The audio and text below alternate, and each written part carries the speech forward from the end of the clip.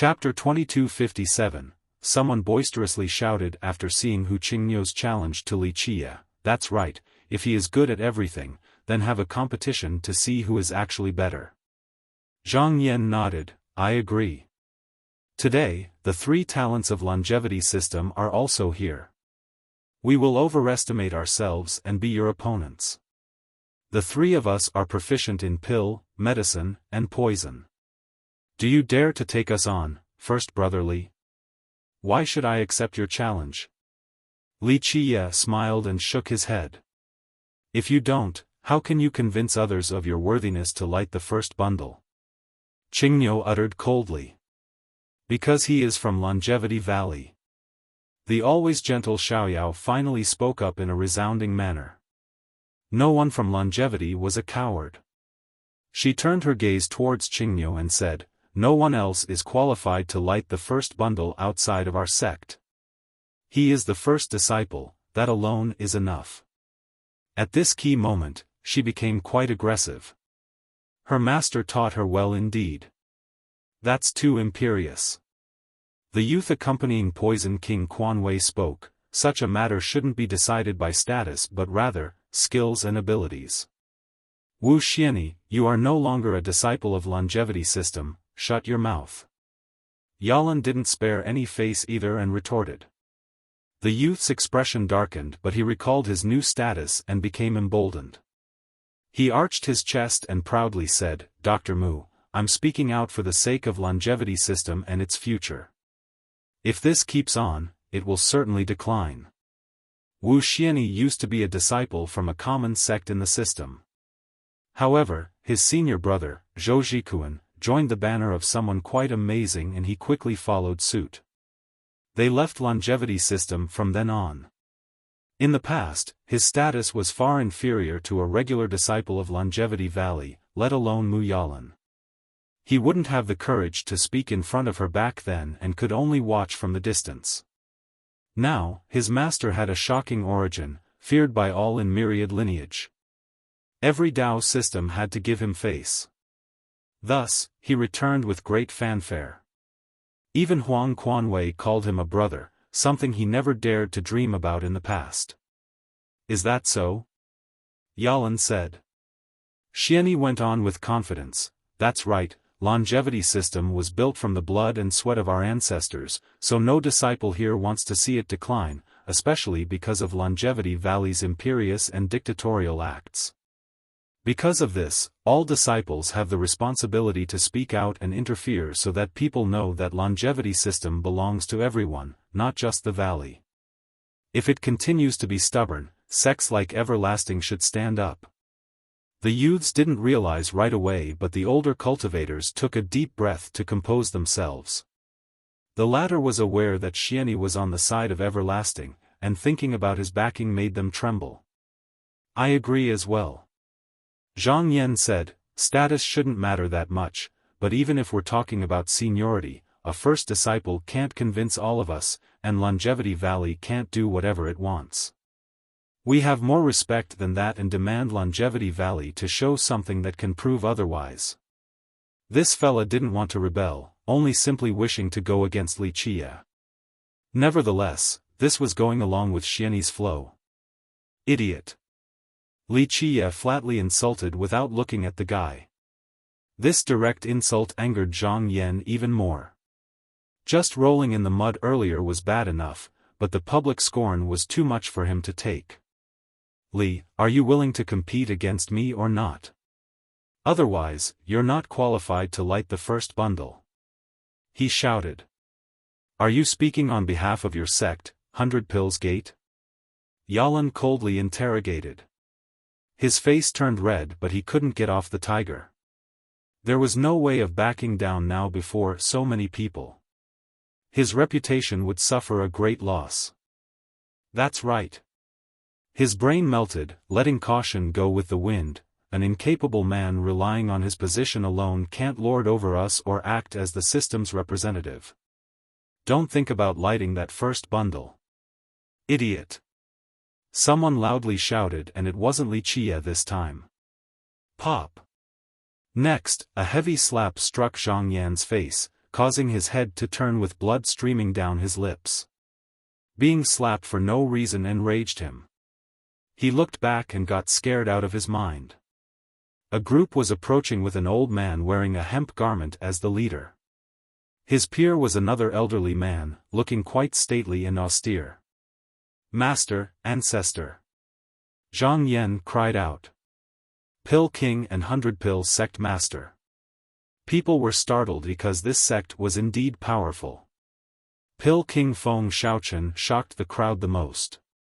Many older experts quickly cupped their fist and greeted him.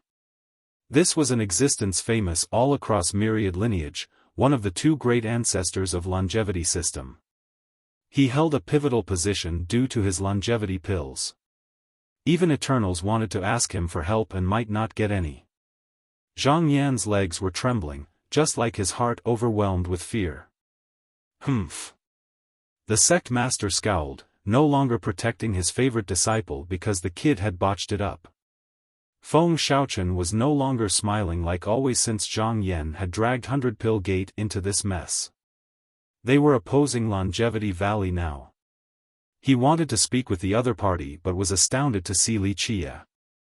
Other people here didn't know about this first brother but he did. He was one of the ancestors who attacked Insane Court, so he naturally knew that Wuxia was current in charge of that system. Of course, he was shocked to see this guy acting as the first disciple here. He took a deep breath and bowed towards Wuxia. "Young noble, welcome to our humble abode. I'm sure Longevity Valley will prosper under your rule for the world to witness." He purposely spoke vaguely but the two of them knew what was going on. "I naturally will sweep across 3 immortals and stand at the apex. This is merely a brief stop," Wuxia nonchalantly said. "Indeed, seeing you again today is the blessing of 3 lifetimes, my greatest honor. Your supreme pill Dao is untouchable and I will visit Longevity Valley later to learn from you, young noble." The old man bowed his head again. He was being quite serious with his comments. This was someone who was willing to be a hostage back at Insane Court in order to watch Wuxia's pill Dao. His showing of reverence astounded the crowd, making them speechless. This was a great ancestor of the system, an amazing alchemist and pill creator. Even true emperors asked him for help before. Not to mention regular true gods, even ascenders would perform a respectful greeting when seeing him. Now, the old man was acting in this manner towards Wuxia. Chapter 2258, Pill King Feng Xiaochen smiled and actually got on his knees. "Your wondrous brilliance will illuminate all of us." Wuxia simply nodded and accepted the grand gesture. "Fool." The old man then turned his attention towards Zhang Yan and yelled, "The grand matters of a sect can't be treated so frivolously. We are part of Longevity System which stemmed from Longevity Valley. We shall not forget this grace and will listen to the valley." Zhang Yan shuddered with his head lowered, not daring to say a single word or even breathe loudly. This was his sect's top ancestor who had full control. Though he was the current young lord, Xiaochen could remove him from his post instantly. "I am the master of 100 Pill, nice to meet you, first brother."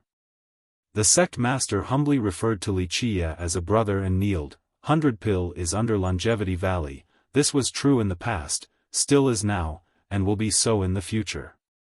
Our loyalty will never change and we shall obey all orders. Just say the words and all members of our sect will jump into the fire for you. His bravado certainly showed both his sect stance and his towards Longevity Valley. The Pill King had made his decision and determined the direction of 100 Pill. They have decided to side with Longevity Valley. The crowd shuddered, realizing that it was time to state their allegiance. A while ago, many sects have chosen Everlasting. So now, 100 Pill was the first powerful sect to pick Longevity Valley. This was indeed a valuable and timely act. Though 100 Pill wasn't as strong as Everlasting, they were certainly among the mightiest in the system. So now, this woke up numerous old masters. Recently, Everlasting had all the limelight, akin to the sun at noon while acting quite arrogant. Furthermore, many sects sided with them, increasing their momentum and morale. On the contrary, Longevity Valley has been quiet, giving off a vibe of declination like the sunset in the evening. Everyone felt as if Longevity System will have a new leader. Alas, 100 Pill had shown its stance and allegiance to Longevity Valley. The older experts remembered how it had controlled the system for so long in spite of its reclusive policies. No one had successfully taken over its position. Perhaps the valley was not on a decline at all. This was only an illusion. It's good being wise and insightful. Rise, your sect is pardoned. Wuxia nodded. The sect master of 100 Pill was in the same generation as Longevity Sage. It was unbelievable that her disciple would act like a superior before the sect master. Nevertheless, this sect master remained respectful despite the gap in seniority. Even the Pill King was so respectful while the sect master was numerous generations below, he naturally needed to act in this manner. Little Cheng, he's your disciple and will be your responsibility. Let him admit his mistakes. If young noble doesn't wish to pardon him, then punishment is in order. The old man said. The sect master felt a chill. Their ancestor was experienced with guests consisting of ascenders and true emperors. There was no doubt that if he were to cross Wuxia, he would instantly lose his position as sect master. Yener, you are responsible for your own wrongdoings. It is a great crime to violate the rules of our sect. Go apologize to First Brother. If he and Longevity Valley forgive you, then we shall punish you once we get back. If they do not, then end yourself. The sect master said. He wanted to protect the boy that he taught himself. They were close like father and son. Alas, the boy had committed a huge mistake, one beyond his control. This pertained to the future of 100 Pill. The direction of the sect wasn't something he could decide on his own, so the young lord definitely couldn't either. However, Zhang Yan took the initiative to do so before everyone without consulting his own sect. This was betraying Longevity Valley and pushing 100 Pill down the abyss of no return. Zhang Yan turned pale with his legs giving in. After their numerous feuds, Wuxia would definitely not spare him. Once he accepted his mistake, Wuxia would ask for his death. There was no other choice. If he were to resist, his master would be the first to take him down since he would be implicated and dragged down as well, failing as a master. He dropped to the ground and kneeled before Wuxia, his voice trembled. First brother, I was ignorant and shouldn't have offended Longevity Valley. I am willing to accept the punishment. He closed his eyes, ready to accept his fate. This was the only way to not involve his master who he viewed as a father. All eyes were on Wuxia and the kneeling youth now. Everyone understood that this was the best time for Wuxia to make an example out of the boy and intimidate the crowd while establishing his authority. Young and ignorant indeed. Out of consideration for Pill King, I shall spare your life. Go back and reflect on your errors in imprisonment. Wuxia looked at him and nonchalantly said. If he wanted the boy's life, it would be as easy as crushing an ant. It didn't matter whether the Pill King interceded or not. Zhang Yan seemed to be struck by lightning. He couldn't believe his own ears. He thought that Wuxia would certainly take his life due to their history, but the opposite happened. Thank you for your pardon, First Brother. I will sincerely aid Longevity Valley in the future, given the chance. He regained his wits and continued to kowtow. He eventually went back behind the sect master and stood there respectfully. And you? Wuxia turned his attention towards Hu Qingniu. Among the three talents, Qingniu had the biggest influence. Zhang Yan had backed down, so people thought that it was time for Qingniu to concede too. He took one step back with an uneasy expression. Nevertheless, he braced himself and walked proudly forward again. My stance does not represent my sect, and I shall not change it.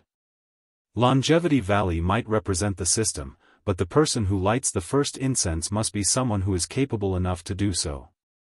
Our system is famous because of alchemy, pill-making, and medicine, so I shall challenge you as a doctor.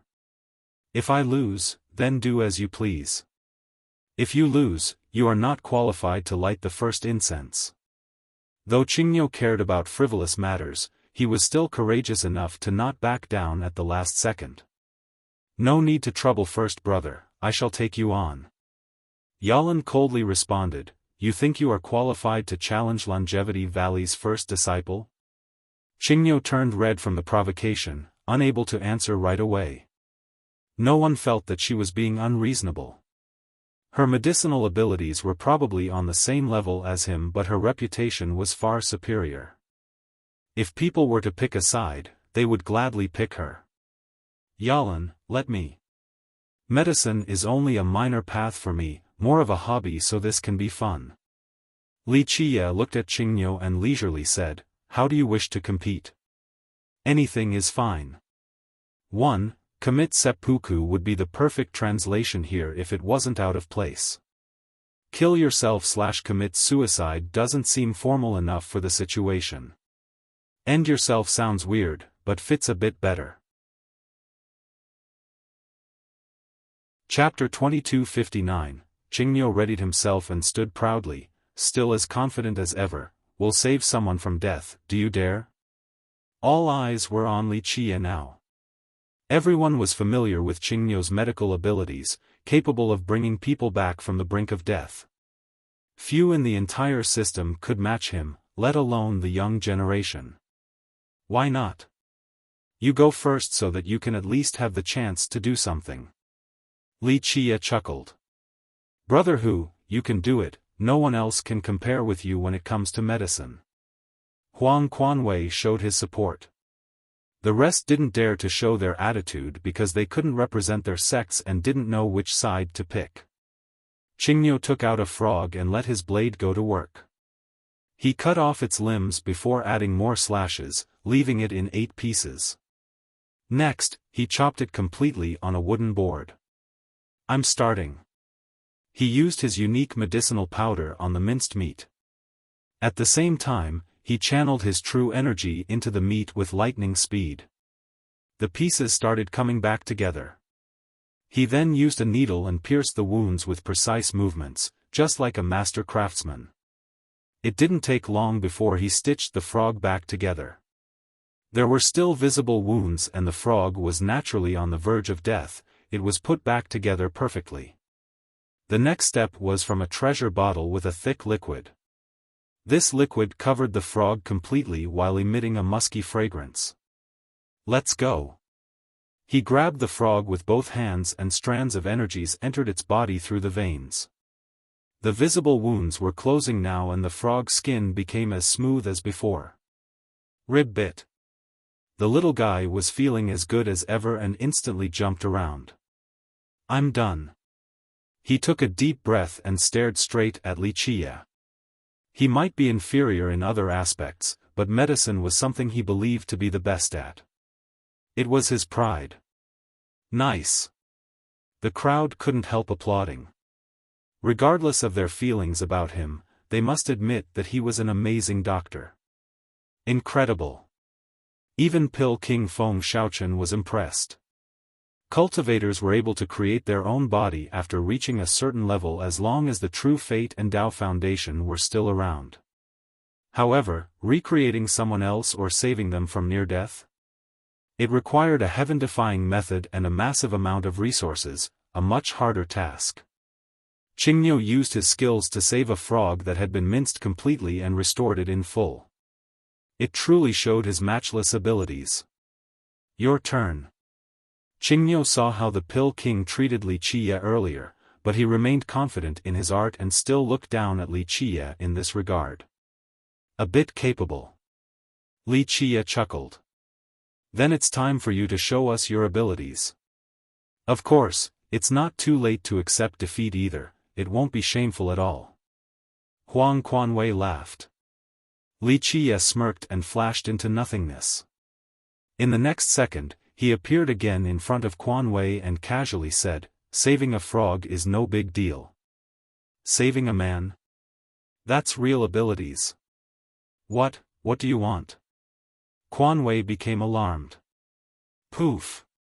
Before he could calm down, Li Qie simply touched him.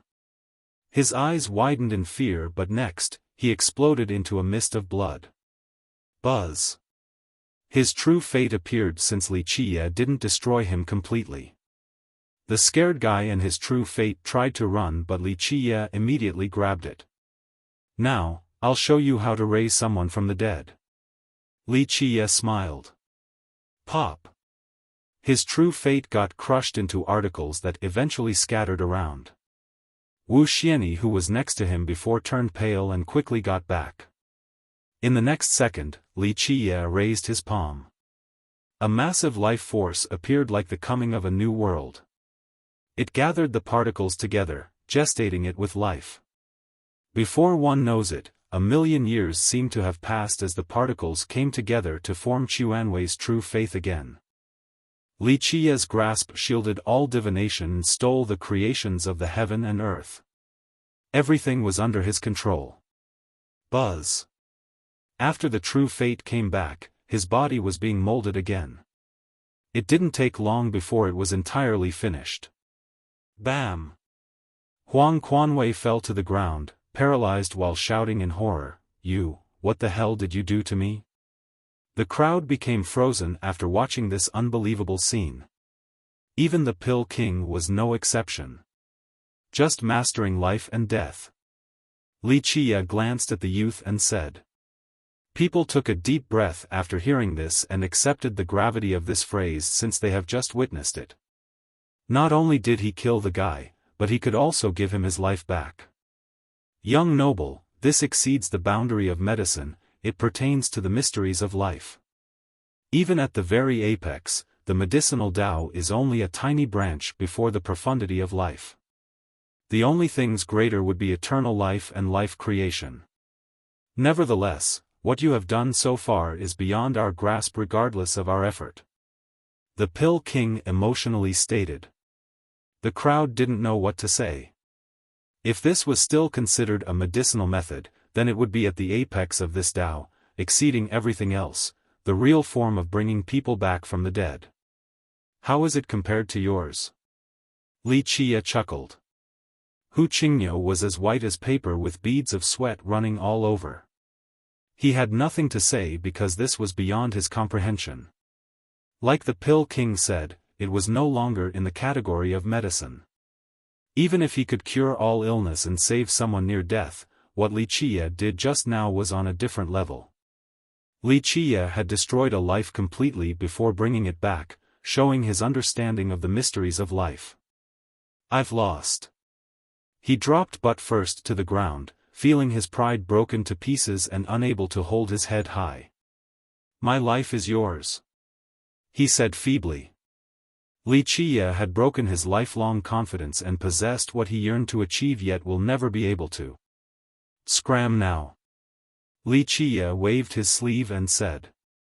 Qingniu took a long time before looking up, completely indifferent towards life now. He slowly got up and left. Everyone watched his departing figure and they felt as if he had become much older. The lonely youth then disappeared before everyone. Chapter 2260, Some sighed at this scene. Hu Qingniu was too arrogant and proud to an unbearable level. Nevertheless, he was indeed capable on top of being straightforward and unyielding. Li Qie turned towards Huang Quanwei. The guy had just experienced death, so he was scared out of his mind and started rolling backward to flee. He didn't get far before Li Qie stopped him, causing him to stumble backward. What do you want? He felt his scalp tingling and his legs trembling. You tell me. Once someone wishes to oppose me, I would like to put an end to them. Li Qie nonchalantly said. Don't be crazy now, I am a disciple of everlasting, highly regarded by His Majesty. Quanwei continued to walk backward with trepidation. Li Qie casually retorted, compared to your national tutor? If I'm not mistaken, your tutor is already viewed highly by your emperor. This almost made Chuanwei's soul leave his body. The spectators did what they do best, quietly observing. No one dared to interfere, realizing that Everlasting and Longevity Valley were about to fight to the death. It was understandable that the first disciple of Longevity would want to kill Poison King Huang Quanwei. Our Silver Dragon Legion is here right now, same with His Majesty and many other ancestors. If you dare to do anything foolish, you won't be leaving here alive. He screamed. What he said just now revealed too much information to the crowd. Their emperor was coming in person with many other ancestors? This confirmed that Everlasting was going all out in this usurping effort. So what? They can't save you. Li Qiye smiled. Go. Quanwei didn't accept death without a fight and took out a pouch. Rar. The moment he opened the pouch, a cry of a flood dragon came about. One as black as ink jumped out. Beneath its jaw was a flesh pocket containing venom. The vegetation and plants nearby instantly withered from the toxicity. Venomous python dragon. An elder was shocked to see it. Watch it, it's extremely poisonous. The crowd was scared of this name and instantly retreated. This was a monster raised by Quanwei. Not only was its body completely poisonous, but it was also quite powerful as well. This made up for Chuanwei's weak cultivation, allowing him to compete against stronger foes. The half-dragon creature spewed out a poisonous smoke. One could hear a melting noise right away. Even the ground was being melted, same with any other metal. The smoke surrounded Li Qiye completely. Quanwei sighed with relief, certain that Li Qiye had fallen prey just like many others before him. Alas, a figure came out of the smoke, Li Qiye, completely unaffected. This was nothing compared to the sea of tribulations. Ra. The creature attacked with its mountainous claw, intending of turning him into meat paste. Down. Horrifying rays exuded from the depth of his eyes. Boom. The creature instantly got on the ground like a cute little snake, not daring to move in the slightest. Many became confused, including Quanwei. Why did his ferocious pet become so obedient towards Li Qiye? Only the Pill King knew why. This was the power of a supreme. Once a cultivator reached a certain level, each of their word and action could frighten beasts. It wasn't that the half-dragon was weak, Li Qiye was simply too terrifying. Quanwei turned to run again, but his legs were no longer touching the ground. Li Qiye had lifted him up by the neck. Brother Xiani, help me. The panicked youth asked for help. Xiani was someone who wasn't qualified to even speak with him in the past, but now, they were on the same level. Now, Quanwei had to ask the guy for help. Stop! Xiani shouted. Everything changed for this guy ever since he joined his senior brother's new backing. When he entered the royal clan of Everlasting, many kings acted polite and even respectful towards him. If he were to meet these kings in the past, his legs would certainly tremble. Such treatment made his confidence bloat. In his mind, his backing was invincible.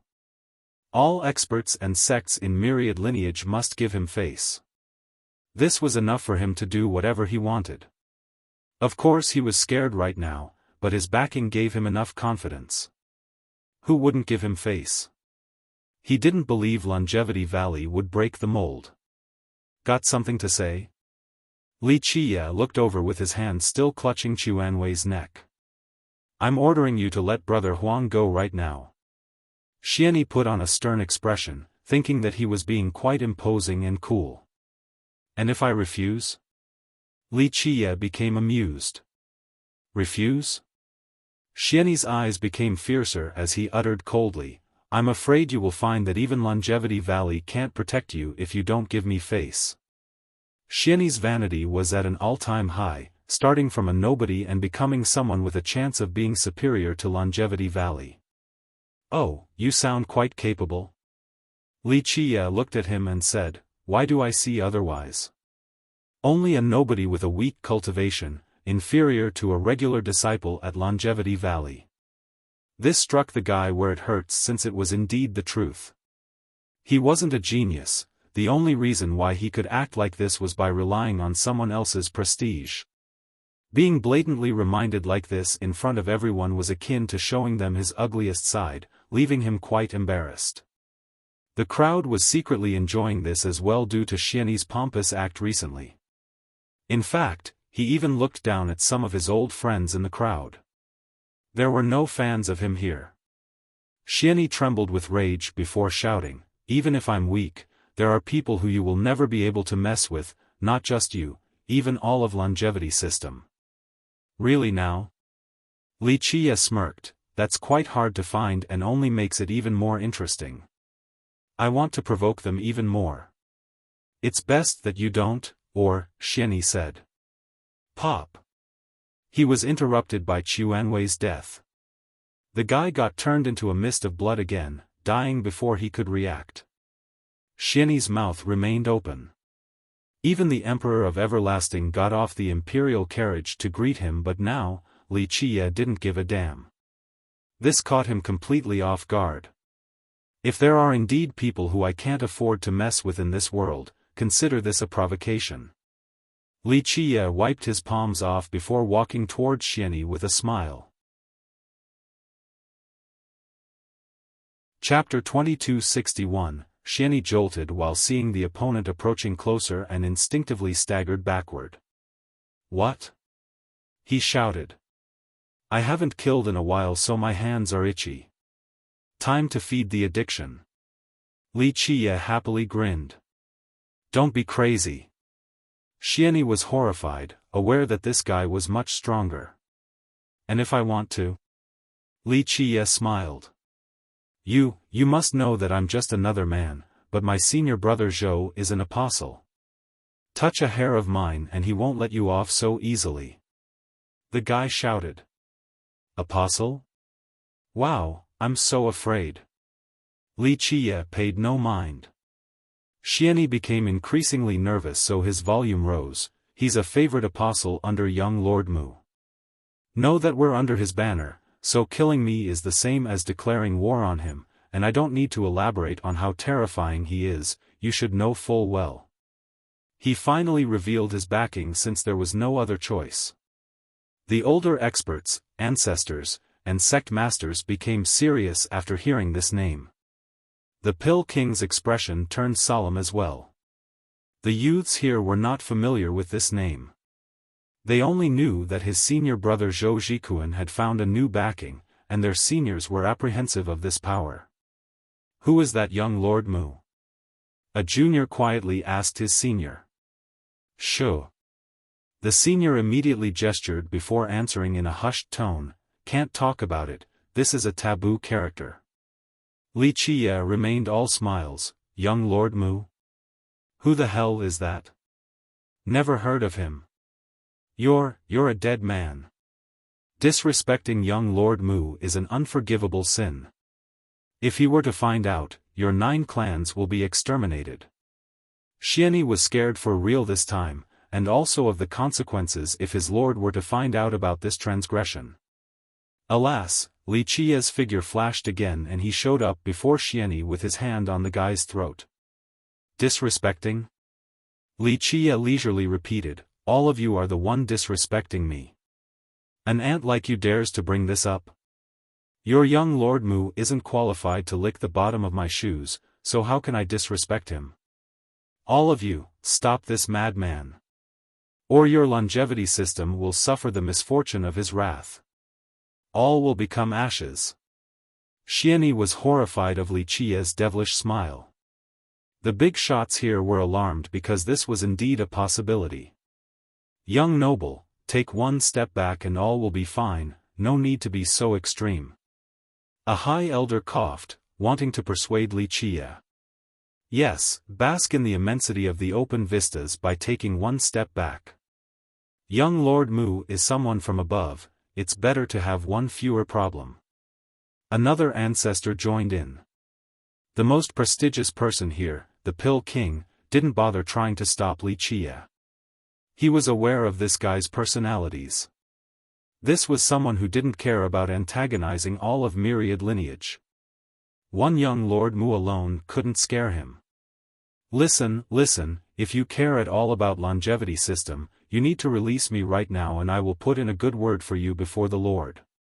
This will protect the system on top of potentially benefiting you quite a bit, perhaps you can even go up above and under his protection, you'll be able to do anything.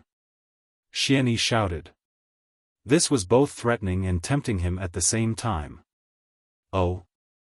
So this young Lord Mu is very powerful? Wuxia grinned. When he said this, everyone thought that Wuxia was conceding.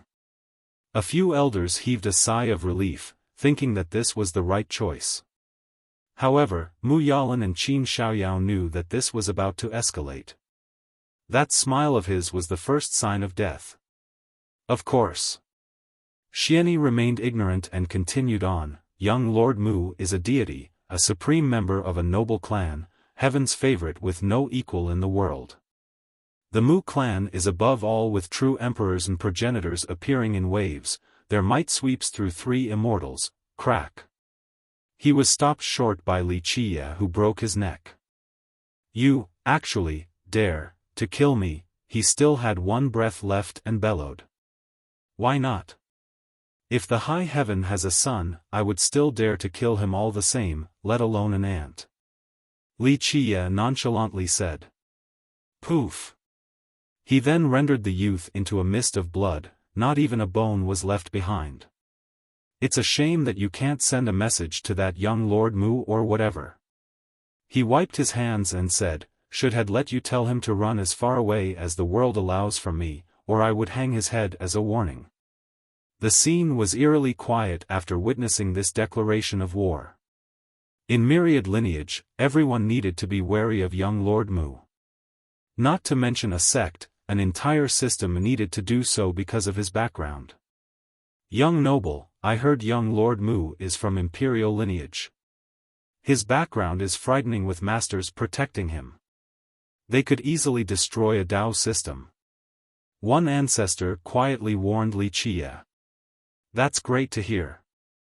Wuxia replied with a smile, picking on a few juniors is quite boring, people will laugh at me for being a bully.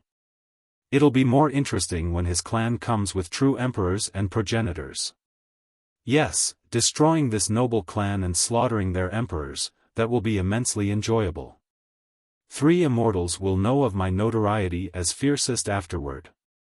The astounded crowd gasped after hearing this. They didn't know whether he was insanely arrogant or actually had this ability. However, the majority agreed with the former more. Alright, anyone else has something to say about the first bundle of incense? If so, speak now. My best trait is being a good listener who welcomes all opinions, even opposing ones. Wuxia chuckled. Gazes were exchanged. Who would dare to oppose him right now?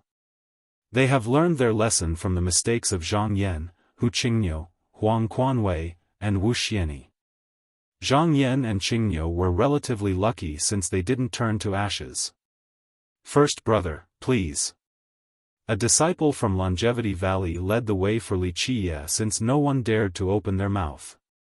Wuxia climbed the steps with a natural smile as if he didn't just kill 2 people just now. Yalan and Xiaoyao walked right behind him. He suddenly stopped and turned back at the crowd with a declaration. To put it frankly, it's not too late to suck up to Longevity Valley right now. If you wait until after I sweep through the world, the line for kneeling down is very long. With that, he entered the hut, leaving the quiet crowd behind. They glanced at each other, some feeling quite shocked. Everlasting has been stealing the spotlight and seemed to be stronger than the valley. They had a momentum strong enough to take over longevity system. This made people hesitate, wondering if the valley had truly fallen. However, this first disciple came out of nowhere and swept away the dark clouds above his sect. People once again saw hope for this sect. Perhaps Everlasting wasn't as strong as they thought, and the valley wasn't as weak. Clank. Clank. Clank. The ancient gong sounded. After the first bundle was lit by Wuxia, this gong echoed across Alchemy Hut to signal the start of the ceremony. Chapter 2262. The members of Longevity System suddenly felt excited after hearing the gong. They knew that the ceremony was about to begin to herald a new generation. In the past, the atmosphere was completely different since nothing much would happen. Longevity Valley would still be in charge and the system would continue to grow. This wasn't the case now, for something big was looming in the horizon. Everlasting might try to take over. So many sects had conflicting feelings, anticipation, worries, nervousness. The Emperor of Everlasting is here himself, representing the system to greet the representatives of myriad lineage. He's talking with the untethered of Yang Radiance about the future. This news came out not long after the ringing of the gong. Who knows if this was on purpose, but it certainly took over the place. The cultivators here became wary because Longevity Valley should be the one greeting the different factions. As the leader, it was the only one qualified to do so as well. Everlasting's emperor was overstepping his bounds by seeing these representatives. It wasn't about sharing the responsibility but completely overtaking the role. An adage perfectly described this: East everyone on the street knows what's in Sima Zhao's mind. The thing shocking the experts here was that the emperor managed to invite the untethered of Yang Radiance. The untethered was the master of Yang Radiance, extremely powerful and on the same level as Longevity Sage. So if this Taoist decided to have his sect support Everlasting, it would be a great blow towards the valley. It would make the rebellion much easier since many other sects would accept the legitimacy of Everlasting's claim. After all, Yang Radiance was among the top 3 sects in myriad lineage. Some considered it to be number 1. Their involvement could change the tides. Longevity Valley's Fan Miaozhen conspires with the heretical Dao, wishing to take over the system, but was figured out by Miracle Young Noble of Everlasting. Another news exploded. All cultivators at Alchemy Hut were shocked, especially the ancestors of the bigger clans and sections. They knew that something was beginning. This news came when the Emperor of Everlasting was meeting with the untethered. This came too fast, quite a big coincidence. This seemed like it was all part of a conspiracy. After the failed rebellion, her allies have been captured. She herself had run to the main mountain under the pursuit of Miracle Young Noble. He swears to capture her. Another news came sweeping by. They're not messing around anymore, Everlasting is going all out. An ancestor's expression changed. Who was Fan Miaozhen? The first female disciple of Longevity Sage, responsible for many tasks. She was respected and welcomed by many in the system. They believed that she would eventually inherit her master's position. So now, Everlasting's declaration of her heretical involvement to take over while trying to kill her? Completely baseless and out of line. First, regardless of the claim's validity, even if she was conspiring with the heretical faction, it wasn't Everlasting's turn to take charge. Longevity Valley would be the one deciding the punishment. The development now showed that Everlasting didn't give a damn about the valley. It was time for them to seize power. Everyone became afraid. This power struggle was no longer in the probing stage, it had finally begun. This came too sudden without any warning, catching everyone off guard. Yi Clan, Nourish School, Flying Snow Kingdom, these powers are also part of the conspiracy and have been captured, awaiting their trials. Everlasting will take over the ceremony. One more news took the crowd by a storm even before they could calm down from the previous.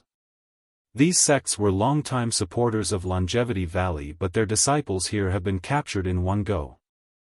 Everlasting seemed to be going to the extreme, eliminating all supporters of Longevity Valley first.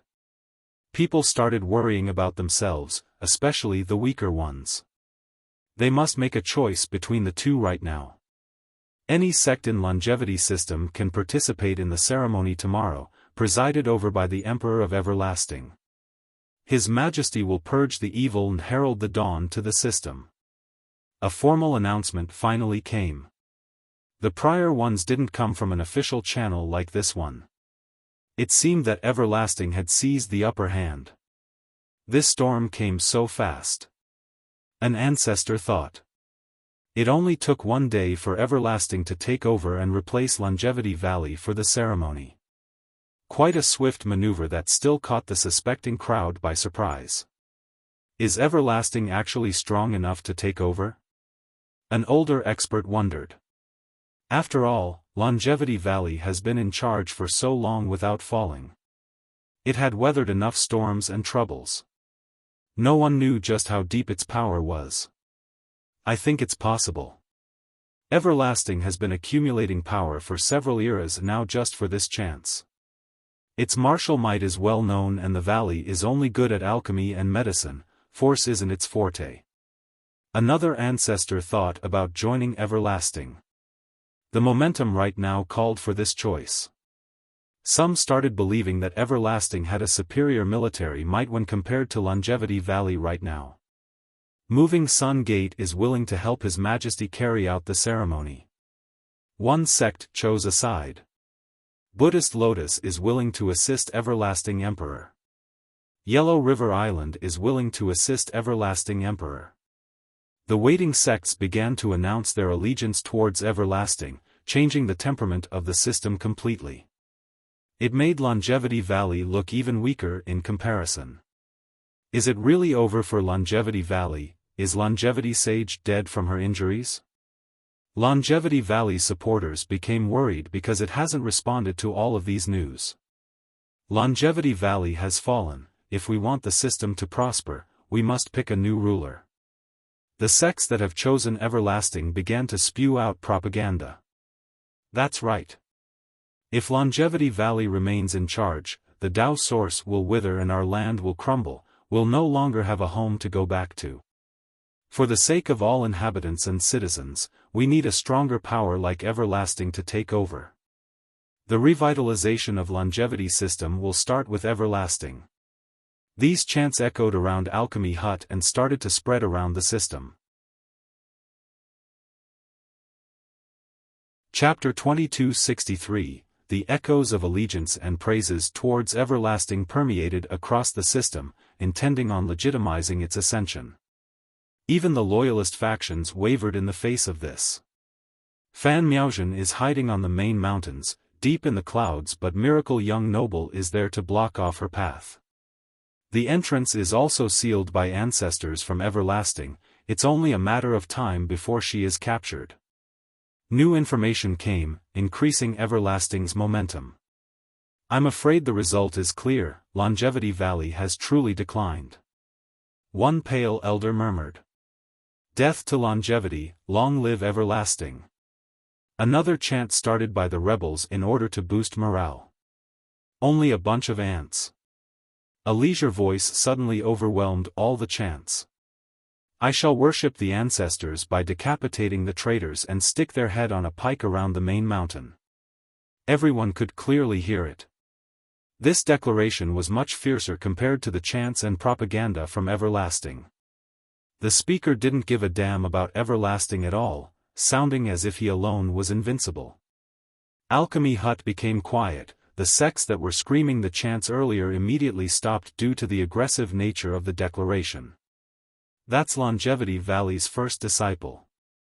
Someone recognized the voice. The sage's student, Looks like Longevity Valley is finally speaking up. One ancestor murmured. Though this guy wasn't as famous as Miracle Young Noble or even Fan Miaozhen, his announcement just now should represent the valley's stance due to his position there. Though the valley seemed to be weak at the moment, it was still the orthodox branch, the true legacy of alchemy immortal. Due to its strong roots in the system, it couldn't be shaken overnight. Traitors deserve death. An old voice chimed in with bravado. Longevity system is governed by Longevity Valley alone, all members have a responsibility to kill these traitors. Pill King, Senior Fong. Many experts were shaken to hear this voice. 100 Pill is on the same side as Longevity Valley. People reacted with this realization. A while ago, they were still skeptical after hearing about the Pill King showing his support and reverence towards the first disciple of Longevity Valley. Longevity Valley is still ultimately the orthodox branch of our system. One ancestor didn't find this surprising. The pressure was now on the sects that chose Everlasting. When omitting Longevity Valley, if Everlasting was number one in terms of military might, then 100 Pill could be considered the second strongest. So now, Longevity Valley's camp held considerable power. Furthermore, the Pill King had many friends. Ancestors and Eternals from the great powers had deep ties with him. This made him quite influential and his opinion could sway many people. The supporters of Longevity Valley felt much better after hearing the Pill King's attitude. Brother Feng, the world ebbs and flows in an unpredictable manner, you should mind your words. A stalwart old man in battle armor retorted. His engulfing aura was horrifying and awe-inspiring. The ancestor of the Kai clan, Grand War Ancestor. Some spectators were surprised to see him. He's here too? How peculiar. Even the experts from the last generation shuddered.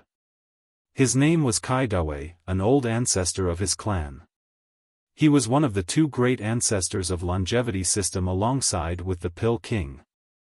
The Pill King was famous for his alchemy while Grand War Ancestor focused on martial arts. This was a 9th-level true god, rumored to be an eternal very soon.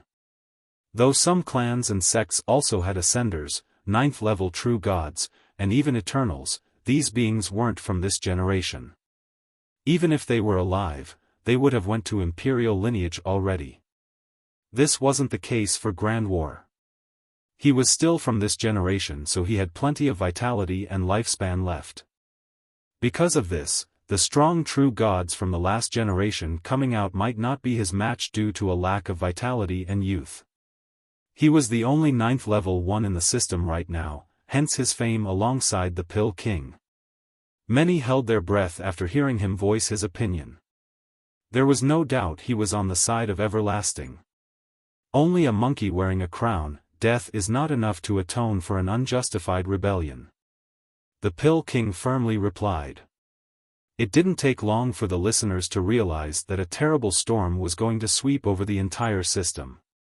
Grand War didn't respond, so the entire alchemy hut fell into silence. Traitorous dregs conspiring with the heretics still daring to blabber. Everlasting Emperor finally spoke. His emotionless voice echoed across the area. I shall destroy the traitors to revitalize the system. What you need to do is kneel and wait for me to cut off your head tomorrow during the ceremony. Otherwise, I'll destroy your kingdom too. Wuxia interrupted the emperor in a domineering manner. People glanced at each other, thinking that this first disciple was no slouch, still so fierce before the military might of Everlasting. You're dead tomorrow, traitor. The emperor furiously responded. This was the end of the verbal bout, instilling anxiety to all members, especially the ones who haven't picked a side. Of course, some couldn't wait for tomorrow to come a little earlier. They knew that this ceremony would determine the fate of the system and these two sections. Who will win? Speculations arose. Maybe Everlasting. It has too many sects on its side right now, so its power is no joke. Plus, it invited the representatives of the other systems. This shows the utmost confidence. One sect master believed in Everlasting's victory. Another ancestor chose Longevity Valley, stating, the valley has ruled the system for so long. Though it kept a low profile to the point of being virtually forgotten, it still has eras of accumulation. Everlasting isn't a match for that. How is that first disciple? He seemed to have come out of thin air. Is there no one else in Longevity Valley who can preside over this situation?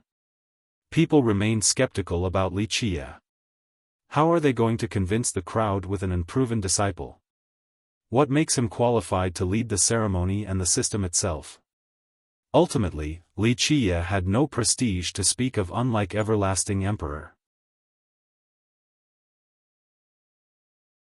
Chapter 2264, the altar was located deep inside Alchemy Hut, built on top of a high mountain's pinnacle.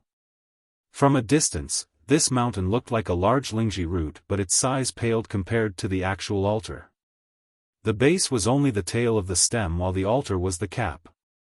This massive architecture could accommodate 100,000 people. Rumor has it that this wasn't only a place for Alchemy Immortal to perform alchemy but also his throne to order the rest of the system. Because of this, these ancestral ceremonies always took place here. It was a way to show Longevity Valley's status as the ruler of the system since it was the legacy of Alchemy Immortal. While looking up at the altar, one could see floating mountains, especially the main one. They were the indelible vestiges left behind by the great alchemist. Future generations called these floating mountains the Archaic Summits. Others preferred the name herb-plucking peaks, harking back to when Alchemy Immortal used to use the excuse of plucking herbs here to avoid guests. Today, the altar was especially serious with a tinge of murderous intent. The stone steps leading up to it were filled with experts from Silver Dragon Legion of Everlasting. They wore silver armors resembling flying serpents under the sunlight. A throne was placed at the very front of the altar, normally reserved for the person in charge of the ceremony. Normally, Longevity Sage sat on it, representing her sect to rule the system. To the left and right were a row of other chairs arranged by Everlasting. They were meant for the representatives of other systems and weren't here last time. Everlasting wanted these guests to be witness to the ascension, adding to the legitimacy. In the front were also chairs in a particular order, meant for the sects and clans in longevity systems. Supporters of both sides have arrived before the commencement because this was inevitable. They wished to see the outcome. Their expression was stern, some had their weapons at the ready, knowing that a fight could break out at any moment. The Silver Dragon Legion had surrounded the entire area but didn't stop the supporters of longevity from coming. After all, they needed to conquer all sects before taking over.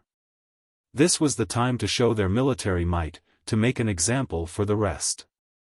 As long as they were strong enough to overcome these supporters and force them to switch side, everything would be just fine. One spectator looked up and saw a youth sitting right at the entrance of the main mountain with a sword laying on his lap. He closed his eyes just like a god, releasing his murderous sword energy all over the place. Meanwhile, the herb-plucking peaks were still shrouded in fog and mist just like a dragon too long to see the tail. It would be hard to detect someone hiding up above. The entrance was blocked off by an ancestor from Everlasting and a group of experts, not letting anyone close. Senior Sister Fan is hiding up there. One young disciple said. Miracle Young Noble led a group of masters here then imprisoned all of the disciples. Fan Miaozhen couldn't stop them so she retreated to the peaks above. At the same time, Miracle was quite powerful, capable of climbing multiple steps. Though the suppressive power was strong, it didn't stop him from reaching the peak. Alas, he couldn't find her. Miracle Young Noble is quite amazing to be able to reach the top against that pressure. That's why he's one of the three, a potential candidate to become a true emperor. An elder looked at Miracle guarding the mountain and said. If he becomes a true emperor, he will lead the system towards prosperity. This is why Everlasting should rule, it's the only way to stop the decline. One disciple from a sect supporting Everlasting proudly said. If the system were to produce a true emperor, it would most likely be him. He's indeed the pride of the system. A sect master from an ancient clan said with a tinge of emotion and helplessness. Though he didn't want Everlasting to take over, he recognized Miracle's potential. His ascension would greatly influence the system later on. Though some Ascenders and Eternals weren't necessarily weaker than true Emperors, the latter had far more potential and room for growth. Welcome, our esteemed guests. An announcement came out as a group of people slowly arrived. They were the representatives of the other systems and have accepted the invitation of Everlasting to watch the ceremony. This group naturally attracted a lot of attention. Some members of Longevity System were very unhappy that Everlasting would invite outsiders for this important ceremony. The leader of the group was a woman in a Taoist robe with her hair rolled up in a bun. She looked transcending and authoritative. She wasn't that old, only around the age of 30. Her beauty put flowers and the moon to shame, causing birds to fall and fish to dive into hiding. This was a lotus hidden in the valley, cold and elegant. Others could only watch from afar. Her figure was naturally incredible too. The Taoist robe didn't hide her meticulous curves and plentiful, rolling hills. Alas, her aura made people forget all of this. Her phoenix eyes emitted a frightening and awe-inspiring glow. The untethered of yang radiance. People were shaken to see her. A while ago, they didn't expect Everlasting to be able to invite a guest of this level. Perhaps Everlasting didn't expect such success either. The majority of Tao systems didn't wish to participate in internal conflicts. That's why they only sent out a regular master to be their representative. However, the potentially strongest sect in myriad lineage, Yang Radiance, sent their leader. This was quite astonishing. The Untethered was on the same level as Longevity Sage. They held pivotal and untouchable roles in the system. The Sage was well respected. She had saved many people using her peerless pill Tao. This wasn't the case for the Untethered. She was well known for her might. No one knew how strong she was exactly. Not a true emperor yet, but she has been an ascender for a long time now. No one dared to test this by challenging her either. When her group sat down, more orderly footsteps resounded. A middle-aged man with his own entourage entered the altar. He wore an imperial robe with a sharp pair of hawk eyes. His glance was no different from being pricked by a knife. He had the aura of a true god. Just a wave of his hand could deter the world. Your Majesty. The disciples supporting Everlasting all stood up to greet him. The ones on Longevity Valley's side didn't bother doing anything. Chapter 2265, Everlasting Emperor was an excellent prodigy once, quite decisive and highly regarded, beloved by most. After winning the throne, he certainly didn't let people down. Everlasting continued to grow until it was the sun at noon. Because of these favorable circumstances, his ambition grew, no longer content with ruling just Everlasting. His gaze spanned across the entire system, wishing to take over. Furthermore, he had the support of the entire kingdom in this effort to replace Longevity Valley. Rumor has it that he was an ascender at the first level. His power was worthy of his ambition. He cupped his fist towards the guests and said, "The ceremony is much brighter with your presence, esteemed guests. Today, I represent Longevity System and Everlasting to welcome everyone." The Untethered and the other representatives simply greeted him back in a polite manner, not wishing to speak too much and getting involved in this power struggle. The ceremony is meant to worship the ancestors and the sages of past. The emperor looked around and said slowly, "We are inferior compared to the glorious olden days, so I am here with everyone to remember the wondrous deeds and contributions of those before us. I offer this toast to everyone." He raised a cup of wine. "Same to you, Your Majesty." His supporters quickly raised their cup in response. The neutral parties and the opposition did nothing in return. "Allow me to start the ceremony." He began walking towards the highest throne meant for Longevity Sage. "Excuse my rudeness, Your Majesty." A high elder shook his head and said, "You can't sit there. The valley is still in charge of the system." "That's right, the valley is still in charge." Many cultivators repeated. Everlasting had won many sects over. However, there were plenty more in the systems, some quite powerful. The valley had ruled for so long that people couldn't forget about it. Furthermore, the Pill King and his sect's support yesterday only empowered the determination of the loyalists. The emperor's expression turned cold after hearing the opposition. He became slightly awkward and had overestimated his kingdom's influence. They have already captured Longevity Valley's disciples, yet some people here still voiced their dissension. Longevity Sage isn't on time, so I shall take over. His eyes became murderous towards the High Elder. Power and authority belong to the virtuous. A sect master on Everlasting side interjected, His Majesty's righteousness reaches the heaven, his Tao spread across the 8 planes. In terms of achievements, virtue, and prestige, he is eligible to handle the great responsibility of ruling. This is for the betterment of the system. That's right, let the capable be in charge. His Majesty had plenty of contributions and merits, we wholeheartedly support him to become the ruler of Longevity. The cultivators on his side voiced their support. It's not hard to become the ruler of Longevity system. An ancestor uttered coldly, this sovereignty belongs to the Orthodox branch, the legacy sect of the progenitor, and that's the valley alone. Anyone else is only a monkey wearing a crown. This powerful comment shut up the other side. The issue of legitimacy and the Orthodox branch was very important. In terms of bloodline, only the valley was the real thing, since it was Alchemy Immortal's sect. No one could touch or replace the valley on this point. This played a great part in why the valley has been in charge for so long despite the existence of more powerful sections. Some sects were willing to support Everlasting, but they didn't wish to talk about this issue. In order to deny the valley's blood rights, they would need to deny their own progenitor. By doing so, Longevity system would cease to be itself. This was beyond seizing power but akin to a changing of the system.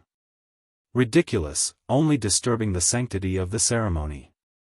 Everlasting Emperor was ready to kill. When all else failed, he was resorting to the most direct method, force. Rumble. Silver Dragon Legion appeared before the crowd like a flood of steel, capable of crushing everything before its path. Those who dare to disturb the ceremony and insult the reputation of Longevity system, be ready to face execution. The Emperor coldly declared. Clank. The dissenters stood up and unsheathed their weapons. The atmosphere became tense as can be, a fight could break out at any moment. The Emperor actually didn't mind for blood to ruin the ceremony. In fact, he preferred a massacre here to deter the rest of the system. This would be the first step for him to seize power. Tisk, TSK, TSK. Wanting to take over with such a pathetic method? You think too highly of yourself. A leisure voice broke the silence. Everyone immediately looked over and saw an ordinary man strolling over with 2 beauties behind him. Furthermore, Pill King Feng Shaochen and his men were right behind them. That's the first disciple of Longevity system. Someone recognized him right away. No one called him by Li Qiye right now because his status as the first disciple was more pertinent to the current situation. Without the sage, he was the representative of Longevity Valley, garnering the support of the loyalists. The untethered and the other representatives stared straight at him, wishing to see what he could do. And here I thought 1 or 2 true emperors and eternals would come. All of this time and only a low-level ascender is here. Just an ant pretending to be an elephant. Li Qiye gently shook his head and sneered. That's a traitor conspiring with the heretical faction, an unforgivable sin. Capture him, kill if he resists.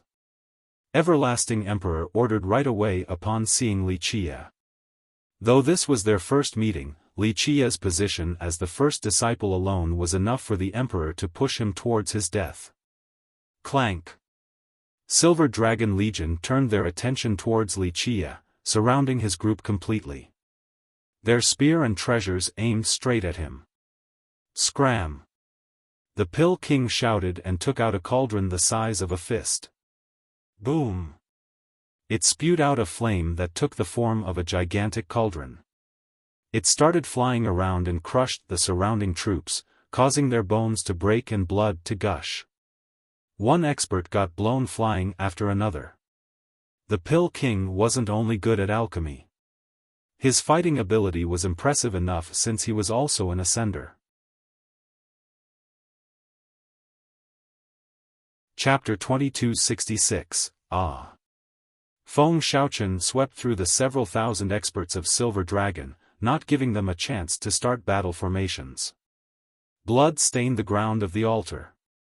Not as many corpses because the fallen combatants were blown off the pinnacle. Boom!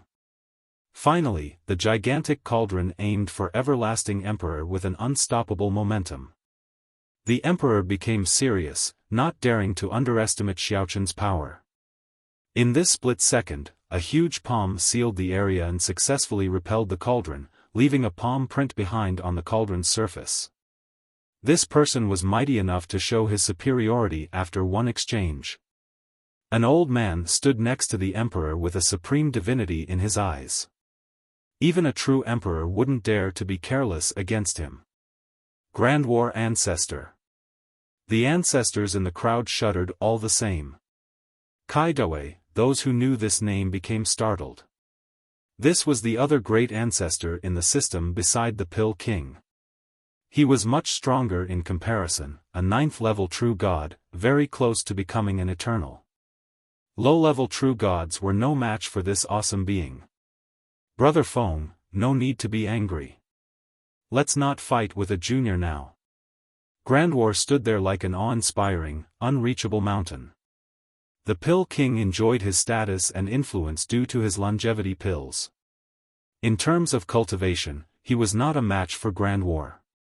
Kaidoe, it is not wise for you to side with Everlasting. One wrong step will result in infamy. The Pill King still called out his real name despite being weaker. To each their own. Grand War said, Brother Feng, longevity system has weakened for a long time now, we need an ambitious leader to stop this trend. You are definitely on something. The foundation of the valley is beyond your imagination. A heavy sword might not be sharp but still deadly nonetheless, a lack of action doesn't imply weakness. As the ages went by, how many systems have disappeared while ours still remained standing strong? I've made up my mind. Grand War said with a stern expression, out of consideration for our friendship, I advise you and your sect to stop siding with the villains. Certain powers are beyond your imagination as well, it is not too late to retreat now lest you want to die. That only makes it more interesting for me. I've been alive for so long, not fearing many. Let them come, my sect will always stand together with the valley. Our stance here will be a lesson for future generations of longevity. The crowd was shaken by his powerful and decisive rhetoric. There's nothing I can do then, Brother Feng. We'll decide this on the battlefield. Grand War shook his head and sighed. The Pill King laughed in response, that's perfectly fine. We have different opinions and lords. A fight to the death it is.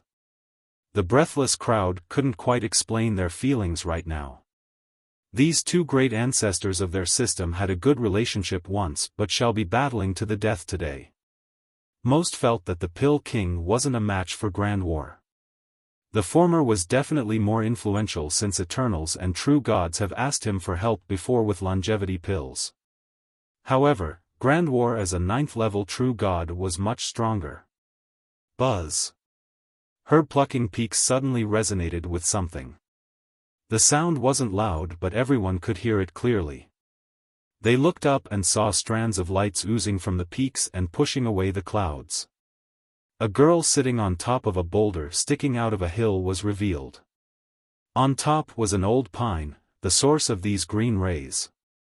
The rays shone over her, making her look exceptional. It's senior sister Miaozhen. A disciple immediately recognized her. You finally show yourself. Miracle young noble opened his eyes and unsheathed his sword. A slash descended like a river of stars. The endless sword energy cut straight for Miaozhen. Buzz. Her glow converged, replaced by fog and clouds as she disappeared. The slash made the clouds dispersed but she was nowhere to be found. Miracle scowled and instantly locked on another location. Another meteoric slash shattered the void, revealing Miaozhen standing on a different rock. He thrust forward, one crossing through space while aiming for her chest just like a rainbow over the horizon.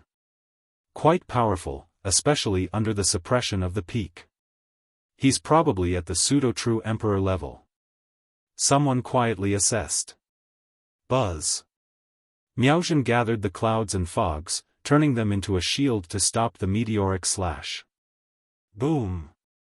The strike successfully broke the shield, but she was nowhere to be found after the dust settled. Just when the crowd thought she had disappeared again, Miracle had enough. Sword soared to the sky and turned into a massive prison, sweeping away all the clouds to reveal her location. She was now trapped in the prison of swords. How are you going to run now? Surrender or die? Miracle uttered coldly. Is that so? A carefree voice answered instead of Miaozhen. Impossible. The crowd couldn't believe it. Both the two great ancestors felt the same way. Wuxia was actually standing at the top of herb plucking, even higher than Miracle. He looked calm as if he was there the entire time and no one noticed him. People looked back at the altar and didn't see Wuxia, realizing that this wasn't an illusion. What's going on? So many powerful ancestors became startled because no one could fly up there or move so quickly, not even Eternals and true emperors. Some have tried before using all of their might. This ended with multiple explosions and detonations under the pressure of the peak. They eventually concluded that in order to truly withstand this pressure, one would need to be at the progenitor level. But now, Wuxia did it so silently and without any difficulty. This was a miracle of the ages, no one has been able to do so before. Alchemy Immortal would be the only other person capable of this task. Chapter 2267, Miracle didn't expect this either. He stared coldly at Wuxia, not knowing how the guy got up there. You're so late. She glared coquettishly at him, seemingly pouting. No, just in time. Wuxia smiled and reached forward. Boom. The prison of swords trapping her collapsed as he grabbed her waist. Stop. Miracle thrust his sword through the ages, resulting in a blinding ray pricking the spectator's eyes. Scram. Wuxia didn't bother looking at him and stomped down on the peak. This activated a massive expanse of light. The power of the peak seemed to be gathering beneath his food. He then stomped down without any effort, but it was enough to cause Miracle to fly down to the altar like a shooting star, creating a pit in the process. This was shocking to the people on the altar. They saw Miracle completely bloodied while laying in the pit. Miracle was one of the strongest youths in the system, but he lost to a single stomp. He got up and pushed the debris out of the way. His eyes widened from disbelief, not expecting to be kicked down in that manner. When people calmed down, they saw a flashing shadow. Wuxia was down at the altar now while carrying Miaozhen. He stood there, looking quite at ease as if he didn't do anything at all. His figure flashed again and in the next second, he was sitting on the throne. He didn't have any oppressive aura, but the throne looked like it was specifically tailored for him, this supreme existence. Nevertheless, people were still preoccupied at his ability to move freely on the peak. The suppressive power didn't work on him at all. The ancestors of the system and the other guests realized something right away. Mastery of the system's power. The untethered's pretty eyes slightly squinted as she said. When the listeners heard this, they almost lost their mind. This was a heaven-shattering matter. He might be accepted by the progenitor's power. The Pill King laughed, aware of Wuxia's identity. The crowd gasped in response. Everyone thought about something that had happened several days ago, Wuxia's ability to control the sword pine. Looking back now, Wuxia was not only accepted by the ancestral tree but also by the progenitor, or the entire system at that. This was more than enough to make everyone tremble. Such impudence. The emperor shouted after regaining his wits, a junior like you can't sit on that throne. Wuxia looked down on the emperor and gave an illusion that he was grasping the universe in his palm. All other existences paled in comparison. Who if not me? You? Li Qiye said flatly. Even everlasting supporters couldn't say anything. People felt that it was natural for him to sit there. Anyone else would only be an illegitimate fake, including the emperor. You, the emperor turned red. You're that person. A pleasant voice came about. It was the untethered. She had a serious expression. You're from Insane Court. The current wielder of that system's power. Though she had never seen him before, she had heard about him from the failed alliance. Young Radiance Monk carefully told her about the entire thing, giving her quite a deep impression of this ruler from Insane Court. After seeing his style, she immediately made the connection. What? The crowd erupted and stood up in shock. The heretical Tao. Some gasped while others retreated with fear. The tides of blood from the heretical faction in Insane Court have swept through myriad lineage in the past. Because of this, everyone remained wary of this evil sect. Is it true? People looked at him differently, some were truly frightened. The master of the heretical sect had also become the first disciple of longevity. No one could have predicted this. Mu Yalan and Qin Xiaoyao were surprised too. Nevertheless, their trust in him didn't waver. On the other hand, Miaozhen was still cool as if she was ready for this revelation. All eyes were on the Pill King now since he was one of the participants of the assault. All of the other ancestors were wounded, needing to be in isolated cultivation. He was the only one who understood Insane Court here. Indeed. He calmly said, he is the current master of Insane Court. Ha ha ha, how ridiculous, how can a heretic become a member of longevity? Feng Xiaochen, you must be conspiring with him to bring longevity down. Everlasting Emperor was ecstatic, viewing this as a godsend opportunity. Xiaochen replied, why not? So many outsiders have joined our system. Luminous True Emperor had been our protector before, an Eternal from the Yu was also our chief elder, so why can't the leader of Insane Court be our first disciple? Our longevity system accepts everyone from all over the world, many of whom can take up positions. The crowd glanced at each other, agreeing with this statement. These beings brought up by him owed longevity a great favor, so they decided to take up certain positions to help the system. For many eras, plenty of outsiders stayed in this place and even participated in important deliberations. This system had saved too many people. After they became stronger, they offered their services here. He's right. The crowd wasn't xenophobic, for this wasn't the nature of longevity system. How can you compare a heretical villain to Luminous True Emperor and the others? The Emperor sneered, they're all nefarious, wanting to doom our system and the world. Xiaochen, you deserve death for conspiring with one. Fool. The Pill King glared sharply at the Emperor, you aren't qualified to be exposed to the higher level matters. Insane Court and all the other systems have signed an agreement, legitimizing its status, and that the poisonous dregs of virtue true God have been eliminated. How can he be a heretic now? Chapter 2268, A Heretic is a Heretic, No Need for Excuses. The Emperor interrupted Xiaochen, righteousness and evil will not coexist. A heretic is evil and should be destroyed by all, longevity system will not conspire with one. Xiaochen retorted, who do you think you are to disagree with an agreement signed by all the systems in myriad lineage? It would be up to lineages like Yang Radiance, Vermilion Court, and many others to dissolve it. The Emperor turned red, not knowing how to respond, so he shouted instead, you. Cease your sophistry right now.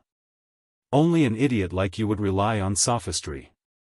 This grand matter doesn't allow for reckless words. The untethered and others are here, it is not up to you. The Pill King sneered. The Emperor's expression grew worse. He glanced over at the other group.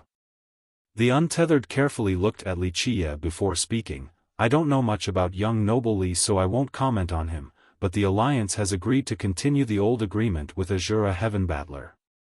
This means confirming Insane Court's current status and the end of the heretical blood sect. There are no objections from many systems. She formally replied, revealing her stance on the matter. It didn't matter what everyone thought about Wuxia. Their representatives in the Alliance have agreed, so the old pact continued. Insane Court was recognized as a formal system, not a heretical sect under Virtue True God.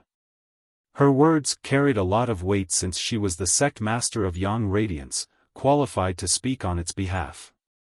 This was perhaps the strongest sect in the system, so others didn't bother correcting her. The Emperor's face was the color of a pig's liver at the moment. He couldn't refute her since that was akin to refuting the consensus of all the other systems, antagonizing everyone. He had no ground to stand on. It was foolish to turn against the rest of the systems. He still needed their recognition before taking over Longevity system. Everlasting is only a kingdom within Longevity, it is not qualified to speak for the system. Feng Xiaochen didn't give him any face at all and verbally slapped the Emperor. The rest of the group didn't comment on this, but their silence was an acknowledgement that Everlasting couldn't oppose their decision. It was not the representative of Longevity system, at least as of right now. Even then, heretics are unpredictable. This person must have treacherous intent when sneaking into our system to become the first disciple of Longevity Valley. Xiaochen, you clearly knew who he is, yet you didn't say anything. You must be planning to harm the system and destroy its legacy. This is an unforgivable sin. The Emperor loudly changed the topic. The members of Longevity system exchanged glances, not knowing what to do since there was some truth in this.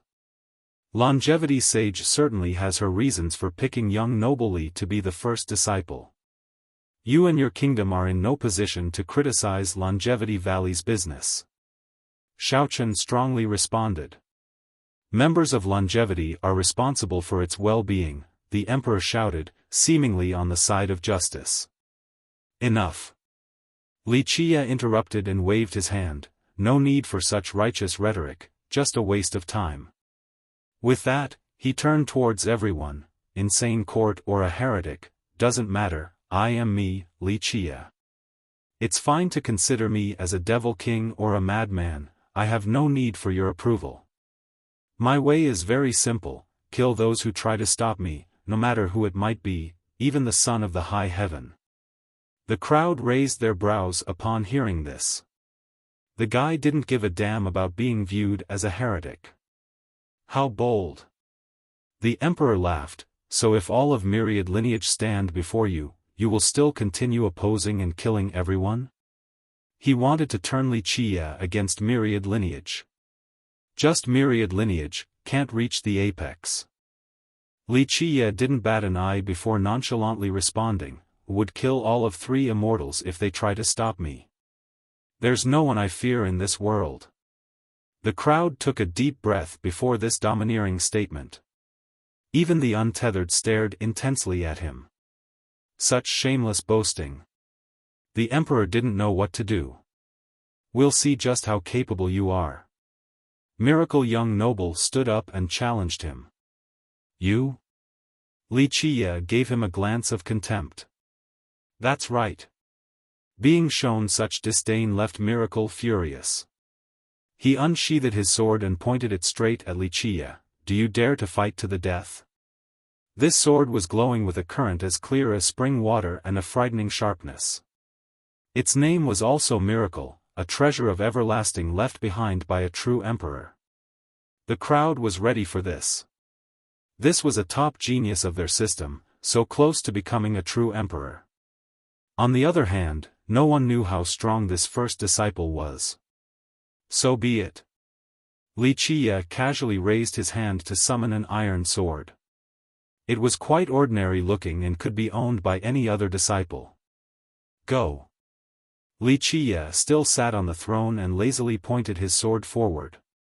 Miracle found this insulting, so he roared to battle, die. Clank. The ray of his sword soared to the sky like the majestic return of spring before cutting down, shattering mountains and peaks. The earth quaked before this magnificent strike. It was certainly strong enough to split the ground in two. Boom! But this brutal slash was easily stopped by Li Qia's iron sword. No big deal. Li Qia swung and repelled the heavenly sword. The furious miracle unleashed a torrential strike. The flood of sword energy wished to drown out Li Qia. Clank! The hymns and howls of the swords caused fiery sparks everywhere. Each ray wished to end Li Qia, but the guy easily waved his iron sword back and forth to stop the onslaught. It wasn't that miracle young noble's techniques were insufficient or magical enough.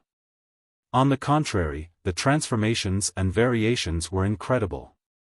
Alas, Li Qia could read the weak points and easily crushed it like a master expertly handling a venomous snake. As the exchanges went on, the youth's expression turned ugly. His strongest sword techniques were neutralized. Let's see how long you can keep this up for. He took out a beautiful box with a grave expression. The opening of the box released a medicinal fragrance. There was a pill the size of a pigeon egg, as red as fire. There seemed to be a plume of fire dancing around it as well. The fire god's rage. The untethered was surprised to see this. Many seniors felt the same way after hearing this name. This is an ultimate pill from everlasting, extremely rare and valued, capable of increasing one's cultivation by leaps and bounds. An elder blurted out. Miracle then swallowed this pill before the astonished crowd.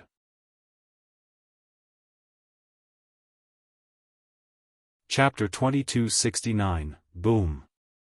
After eating the pill, Miracle young noble exuded flame as if he was a fire god.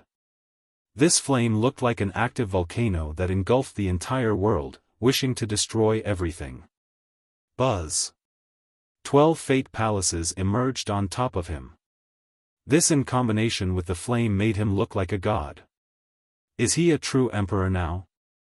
Only one palace was lit up while the other 11 were still dark. Nevertheless, his aura was different from everyone else. This majestic and massive aura soared above the 9 firmaments just like a true emperor. Alas, it lacked a certain something, purity in essences. Not one but this power is at that level.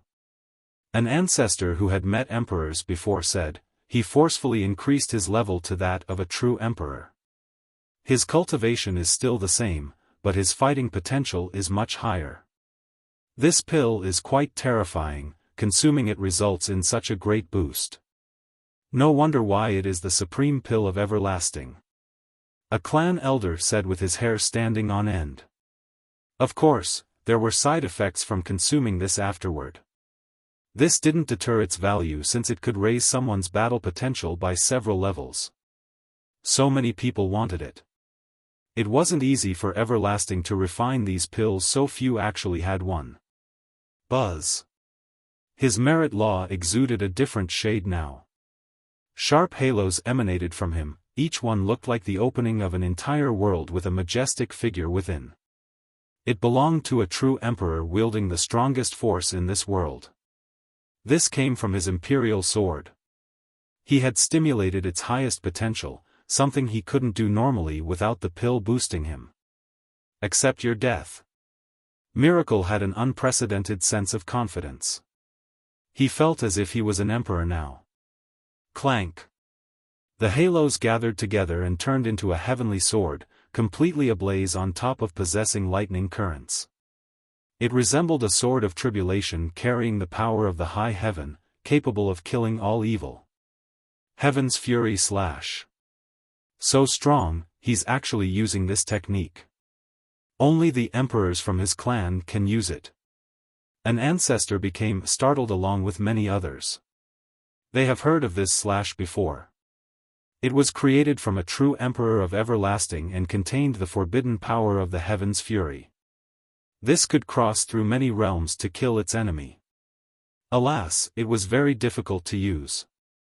Some ancestors there believed that only true emperors were qualified to use it.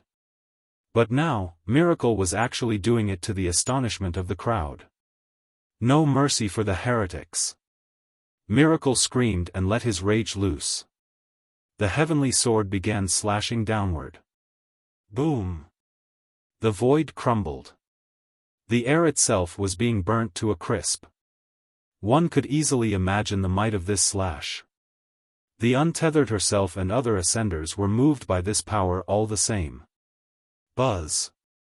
Wuxia simply raised his iron sword in response against this tyrannical attack. Clank. The first contest was fine, but this sword was of poor quality. Despite hitting the weak spot of the slash, it was still not enough. Sheer force will overcome anything. One ancestor noticed this. Techniques were useless before raw power and would be dominated completely. Bam! The sword finally collapsed into numerous pieces. The heavenly slash gathered even more momentum towards Wuxia. Before it even reached him, the space around him had collapsed. He would probably become mincemeat before an actual contact. Watch out! The two girls shouted after seeing this. Buzz. Wuxia flipped his palm to summon a blade of grass. It instantly sent out numerous sword rays. The rays also turned into a heavenly sword of an unreasonable size. It occupied the entire area, as big as herb-plucking peak, and pierced into the sky vault. The celestials were floating around it now. Just the wind created by this sword alone managed to stop Miracle's slash. His sword was indeed massive, but compared to this planetary sword, it was only the size of a grass root growing on herb-plucking peak. Wuxia swung his sword and destroyed the heavenly sword. The fire was extinguished before the sword named Miracle itself shattered. This was an imperial sword, but it couldn't do anything before Wuxia's slash. Miracle was blown flying from the pressure and smashed through multiple peaks, staining them with his blood and bits of flesh. Grass sword attacking immortal, this was the name of this art. It possessed enough power to kill gods and emperors. The crowd was frozen and speechless. Miracle was one of the three young nobles and had taken the fire god's rage pill, yet he still lost. Looks like we got a new candidate for the trio of young nobles. Someone murmured. Wuxia had defeated Miracle, so he could replace the guy. Too weak. Wuxia nonchalantly stated while sitting on his throne. The crowd took a deep breath. Miracle wasn't weak, Wuxia was just insanely strong. They realized that this first disciple wasn't weak at all. He earned this spot with true strength, not sheer luck. When Miracle was brought back, he was mangled and on the verge of death. Even his true fate had collapsed. The heaven-defying alchemy Tao of everlasting couldn't save him either. Though they could create his body again, it was impossible to do the same for the true fate. Even if they went all out to fix his broken true fate, he would only be a cripple later on. Someone capable of fixing a collapsed true fate back to normal wouldn't be here in myriad lineage. People would have taken them to immortal lineage right away. Chunner. The emperor bellowed. Little animal, I'm going to take you down. The emperor saw the incurable state of the youth and wanted to fight Wuxia till death. Grand War immediately stopped him and shouted back, Your Majesty, you are not his match. This ancestor was far more insightful, knowing that the emperor would only be walking towards his death.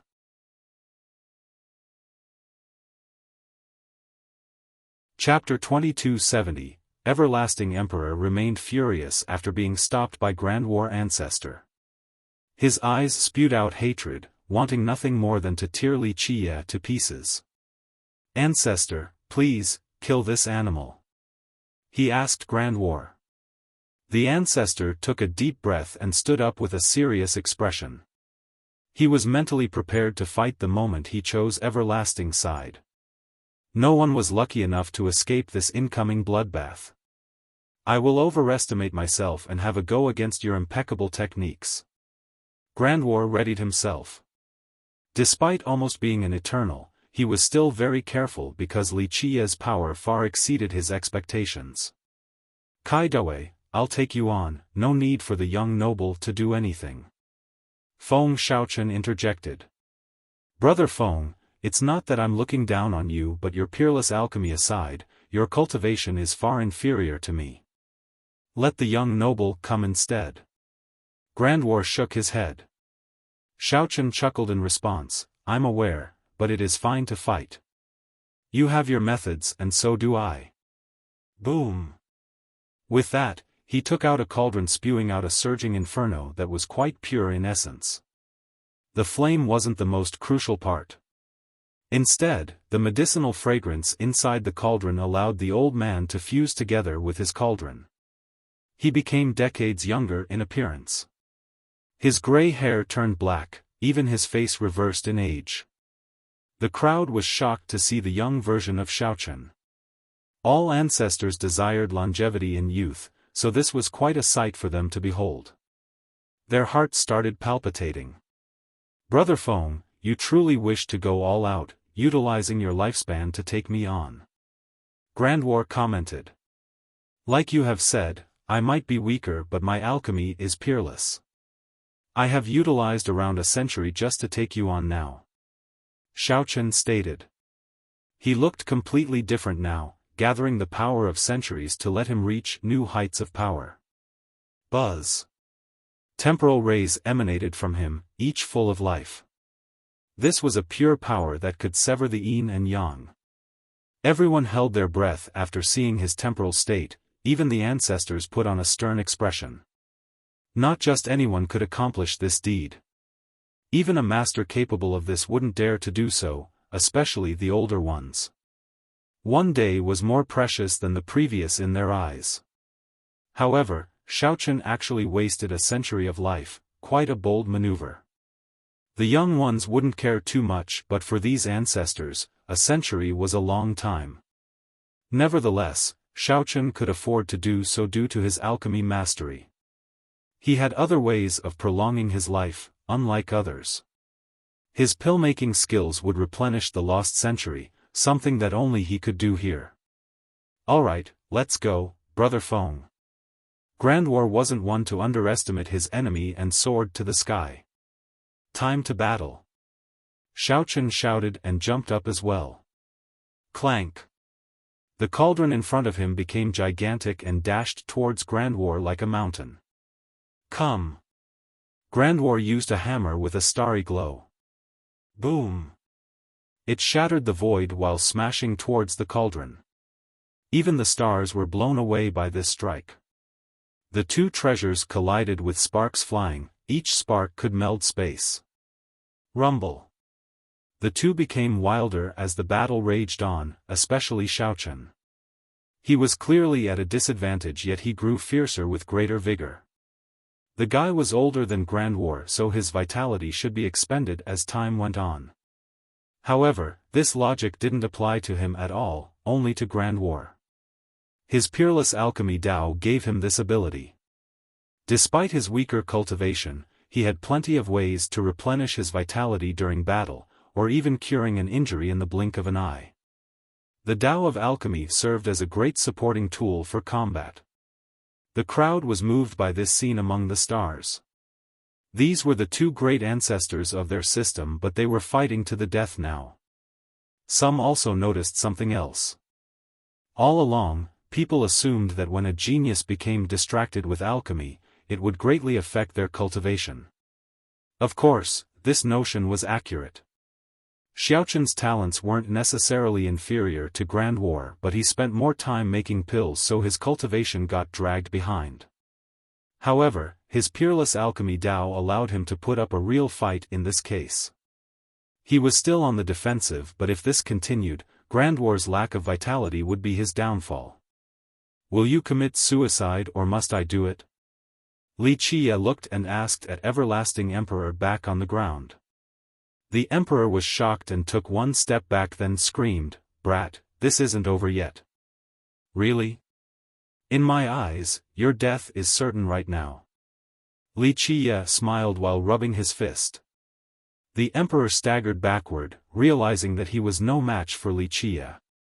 He resorted to taking out a conch and blew on it. Woo dash, the sound echoed across Alchemy Hut. It was met with multiple conch horns blaring backward. Several mountains lit up with sounds of cavalry. Silver Dragon Legion instantly appeared with hostages from various sections. Its senior sister Du and the others. Xiaoyao and Yalan were startled after seeing members of their sect imprisoned. Senior Uncle Bai. Others spotted the hostages too. Master. One expert screamed. These were the hostages taken by Everlasting one day prior. The scene became chaotic. Many loyalists became anxious due to their close friends and seniors being in captivity. It's not too late for you to concede. The Emperor spoke with a twisted expression. Oh? And if I refuse? Li Qia chuckled. If you do not surrender, then all of them will die with you. The Emperor sneered. Plenty of disciples from Longevity Valley conspired with heretics in order to seize power from their own sect. Today, we shall cleanse these vermin in the valley's stead.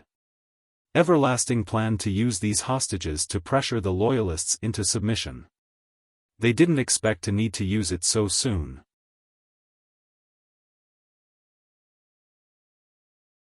Chapter 2271. This blackmailing tactic won the disdain and contempt of the crowd.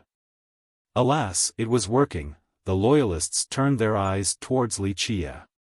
They needed him to make a decision during this crucial moment since he was the representative of Longevity Valley. If you don't surrender now, I will have their head cut off and hang around these peaks, letting their descendants know the outcome of traitors, to be reviled for ages. The Emperor shouted. The focus was on Li Qia now. This act was disgraceful but also quite effective. If he didn't save these hostages, then regardless of whether he was a heretic or not, people would still condemn him for it later on. Moreover, without trying, these loyalists might surrender to Everlasting. Nevertheless, conceding now would also be a defeat for Longevity Valley. Both options were terrible, leaving him in a tough spot.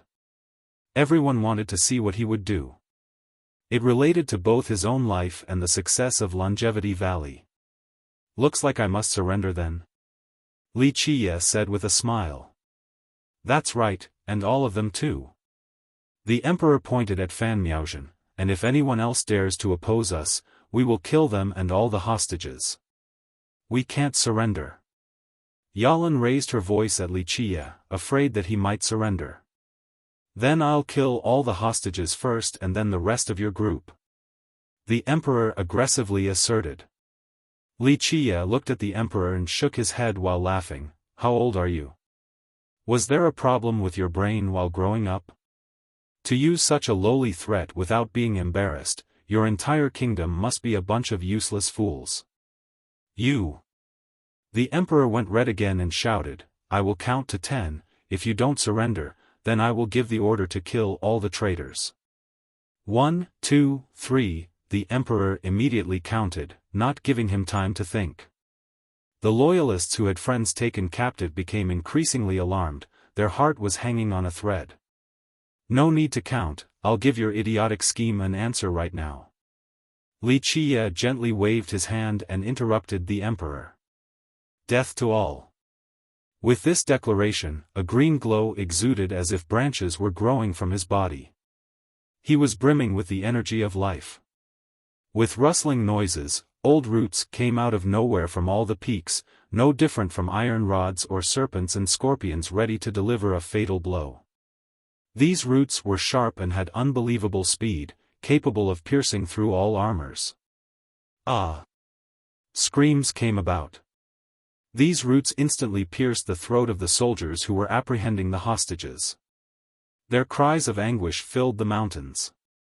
Drops of blood dripped down and painted the leaves red. The contrasting colors became even more dazzling and beautiful. The roots acted like skewers and dragged the bodies by the neck up to the peaks. No one saw how Li Qia did it, but he managed to kill all the captors. The origin of the roots eluded them as well. Li Qia was still on his throne and casually said, so weak, fighting against this level of enemies is so boring, no need for me to do anything and a massacre will still ensue. Try a bit harder now, play your real cards, or this coup is a complete joke. The emperor was frightened and looked down at his own feet, afraid that the same thing might happen to him. Clank. All of the masters from the legion surrounded him for protection. Wuxia was putting his legs on the stone table and lazily leaned back on his throne. If this is all your kingdom can muster, then get ready to die. Oh, the emperor blew his conch horn again. Rumble. Large figures descended from the sky and lined up before the emperor like impassable mountains. They were armors, 3 times the size of a normal man. If it wasn't for the moving pair of eyes in the sockets of the helmet, people would actually think they were non-living iron men. The symbol of the Silver Dragon Legion carved in front of their chest, but their armor had a golden glow. It seemed that their status was much higher. Someone counted a total of 36 men. The 36 Dragon Sovereigns. The strongest force of Silver Dragon. A sect master took a deep breath. They can handle anything. Another clan ancestor became alarmed. This was the true power of Silver Dragon, just this 36 statues alone were comparable to the rest of the Legion. They have been around since the foundation of the Legion. Each was at least a true god, some were ascenders as well. Moreover, their armors were amazing treasures. Their combined effort could sweep through many sects and kingdoms in longevity. These are the defensive pillars of everlasting, all here now. One ancestor was surprised. It looked like everlasting went all out for this usurping attempt. Rumble. They stepped forward in an orderly manner, seemingly capable of crushing the altar. Each step was stomping on the heart of the spectators and robbing their breath. Brat, die now. One of the dragon sovereigns declared emotionlessly with an old voice. What to do now? I have too many techniques, not sure what to use to kill all of you. After all, I'm a stylish person, have to do it right. With that, he tapped his throne in contemplation before giving an order. Little girls, brew me a good pot of tea, I need to think about an elegant method to turn everlasting to ashes. Killing millions demands so since it is an art. I have to do my best to appreciate it. The 3 sisters immediately prepared a fire next to the throne to make some tea for him. People thought the guy was crazy, acting so leisurely in this key moment.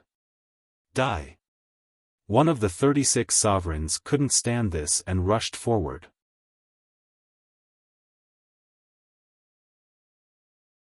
Chapter 2272, This sovereign alone was still causing damage to the altar's ground with each heavy step due to the massive armor. This didn't deter his speed at all, still quite agile despite the cumbersome frame. Pluff. More roots as hard as steel pierced out of the ground and formed a thick wall, not much different from one made out of divine metals. Boom. The sovereign carried a world-moving power and slammed into the wall, failing to do any damage. The wall looked mighty, but upon impact, it became flexible like rubber. After the sovereign went all the way in, he was shot flying just like a meteor. Boom. Boom. Boom. He put his feet on the ground but still went a considerable distance before stopping. The crowd was still lost on the origin of the roots coming out of the ground. They seemed quite old, some had tough barks in the shape of dragon scales. This sovereign didn't give up and shouted, "Break!" He took out a sharp saber with snow-white glint before jumping again to attack the wall. This wall suddenly came apart as the roots moved like dragons leaving their lair to attack. Snow covering 1,000 mountains. He shouted and unleashed arcs of energy resembling an endless amount of snowflakes. Numerous roots were cut, but out came even tougher ones with thicker barks from the ground, harder than the strongest metal. They successfully stopped the saber with minimal damage, only a few marks were left on their bark. The situation was becoming worse for this sovereign since more roots were coming out to surround him. He couldn't do much against the sheer amount coming from all sides. Not strong enough, if you were an eternal, just one slash would have been enough to cut through. The girls were done making the tea now. Wuxia sipped the tea with lingering fragrance while watching the struggling sovereign. Watch out from behind, below you now. Before he could finish, a tough root coiled around the sovereign's legs. He became immobilized, so more and more roots got on him, wanting to trap him. Activate. He tried to slash the roots, but they became a gigantic hand and flipped him over. Next, the hand picked him up and began smashing him repeatedly onto the ground. The crowd was naturally shocked. This was a dragon sovereign, a pillar of everlasting. He instantly lost, and Wuxia hasn't done a thing so far. Sigh, I told you to be careful, too weak despite being so old. Wuxia shook his head and mocked, these pillars of your kingdom are rotted. The sovereign's expression became ugly as he bellowed, little animal, I will kill you. Boom. The roots made up a fist now and punched his face, causing the helmet to cave in. The man inside coughed out blood. Go. The other sovereigns instantly rushed forward and joined the fray. Rumble. The entire altar was shaking from their steps. Some spectators became dazed by the rumbling noises. Alas, more roots came out from the ground to stop the stampede. They danced around like crazed serpents and trapped the group like an ocean before starting the offense. This bizarre scene left everyone slack-jawed. People didn't know how the ground had so many roots. It was as if every root from Alchemy Hut was here to kill the sovereigns. The sovereigns began fighting against the wooden tides. The endless number made resistance futile. There was no end in sight. This strongest force of everlasting was at a complete disadvantage against Wuxia. Words can't describe how pathetic this is. Wuxia drank more tea while sitting informally on his throne, acting as if he was above all. The three girls were much more relaxed now, offering him tea and fruits, the best of their service. It was as if they didn't need to worry about this coup. Just Wuxia alone could take care of everlasting. Combine. As the situation grew dire, the 30 sovereigns roared and fought their way to get to the same spot. Buzz. Their chest armor spewed out a resplendent beam, pure and overly bright. Upon closer inspection, people found true stones carved on the front plate. These stones were fueling them with the purest true energy, activating their real power. These armors utilized both the cultivators and the true stone's energy in order to maximize their power. Boom! The 36 beams of light became a larger one with the force of 1,000,000 exploding stars in the depths of space. Numerous roots were incinerated wherever the beam swept by, as fragile as dry branches. Nothing could stop this beam. It didn't take long before the ocean of roots was destroyed, leaving broken pieces everywhere. Of course, many were turned to ashes as well. Boom! The 36 sovereign finally made it out. Their step once again instilled fear into the crowd after displaying their mighty power.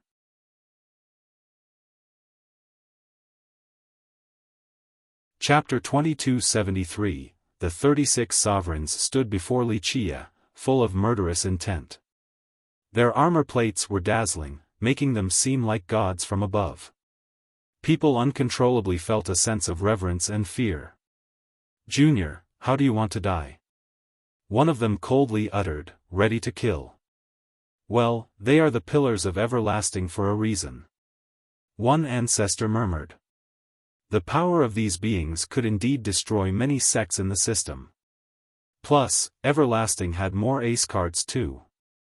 No wonder why they dared to try and take over. Wuxia continued with his lazy posture, "You think too highly of yourselves, killing me with such meager skills? I have thousands of ways to kill you all without lifting a finger. Alright, watch. Talk about killing me after surviving this." Having said that, a new portal connecting to a different realm seemingly opened above him. Inside was an incomparable old tree that had withstood the test of time. It looked distant from this world so people could only see a faint outline.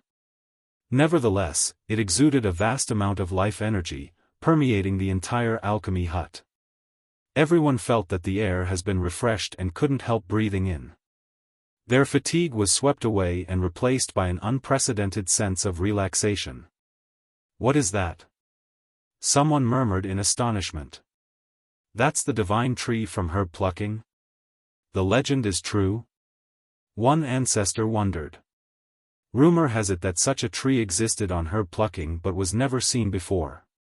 So now, this tree appearing above Wuxia made people recall the tale. Rustle. More old roots came out from the ground and blocked the 36 sovereigns. "Just rotten branches, can't reach the apex," one dragon sovereign said with disdain. However, all the roots came together to form a massive figure. The sovereigns paled in comparison. It was virtually a mountain with clouds floating around its shoulders. Still just rotten branches. The 36 sovereigns didn't give a damn. "Is that so?" The portal on top of Wuxia flew up and floated behind the wooden giant. The faint tree became large as well, as if it was a sky with green leaves protecting this giant. The majestic ocean of life from the tree poured and made the individual roots extremely tough, back to when it was the strongest. The barks became as tough as dragon scales, impossible to penetrate. This wooden giant seemed to be coming back to life and brimming with power. Just one wave alone could blow away the heaven and earth. People no longer saw a wooden amalgamation but a living being with massive power. A wooden race of God wouldn't look different from this. This immense change made the crowd take a deep breath. This being made out of old branches had become divine. The tree is giving its life and power. One ancestor could tell what was going on. It is incredible, capable of changing something ordinary into magic. The untethered herself glanced over at the peak, then the portal and the tree. She knew more compared to others, so she was aware of this portal. Break. The sovereigns didn't want to give this giant any chance and attacked. They were aware that it would only grow stronger, and with enough time, it would become a deity. Boom. Their chest poured out rays again to form a pillar of light with a world-destroying power. It shot towards the wooden giant, wishing to destroy it in one go. However, the giant flipped his palm and a wooden shield appeared.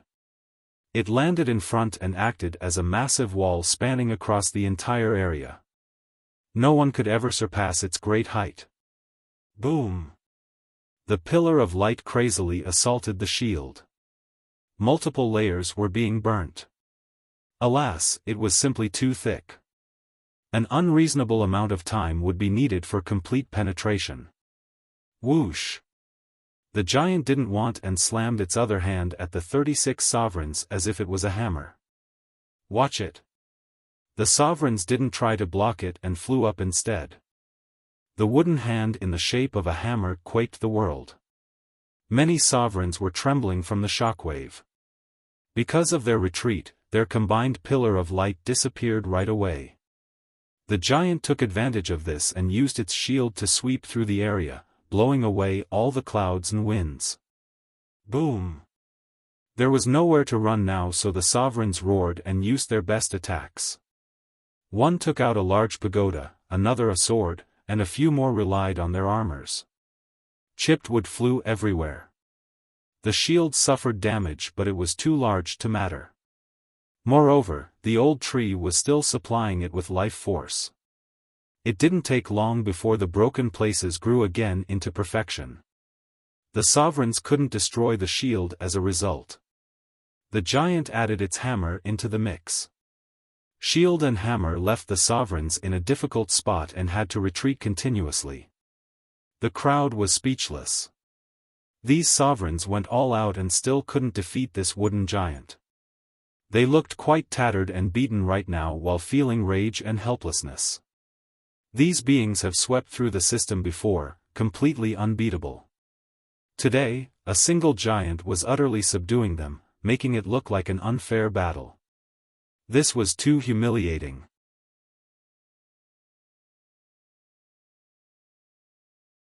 Chapter 2274, Boom! The giant used its shield fiercely, creating a tempest in its wake. The sovereigns were blown flying while vomiting blood. So weak. Li Qiye mocked again while drinking tea and enjoyed a massage from Fan Miaozhen just like an emperor. He looked both carefree yet tyrannical. These are the pillars of your kingdom? Come on now, do your best or you won't have the chance soon.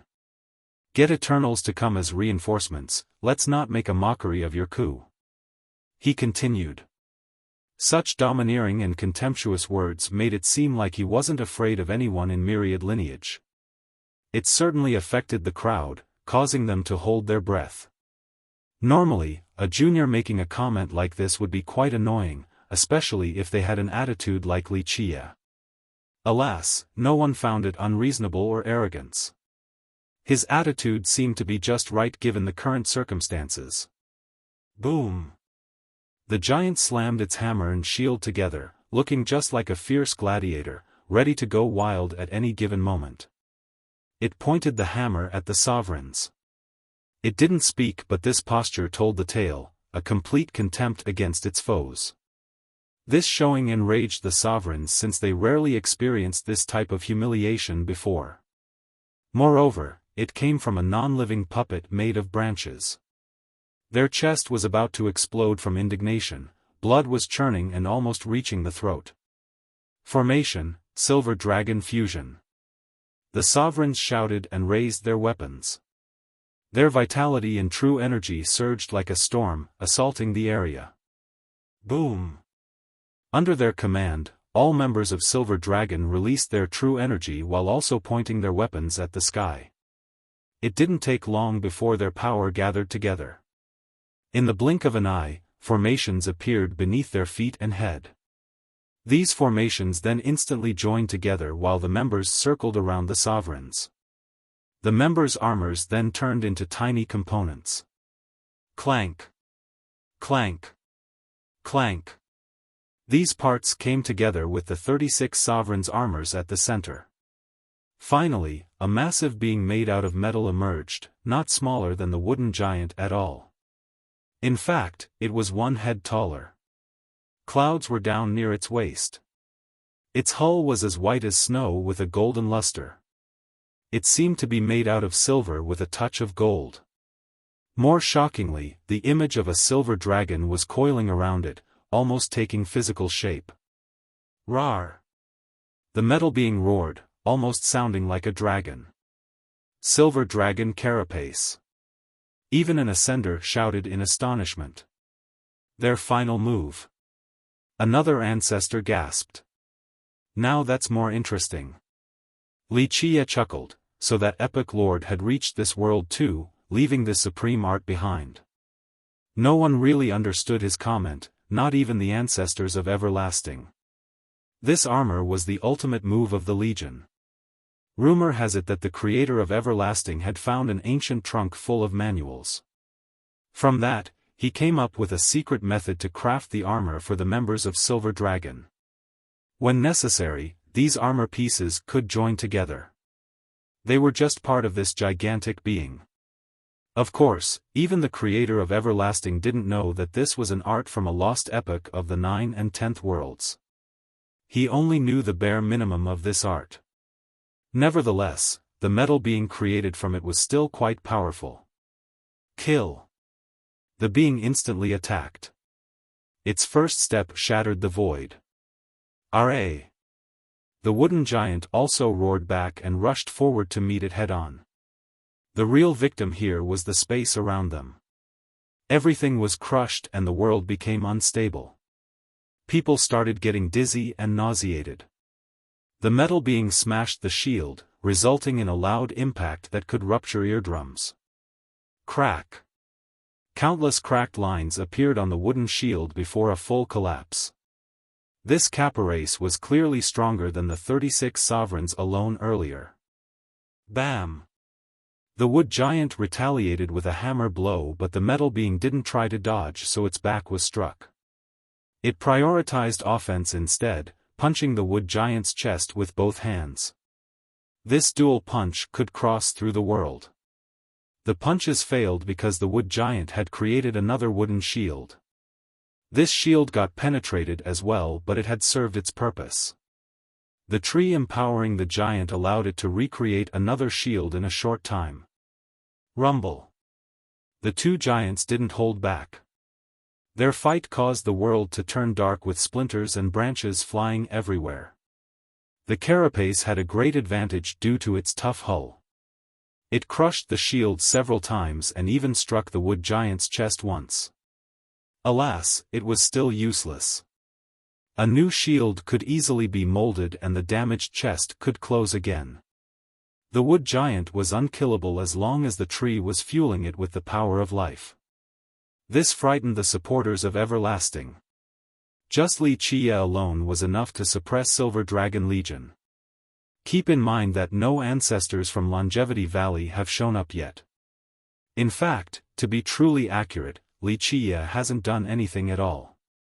If he were to personally join in, wouldn't he dominate this battle completely? Thus, they felt regret about picking a side too early. This attempted coup from Everlasting wasn't looking too favorable. They thought that Everlasting would be strong enough to defeat the valley, but this devilish first brother was proving otherwise.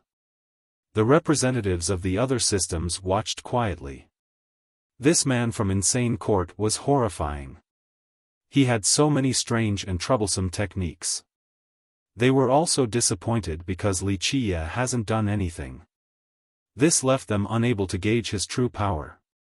The scariest thing for these systems was their inability to understand their enemy.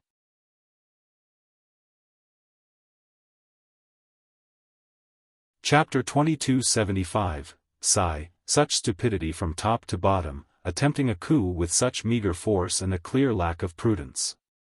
Only a group of ants trying to shake a tree, or the foundation of an entire system. Wuxia watched and commented while the two giants were fighting. He was now resting his head on Yalan's lap while Miaozhen was peeling a type of grape resembling gems to feed him. Meanwhile, Xiaoyao focused on brewing tea and making dessert. A debaucherous ruler of the universe, what more could one ask for in life? The spectators had no words to describe their emotions, especially the young ones who had a crush on the girls. These were the three ladies of Longevity Valley, so many fell in love at first sight with them. But now, all three were waiting on Wuxia, something that only existed in fantasies. No one dared to retort. There was a prevalent belief that Longevity Valley had declined and became weaker than Everlasting. Now, this devilish first disciple was doing whatever he wanted with Silver Dragon Legion. Rumble. The two giants continued to punish the sky, causing the sun and moon to lose their radiance. The wooden giant was broken in many places, but its life force was still vigorous. The longer the fight, the fierce it became. On the other hand, the metal being with the upper hand was showing fatigue in true energy. After all, the carapace was made up of the vitality of the soldiers. The true stones engraved on their armors were channeling their energy. After a while, they would become deplete, unlike the wooden giant under the protection of the divine tree. Activate. Silver Dragon Legion had to go all out. Their roar echoed across the mountains. Back on a peak in a palace of Everlasting, a massive platform emerged. In the blink of an eye, boundless light accumulated, even brighter than the stars above. It resembled the most luminous diamond in the world, illuminating all of Longevity System. It shot out a pulse crossing through the world, all the way from Everlasting to Alchemy Hut, and landed on the metal carapace. A small portal appeared behind the carapace with a vortex within. It accepted the pulsing current. The entire thing erupted with power that reverberated across the realms. Majestic halos started to pulse, initiating the changing of 3,000 worlds. In short, this metal being had just become 10 times stronger. What is that? The spectators turned toward Everlasting, the source of the pulse. The bright platform on that peak was too far away to see. True gods needed to use their heavenly gaze and saw an altar engraved with numerous true stones. It was massive in size and looked like a pot with true stones at the true god level and up, some were even at the ascender and eternal level. The energy from them gathered at a single point before the formation condensed it into a pulsing current. This pulse traveled through the world to reach the carapace, empowering it with a new source. Amazing! One clan ancestor's expression changed. As long as Silver Dragon Legion is still in longevity system, this pulse will be able to fuel it non-stop. No wonder why this legion is so strong. Such wealth and resources, far richer than many other sections. A true god blurted out after seeing the extravagant altar. Everlasting was indeed prosperous after many generations of selling alchemy goods. Take it down. The carapace roared and went into a frenzy as it tore a hand off the wood giant. Bam! Bam! Bam! The increase of power in this berserk state overwhelmed the wood giant. Despite its incredible regeneration, the rate of destruction was even greater. A few parts were being continuously destroyed before they could come back together. Finally, the carapace had earned its victory and finished off the wooden giant, an incredible spectacle. The space behind the giant collapsed as well. The tree disappeared as if it was only an illusion. Damn, so ferocious! The supporters of Everlasting shouted, finally feeling relief at this development. Strong indeed. That's why they can defeat so many other sections. Even the loyalist faction had to admit. Brat, crawl over here and accept your death. The imperious carapace looked down at Wuxia as if he was an ant. All eyes were on Wuxia to see how he would answer the taunt. In fact, Everlasting felt so much better. They finally brought it back to even. Does he have anything else? The loyalists became worried because this carapace was unreasonably strong in this berserk state. Humph, Everlasting is unfathomable. This is only the warm-up, resistance is futile and suicidal. An expert on Everlasting's side sneered. His comment was to encourage himself while cheering on Everlasting. After all, they have chosen Everlasting and there was no coming back. All they could do now was pray for its victory.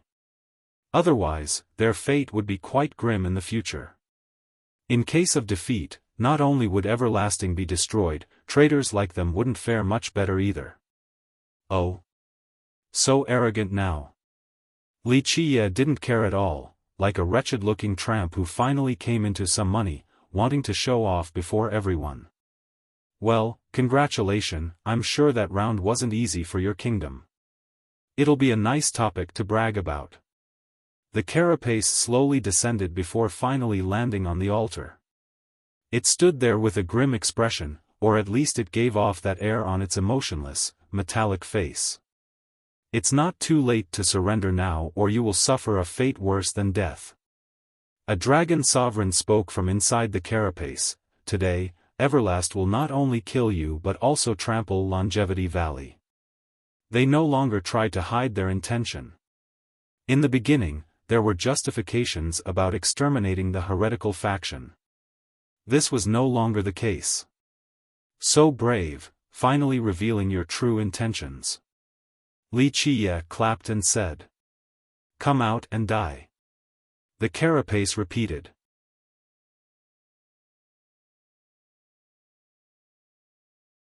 Chapter 2276, Wuxia smiled at the challenge and said, looks like I have no other choice, being pushed to the edge. That's right, this date tomorrow is your death anniversary. The carapace said. Wuxia didn't care at all and smiled at Fan Miaozhen. Little girl, tell me, how many moves do you think it will take for me to take it down? Miaozhen blinked and playfully smirked. Excuse my bold prediction, but given your invincible abilities, I believe it will be around 10 moves. The carapace's expression turned black. Of course, this fusion was already strong on top of being empowered by the pulsing current of Everlasting. So now, her prediction of 10 moves was truly contemptuous. 10 moves? Wuxia laughed. Am I mistaken? Are you telling me that you can beat it within 5 moves? Don't be scaring me now. Miaozhen raised her brows while placing her hands on her plump chest, acting quite surprised. This appearance of her was quite innocent, cute, and enchanting. All men wouldn't be able to help themselves from wanting to protect her. Li Qie shook his head. 5 moves? You think too highly of that puppet made out of scrap metals. It's not an eternal, can't reach the apex at all. 1 move is all we need with the help of our system's power. 1 move. Not to mention the others, even the 3 girls gasped after hearing this with their eyes widening. Miaozhen knew that Li Qie was unfathomable, but this claim was still unbelievable all the same. The difficulty was quite high. 1 move? The listeners didn't believe either. Just 1 move to take down the silver dragon carapace in its current state? That would be something far exceeding a normal eternal. Even low-level true emperors can't do it. The untethered slightly batted her eyes too. Just 1 move? That's impossible. A true emperor would need 6 palaces and up to do so. Another representative didn't believe Li Qie, thinking that he was being too bullish. You think you're an invincible emperor or something? An expert from Everlasting remained skeptical. That carapace right now has boundless power. Even an ancestor from the loyalist faction felt that the possibility was too low. The carapace actually trembled with rage after hearing this utter contempt at their legion. Junior, if you can topple us with 1 move, I will leave right now and never take another step out of Everlasting. 1 dragon sovereign shouted. How naive, thinking you can get off that easily. Unfortunately, you all will definitely be buried here. Li Qie chuckled. Come out then, we'll crush your bones. The sovereign retorted. Alright, if you're in such a hurry to visit hell, then I'll fulfill your wish. Li Qie took his time standing up and didn't look like he was going to battle at all. Sigh, why does no one trust me? I'm just speaking the truth. Li Qie shook his head and lamented. He came down the stairs and opened his fate palace. The primordial tree appeared with its primordial energy engulfing the entire world. 1 fruit resembling a pine cone was on it, his very first Dao fruit. What the hell is that? No one knew what it was because 3 immortal system consisted of true energy. Meanwhile, Li Qie had created an entirely new cultivation system. Very well, I shall show all of you invincibility and the true power of longevity system. He declared. After leaving the throne, he headed for the altar. His Dao fruit slightly trembled and all the Dao in the world resonated with it. One could faintly hear some ringing noises from a wind chime. The Dao fruit had encompassed the Dao and even the Dao foundation of longevity. This Dao comprehension was the most magical thing about the Dao fruit. Just planting a seed alone could turn into a Dao source. He entered the altar, causing the whole place to light up. The mountains were the next to light up, then all of the territories in longevity. It didn't matter how pure and complicated the grand Dao that made up longevity. They turned into seeds for the Dao fruit, much simpler than even Dao laws. From complexity to simplicity, the Dao fruit shot out a ray of light onto Li Qie. The endless profundities of the grand Dao started forming inside Li Qie, allowing him to grasp the whole system. Is he controlling the power of our system? People weren't quite clear yet on his aim. Boom! He instantly took hold of all the runes in longevity. His chest became resplendent as if an immortal scripture was opening. There were too many symbols and runes to count. Is that the longevity scripture? One ancestor murmured in a daze. Alchemy Immortal relied on this scripture to create the system. Those who could understand the mysteries of the scripture would be able to grasp all the legacies and merit laws of the system. The light coming from Li Qie was different from everything else. It belonged to time and the myriad eras, from the past to the present, from the present to the future. This temporal affinity gathered around him. His physical self was now the embodiment of time. His power, vitality, and Grand Tao from the past, present, and future all joined together at this particular juncture. People shuddered because this new form had exceeded everything. Just a wave of his hand could annihilate gods and emperors. Longevity physique, the untethered became startled. The three girls stared in astonishment after hearing this name. Longevity physique, the other ancestors' jaw dropped to the ground. Is it really? The other representatives asked for confirmation. It must be. The untethered stared at Wuxia and noticed something, but it's strange, maybe it is a mastery of the Tao source, not purely the longevity physique. She was the most knowledgeable one here but couldn't pinpoint the exact details. She felt that this resembled the longevity physique but could also be him simply controlling the Tao source of longevity. What is this physique? One junior asked his ancestor. It's an ultimate merit law of our system from the progenitor. It is a common belief that only he had cultivated to perfection. Anyone else who tried only made it to the bare surface level. This art could be considered invincible. His ancestor answered with a solemn expression.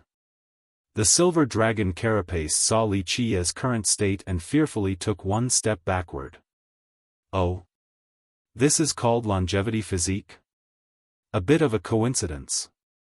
Wuxia smiled. This particular state was named longevity physique, but it had no relation with the eternal physique from the 12 immortal physiques. This was an unprecedented art created by Alchemy Immortal, also his strongest. It gathered the power of the user's various temporal forms, boosting the person to their strongest state. No one had done it successfully before, until now. In fact, he didn't train it either. However, his Tao fruit was able to derive the mysteries of this system, including this longevity physique from the longevity scripture. In other words, he didn't need to cultivate anything and could use this longevity physique stemming from the Tao foundation of the system through his Tao fruit. It was akin to putting on a pre-existing armor. 1. The raw words I translated as longevity in this arc are the same words used for Magu's eternal physique.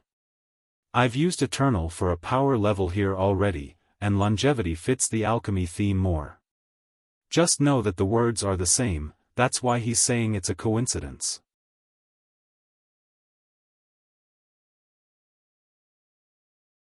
Chapter 2277. The appearance of the longevity physique on Wuxia left many ancestors trembling with fear because no one in the system has been able to do it outside of their progenitor. The sovereigns inside the carapace were shocked by this unexpected development as well. Keep in mind that the system had produced many true emperors afterward, same with everlasting. But even these emperors failed to do so, let alone the other disciples. This longevity physique is not bad, but it still has a way to go compared to our eternal physique. Wuxia chuckled and said. Everyone was speechless, just cultivating this physique was already heaven-defying enough, yet Wuxia was still putting it down. Of course, they didn't know that he was talking about the eternal physique of the 9 worlds. Come. Wuxia gestured at the carapace. Kill him. The carapace had no other choice and started glowing even more. The pulsing current became dense to the limit. Boom! More halos emanated from it for protection. It unleashed a punch with all of its might. The celestial and Tao crumbled before this power. Alchemy Hut turned dark while the spectators got scared out of their mind. Bam! Everyone felt as if this punch had landed on them. Some were blown flying while vomiting blood. When they calmed down, they saw this annihilative punch being stopped by Wuxia's palm as if it was completely trivial. I'll show you the true power of longevity system now. Wuxia twisted and a crack resounded. The gigantic hand of the carapace broke apart. Boom! He then unleashed another punch straight for the giant's chest and penetrated it completely, forcing it to drop to the ground. Boom! Boom! Boom! He unleashed a barrage of punches on the falling giant. Even its tough shell was no match. This scene left the crowd speechless. Everyone felt their head devoid of thoughts. Ah! The giant was forcefully torn apart. The 36 sovereigns and members of Silver Dragon wanted to run, but this was impossible while inside. Their flesh was being flattened by his fists pushing in on the metal shell, turning them into mincemeat inside. The powerful Silver Dragon was gone just like that, annihilated by this deity-like being. It was impossible to resist since the power of this physique came from the system. One kingdom alone was no match for it. Boom! Not a single member was left alive in the Legion, including the 36 sovereigns. The world became quiet despite mouths being wide open. In the beginning, everyone felt that he was only exaggerating about taking it down in one move. But now, not only did he topple it with a single punch, he used his bare hands to tear it apart and smashed the members into meat paste. This scene might be the most brutal thing they have ever witnessed in their life. It would leave behind some lasting psychological damage. Even the untethered had an austere expression.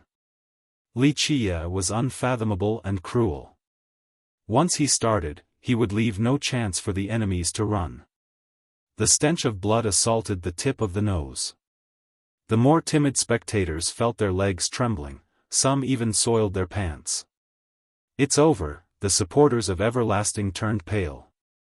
Some dropped to the ground as if they could see their own sects being destroyed by Wuxia. The ancestors fared much better in terms of keeping up appearances, but their heart was overwhelmed with fear and anxiety. The three sisters were caught off guard as well since this man was ferocious. This ferocity changed into charisma and charm, making the girls fall for him. So weak. Wuxia stood up, as nonchalant as crushing an ant. Buzz. He raised his hand and began to absorb the pulsing current from Everlasting. His hand released the strongest absorbing force as it devoured the power of the faraway altar. The ancestors there couldn't sever this channel because Wuxia had seized complete control. Pop.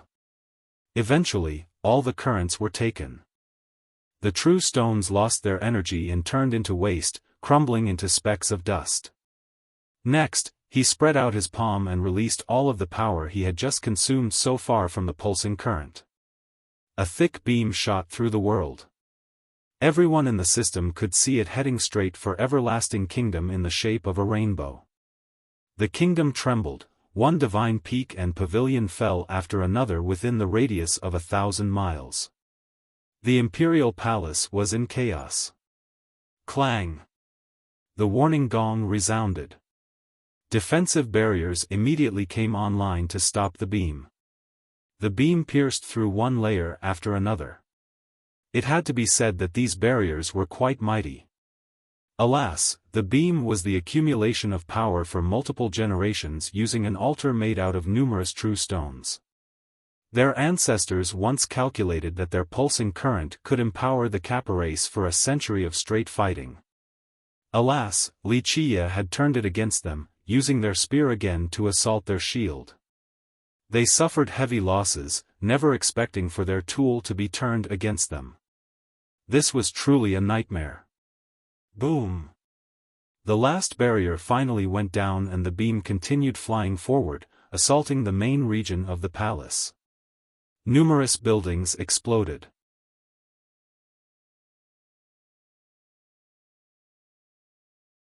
Chapter 2278, Boom. One more divine palace floating in the sky was rendered to ashes by the beam. Their strong defense was proven useless today. After piercing through this palace, it pierced through another peak and heading for a group of floating temples in the sky. These temples were shrouded in fog, seemingly the home of the gods with an unquestionable prestige.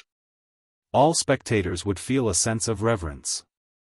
It had its own defensive barriers that appeared to stop the beam. Futile it was, the beam continued on without fail. Humph. A scowl echoed across the entire system. Just this one sound was enough to scare a billion existences. Even the stars above trembled as if this scowl could make them fall down. Boom. A divine wall descended right before the beam. Buzz! The beam continued shooting at this wall. Sparks went flying, but it was finally stopped this time around. Eventually, Wuxia used up the absorbed power, but the wall remained standing. People heaved a sigh of relief, especially the inhabitants of Everlasting. This disaster out of nowhere scared the crap out of them. Meanwhile, Alchemy Hut was still quiet. What Wuxia had done just now was domineering beyond words. Come out now, show me some real abilities, or it would just be a waste of my time. Wuxia commented while posturing coolly with both hands behind his back. His sleeves fluttered to the wind. He lacked an imperious aura found in many others with this leisure pose. Nevertheless, those staring at his back felt their heart freezing. They didn't even have the courage to lift their head, let alone looking straight at him. Domineering, invincible, unique, these words weren't enough to describe he who seemed to be the ruler of longevity system, a being above all. Just like back in Insane Court. The Pill King commented with emotions. Wuxia had controlled Insane Court back then, and now it was longevity's turn. The Pill King didn't know how Wuxia was doing it, but he thought that Longevity Sage made the right move by handing the position of first disciple to him. The divine wall slowly ascended, revealing the group of temples again. Buzz! Rays of light soared forward, carrying the affinity of an eternal. This divinity could handle the test of time. These rays were followed by continuously rotating halos, seemingly creating a grand world with its own galaxy and countless living beings. There was a center, the start of this world and the end of all. Boom! Time suddenly gathered together, one era after another, 1 billion years elapsed within a single second. One meditating figure appeared in this dazzling moment. He was the center of this world and the galaxy revolved around him. It was an old man. The opening of his eyes made all existences tremble. Forefather. The experts in the capital of Everlasting all kneeled, same with the big shots and ancestors. Even the emperor back at Alchemy Hut got on his knees, feeling very emotional. Everlasting Elder Lord. The untethered recognized the man. The representatives took a deep breath and found his appearance unbelievable. He Qianyu. One of them quietly said, not only is he alive, he's still in myriad lineage instead of imperial lineage. Just how much resources did Everlasting use to fuel him? The ancestors here were scared out of their mind. I can't believe he's still here. It didn't take long before some loyalists felt despair and murmured, can we stop him? The usurpers had the opposite reaction, nothing can be better than this, Everlasting's old ancestor is still around. Not to mention ordinary people, even the big shots in myriad lineage would shudder upon hearing the name, He Qianyu. This was one of the strongest ancestors of Everlasting, the Master of Life Jewel True Emperor. As an Eternal, he stood on the same level as many true emperors. Ascenders at the 9th level wouldn't dare to fight against true emperors, perhaps only the low-level ones. This wasn't the case for an Eternal. They could go against the stronger emperors. Everlasting Elder Lord was strong enough. Plus, he was prestigious for being the master of a true emperor. This made him reign for quite a bit during his era. Most believed that an existence like him would enter imperial lineage like all of the true emperors. Their destination would be imperial lineage or even immortal lineage. Most Eternals would figure out ways to enter imperial lineage instead of lingering down here. The reason was very simple, they could live much longer in imperial, and even more so in immortal lineage. This particular aspect was another thing where emperors were superior to true gods. It was much easier for an emperor to go up to the higher worlds. Given the same start period, they could make it to immortal lineage while an Eternal had only made it to imperial lineage. Everlasting Elder Lord was certainly a powerful Eternal. If he were an imperial lineage, he could live for much longer even in a state of hibernation. His vitality would wither at a slower rate. That's why everyone became surprised that he was still in imperial lineage. It showed the crazy amount of resources Everlasting Kingdom must have spent to keep him around. Of course, this might be worth it just to keep an Eternal around. People finally understood why this kingdom was so confident in taking over. This Eternal was their biggest ace card, their killing move against Longevity Valley. If Longevity Valley doesn't have an Eternal around, it won't be able to stop the Elder Lord. Everlasting will be able to do it with certainty. One clan ancestor commented. No one has heard about an Eternal being around in the valley. Of course, this sect had produced many, but they have gone to imperial lineage already.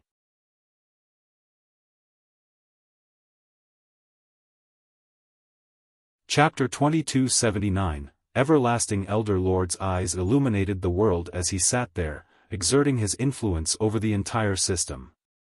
So many people had an illusion that he had everything within his grasp. This was understandable because after reaching his power level, even if he didn't completely have the longevity scripture, he understood many merit laws left behind by Alchemy Immortal. Thus, he seemed like the center of the system, not Longevity Valley. The younger generations will surpass us in time. He looked over at Wuxia. Despite the massive distance between the two of them, he could still see everything as if they were mere inches apart. His divinity affected all locations. Not bad. Wuxia still arrogantly posed, not caring about this Eternal. Someone like you can give me a warm-up. The crowd became stunned. Everyone here was frightened of the Elder Lord's reputation. Some even got on the ground without the courage to lift their head to look at him. Alas, Wuxia didn't give a damn at all. Longevity system has not produced a genius like this for a very long time, capable of grasping its power and understanding the profundity of the progenitor's Tao. Incredible. The Elder Lord said. Such high praise surprised the crowd. Only a monster would be able to grasp the power of a system. No wonder why he was able to become the first disciple of Longevity Valley. His weak cultivation didn't matter as much since possessing this ability would render him invincible, at least in his own system. Such a disciple wasn't unheard of, albeit extremely rare. It meant that his aptitude was of a devilish level with unlimited potential. Just a little bit. Wuxia smiled. Of course, the Elder Lord didn't see through everything. The mystical part about Wuxia wasn't his control over the system but rather, his Tao fruit capable of simplifying all Tao. The only thing you need is time in order to become a true emperor. Perhaps there is a chance for the role of a progenitor too. The old man's eyes shone upon him. His words meant a lot since he had trained an actual true emperor before in Life Jewel. So many youths wanted to earn such high praises from him. Earning his recognition was a supreme prestige, an advantageous capital for the future. But no one can stop the tides of fate. The old man continued, it's time for longevity to change. I am someone who adores talents and worships the ancestors, so surrender now and hand over the official reign of the system. I will guarantee that your sect will be safe. His words were calm but the content was powerful and trustworthy. If he said so, Longevity Valley would certainly be fine. His reputation required keeping true to his words. And if we don't surrender? Wuxia chuckled. Then Longevity Valley will turn to ashes. The Elder Lord slowly said. Quite confident, aren't you? This makes me eager to test and see who can actually stop me. Wuxia smiled. To which the Elder Lord shook his head, you are indeed amazing with your mastery over the system and the protection of the longevity physique. This is enough for you to sweep through the system. Unfortunately, it's all external help. More importantly, you don't have control over the Tao source or you would be unbeatable. Makes sense, controlling the Tao source will result in more power. Wuxia answered. He hasn't controlled the Tao source just yet since he considered that a waste of time. My everlasting kingdom alone can suppress you, and with my joining the fray, the outcome is quite obvious. The Elder Lord spoke with such certainty. Bless the Elder Lord, may he lives and reigns forever. The experts and ancestors of Everlasting suddenly cheered and even celebrated. Bless the Elder Lord, may he lives and reigns forever. The usurpers on the altar also kneeled and shouted. Li Qiye ignored the atmosphere and said, the stronger the foe, the more interesting the hunt. After all, killing weaklings is only a waste of my time. Being fearless is a good thing, but at a certain level, this bravado turns into ignorance. The Elder Lord stared at him and said, how can you see the movement of this world? Even if you can defeat me and represent the valley in its triumphant over Everlasting, this doesn't mean you can grasp the system in the future. There are stronger beings looking at this land. Oh. There are others above wanting this system? Perfect, let them come so I can experience a true massacre. I'll kill my way from myriad lineage up to the upper worlds. Even if immortal lineage stands in my way, I'll rid it of all inhabitants if necessary. Li Qiye smirked. Who would dare to continue this outrageous conversation? It would be offending all three worlds. Did he want to fight everyone? They felt he was simply insane. In myriad lineage, there was a pervasive fear about those from imperial, let alone immortal lineage. But now, Li Qiye said that he would kill everyone in the upper worlds. The guy couldn't be crazier than this. Preposterous. The Elder Lord couldn't help but shout, you really think you're unbeatable just because you can control longevity's power? There are plenty of hidden masters in this world, and as for imperial lineage, so many monsters are there who can kill you with one wave of the hand. The untethered had a serious expression. It looked like Everlasting had support from external sources, especially those from imperial lineage. She became apprehensive after finding this out.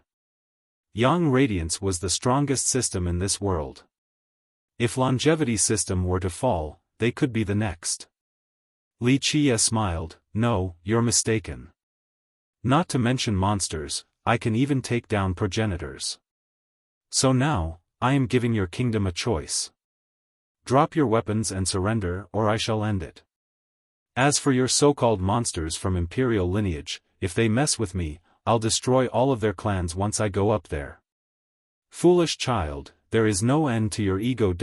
One ancestor on Everlasting's side loudly interjected. Poof! Li Qiye crushed him into a mist of blood. The guy never had a chance to fight back. The ones on the altar suddenly remembered that he was being empowered by the system right now. Retorting against him was the same as courting death. Thus, the usurpers slowly retreated to keep a good distance from him. They would wait for the Elder Lord to take care of this brat. I'll send you to your death then, since that seems to be your wish. The Elder Lord said coldly, your unwise move today will result in both yours and the valley's demise. This murderous comment sent chills into the crowd. They could already see the valley being drowned with blood.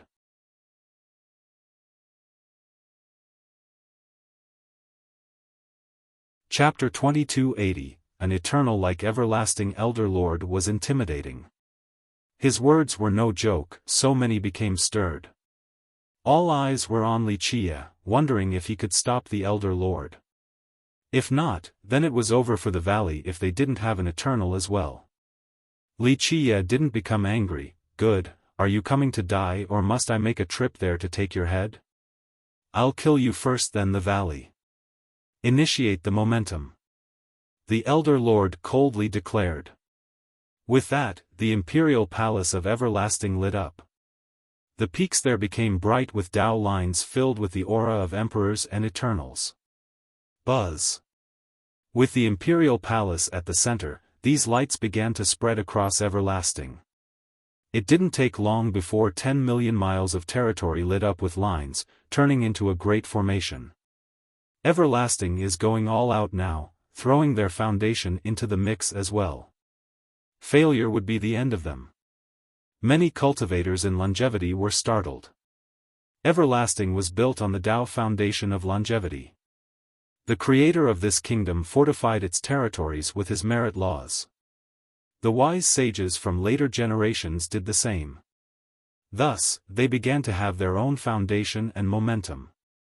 Because of this, they didn't need to rely on longevity as much. Their action so far meant betting everything their forefathers have done today.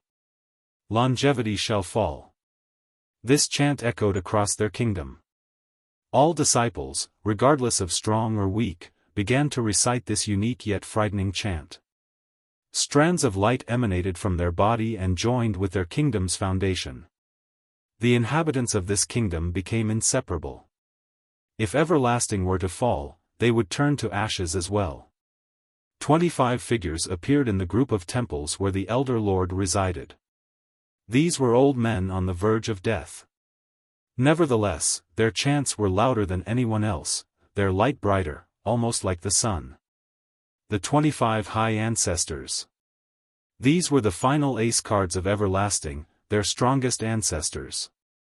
Though they weren't as strong as everlasting Elder Lord, they were superior to the 36 dragon sovereigns.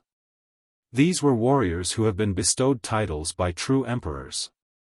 They had great status and authority on top of being quite mighty, also known as the final shields of everlasting. They wouldn't appear unless there was no other choice. Now, everlasting used both their foundation and these ancestors. Their entire kingdom was of one heart and mind. Everlasting is so ambitious, victory or defeat, there is no returning. One ancestor shuddered with fear. These disciples were willing to die with their kingdom for this coup. The power of solidarity was a great one. The momentum of their kingdom widened, resulting in loud noises.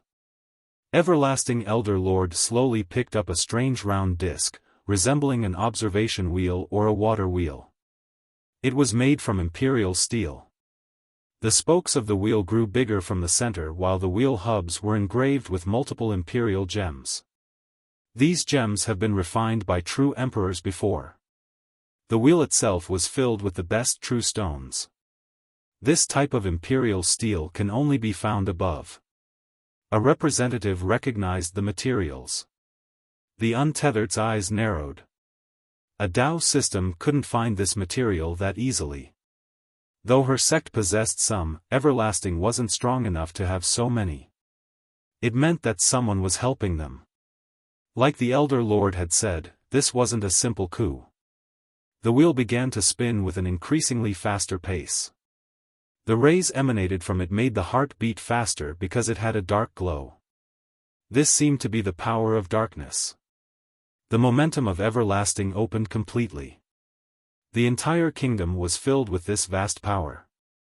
Lightning bolts crossed through the sky, striking any foe that dares to take a step inside. Once the wheel reached the right speed, it assumed an ethereal form. The space around it trembled and all of the black rays gathered at the very center of the wheel. With that, space collapsed and was replaced by a black hole.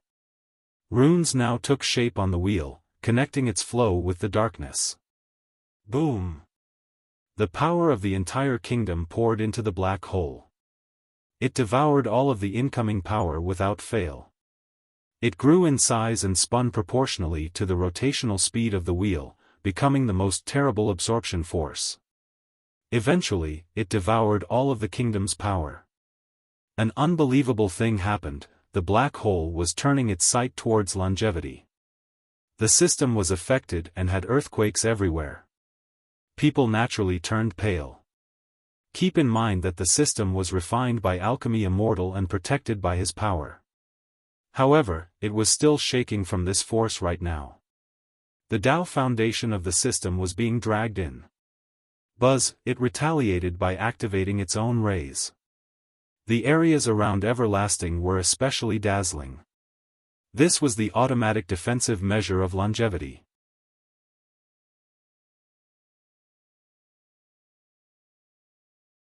Chapter 2281, Alas, the activated Tao foundation of longevity couldn't do anything. After loud detonations, the wheel increased its rotational speed, same with the primal black hole. Boom! A sound akin to a flood breaking the dam came about. Longevity's power near everlasting started being sucked in towards the darkness like raging streams.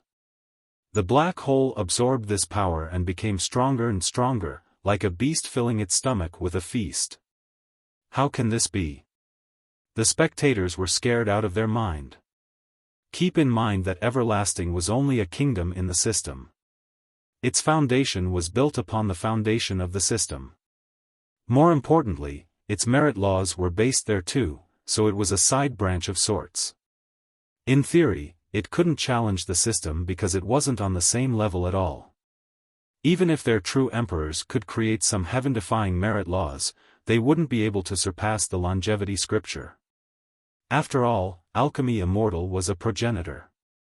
Everlasting would need to produce someone at the same level as well. Of course, they didn't have such abilities. Thus, this current development came as a surprise. This is not a merit law from everlasting. The untethered's expression changed as she coldly uttered, "It has exceeded the level of a progenitor in myriad lineage, this is at least imperial lineage and up." People felt a chill after hearing this. There were naturally levels to being a progenitor as well. One from imperial was certainly stronger than one from myriad. Most systems here were created by a homegrown progenitor. Fallen systems like Insane Court were exceptions. Now, Everlasting had come up with something greater to create this gigantic wheel. One could easily tell that something else was going on behind the curtains. Rumble. Meanwhile, the adsorption process continued. "Junior, get ready to die along with your valley." The Elder Lord spoke. Boom. The rotating black hole shot out a beam of light consisting of black rays twisting together.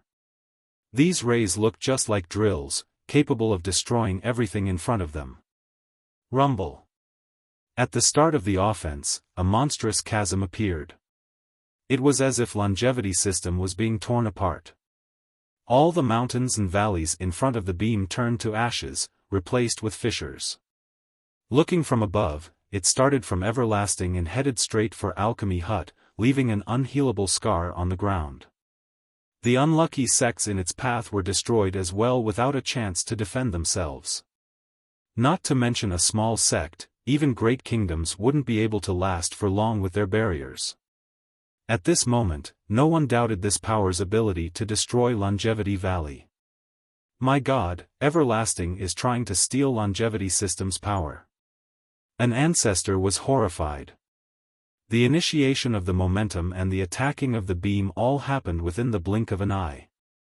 Boom! The beam was aiming straight for Wuxia. Numerous mountains outside of Alchemy Hut instantly exploded. This world-destroying power made many ancestors flee in horror. It's here. The people on the altar naturally felt the most fear. Even the supporters of Everlasting dropped to the ground and turned pale. It looked like Everlasting not only wanted to kill Wuxia but also to destroy the entire area. Now it's a bit amusing. Wuxia was completely nonchalant just like before. Boom! The beam hasn't arrived yet but its frontal shockwave blew all the stones and sand within 1,000 miles flying. Come! Wuxia shouted and became resplendent. His Dao fruit exuded a faint flame. Now it looked as if there was an eternal fire seed within him. He turned into a fire god, shrouded in this scorching affinity. Before people could react, a shield dropped from the sky to block the incoming beam. It looked like gold at the start, but it was actually made from fire with ancient runes. These runes encompassed a world of fire all into the shield, making it as tough and shiny as gold. Boom! This fiery shield managed to stop the beam. Of course, it was still being pushed back inch by inch, but it was a successful defense. What is that? Mouths dropped to the ground in disbelief. Fire God's primal shield. Even Everlasting Elder Lord stared at the shield in disbelief. What? Many were shocked to hear this, especially the big shots from the fire race. They immediately stepped forward for a better look. One firekin ancestor from a powerful system blurted in astonishment, how could he summon this? This is an obscured art of our race. The important Firekins were in disbelief due to the shield's significance. He's definitely a human. One thought he was simply seeing things. This symbolic power of their race could only be summoned once a Firekin reached the apex comprehension of fire. Alchemy Immortal had done it so far, but this wasn't too surprising since he was a Firekin. As a progenitor, it was natural that he could summon the true profundity of his race. However, the problem here was that a human was doing it. This was simply insane, a disruption of order. Common sense didn't apply to him. I see, the progenitor also used the profundity Tao of the fire race to refine the system, not only things from longevity scripture. Since you have the system's power, no wonder why you can summon the shield. The Elder Lord thought that this was the only plausible possibility. The big shots from the fire race felt much better. If a human could summon the ultimate meaning of their race, then there was nothing else to say. It would be a great embarrassment. A foolish know-it-all. Wuxia only smiled. Though the shield was being pushed back, he didn't mind at all. The truth was that the Elder Lord guessed wrong. Alchemy Immortal never imprinted his race's mysteries into his Tao land. The reason why Wuxia could summon the shield was very simple: he had the myriad flame.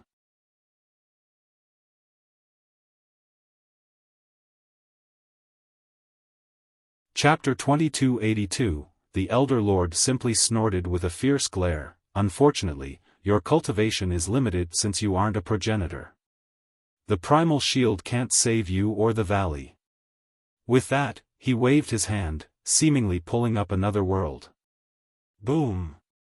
A world indeed started flying with another majestic momentum and power. Imperial rays emanated from it, illuminating the world. 3 figures appeared, each strong enough to rule the world. True emperors. A crowd could tell. 3 intents left behind by Everlasting's emperors. Another ancestor said. This kingdom had produced 3 famous true emperors before. With such achievements, it was no wonder why they would dare to challenge Longevity Valley for the reign of the system. Boom! The 3 figures empowered the old man, especially the one in the center, Life Jewel. He looked more tangible with a stronger aura. Life Jewel was Everlasting Elder Lord's disciple, so the 2 of them were more compatible. Buzz! The Elder Lord became blindingly bright while enjoying a massive boost of power. He took control of the wheel and increased the rotational pace. It reached such a massive speed that it looked immobile to the naked eye. The same thing was happening to the black hole. Its absorption rate became much faster. Activate! The beam doubled in size after a shout from the Elder Lord. Boom! The fire shield failed to handle this surge and crumbled to numerous pieces. The assault carried an invincible force, blinding all spectators. It's over. Everyone on the altar was ready for death. They didn't expect for the beam to be powerful enough to go through the fire shield. They were certain that Wuxia would turn to ashes along with the altar and themselves. It was too late to escape now, so they closed their eyes, awaiting death. However, none of this happened. The world seemed to have skipped a beat, so they opened their eyes again. Nothing happened. They looked down and found themselves to be perfectly fine before celebrating. Next, they turned and saw Wuxia standing there. He didn't turn to ashes, contrary to everyone's expectations. The beam did connect on him, but his chest exuded a radiance like the flipping of a scripture. Numerous runes and symbols appeared on him. Longevity scripture. Someone recognized this force right away. No, that's not right. Upon closer inspection, they found that it wasn't the scripture. A green light was flowing through him, filling the entire system with life. Look! One fella pointed at the sky of herb plucking. They saw that this green light was actually coming from there. A massive and old tree appeared. Its trunk was big enough, requiring dozens of men connecting their hands to surround it. Alas, it had less than 10 branches and very few leaves. Its age was too great, so many branches have withered already. The tree itself could die at any moment. Nevertheless, its green glow still emitted so much life force. People were surprised that this near-death tree had enough life force to fill the system. The divine tree. Someone shouted after spotting it. Others didn't know about this tree and its immense power. The legend is true. Everlasting Elder Lord's expression soured. He had heard about this tree before, limited to the tales, of course. Now, its appearance confirmed the validity of these rumors. Know why I've been waiting? Wuxia smiled. I just want to show you the true power of longevity system, to let people know who are the real rulers here. Alchemy Immortal had left plenty of means behind. Don't think you can rely on some foreign powers to take over, such naive thinking. Time to end this. He raised both hands and with a deafening blast, all life force gathered to his hands. Screech. A phoenix hymn echoed across the area. A phoenix actually flew out of the tree to the astonishment of the crowd. Its feathers varied in colors.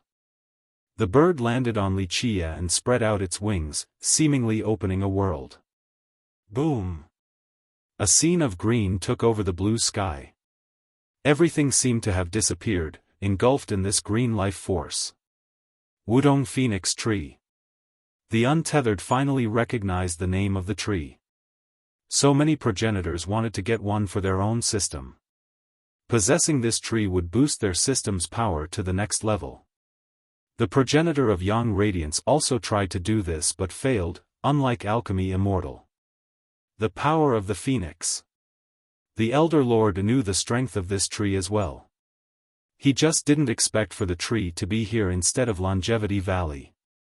Many geniuses also understood the source of the suppression when coming to these mountains. Too late. Wuxia pushed both hands forward and created his own maelstrom. It instantly shot out a green beam. Rumble. The world quaked as this green beam confronted the black beam. It was gaining ground due to its majestic life force. The green beam grew stronger, pushing the black beam out of Alchemy Hut and towards Everlasting. Not good. Everlasting Elder Lord and the 25 High Ancestors were astounded. That's the power of a phoenix. The representatives took a deep breath. We've underestimated longevity system. One of them said. In myriad lineage, longevity wasn't known for its military potential, definitely no match for Yang Radiance or Vermilion Martial Court.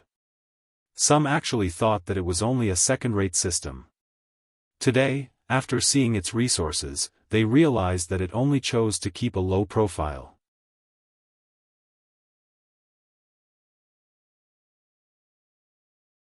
Chapter 2283, Rumble. The green beam continuously pushed its dark counterpart back.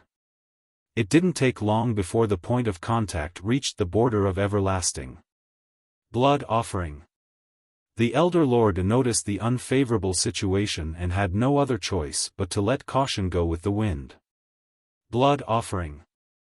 The 25 High Ancestors shouted after hearing this. Boom! The light of Everlasting turned into a red glow before blood oozed out. Ah! Half of the disciples in Everlasting Kingdom turned to blood.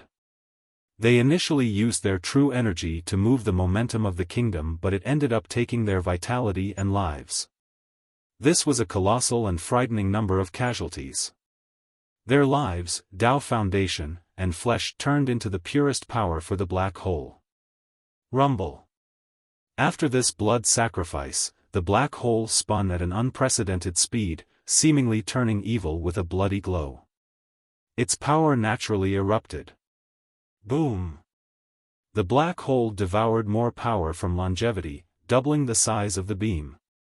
In this instant, the world collapsed. The black beam was no longer losing and maintained a stalemate with the green beam. So cruel. People gasped, sacrificing half of their disciples in one go? This was a terrible massacre. My God, the sect masters that supported Everlasting dropped to the ground. If this Elder Lord could kill his own disciples, they would be ruthless against anyone in the future after taking over. While the crowd was frightened by this cruel display, numerous divine trees descended around the border of everlasting. They instantly locked down everything. What's that? No one knew where they came from. Buzz. These trees stabilized and sealed off the power of longevity, preventing the black hole from further absorption. Multiple figures also appeared. They were the summoners, using these trees to destroy everlasting's foundation and current momentum. As these trees were destroying the Tao foundation, the momentum began to collapse in multiple places. The power of the black hole weakened as a result. Its longevity sage and a group of ancestors. A big shot activated his heavenly gaze and saw everything. People didn't know where they come from, but this ambush was definitely effective. The problem is that everlasting is still on longevity's ground. The valley in charge could still control everlasting's Tao foundation. One ancestor murmured.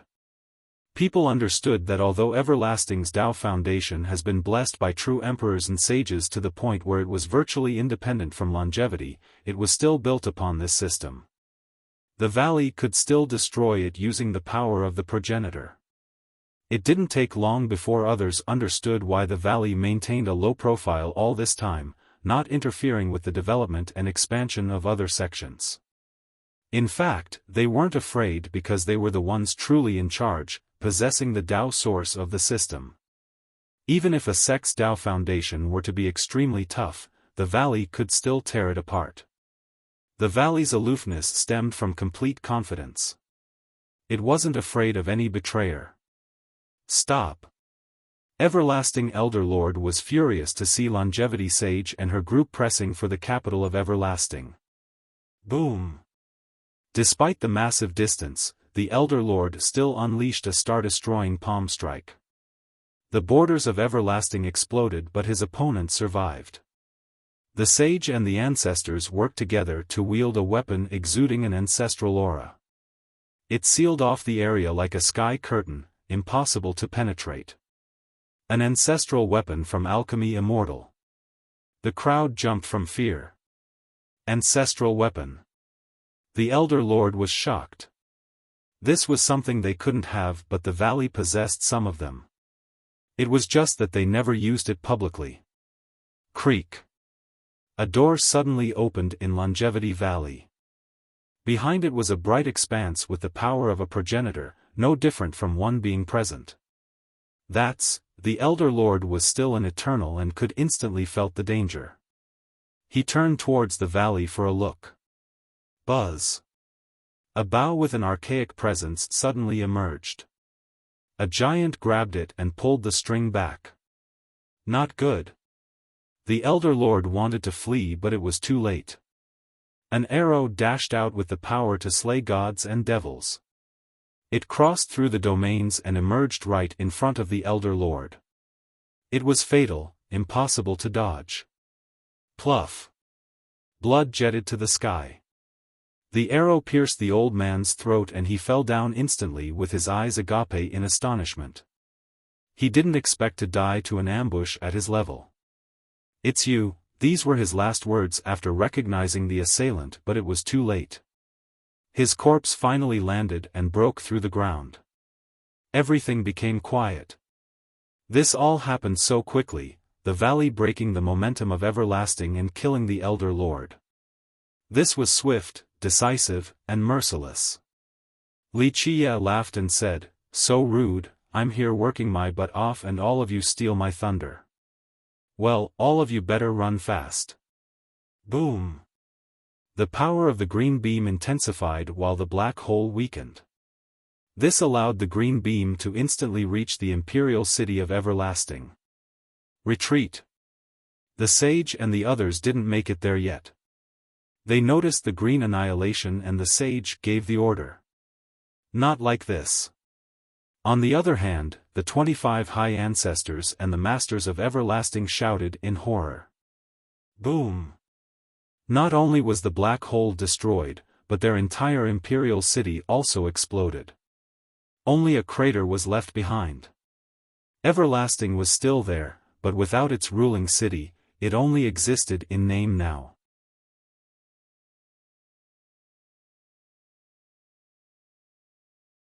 Chapter 2284. The sage and her men were already retreating. After the impact, a torrent of debris scattered everywhere. They had to muster some power to destroy the flying rocks and mud waves. It ended with them looking quite pitiful while climbing out of the mess. But this was still the best-case scenario. If they didn't run fast enough earlier, they would have been annihilated just like that imperial city. Of course, they were angry at Wuxia, but there was nothing they could do. The spectators were shocked. This madman didn't care about friends and foes, nearly killing the sage and the ancestors. Since the imperial city was rendered to ashes, the momentum of everlasting crumbled in whole. The disciples who became one with it were released and became paralyzed on the ground. Some looked at the crater where their capital used to be. They felt despair and hopelessness. Everlasting would cease to exist from now on in longevity system. These survivors didn't know how to feel. If the capital didn't go down, perhaps they would have suffered the same fate as the victims before them, turning into blood. Alas, this was also the end of their kingdom and home. They looked up at the sky with an empty gaze, uncertain of what's to come. At this particular juncture, the entire system fell into a hush. All eyes were on the crater, people were coming into terms with the death of a kingdom. Everlasting was the strongest military force here, but it didn't even put up a good fight. Nevertheless, Longevity Valley had made it obvious about the stability of their reign. Contrary to the notion of declination, the valley's power and resources far exceeded their imagination. The portal back there was gone now, same with the bow user earlier. No one knew which ancestor this was or how strong. Serenity and peace returned to this reclusive sect. No. After a long time, Everlasting Emperor regained his sanity and bellowed like a mad beast. Though he was still alive, his life was meaningless since his kingdom was gone now. Moreover, he was the one who started this coup. He became the sinner, the true criminal behind the kingdom's demise. How could he face his ancestors in the afterlife? He roared and jumped off the altar. It didn't take long before a bang was heard at the bottom. The guy committed suicide and became mincemeat. No one really said anything at the moment. The supporters of Everlasting didn't have the courage to run. Fleeing was useless right now. A monk can run but not his temple. Their sects and kingdoms won't be able to escape the incoming retribution. It was best to stay and await their punishment instead of making it worse.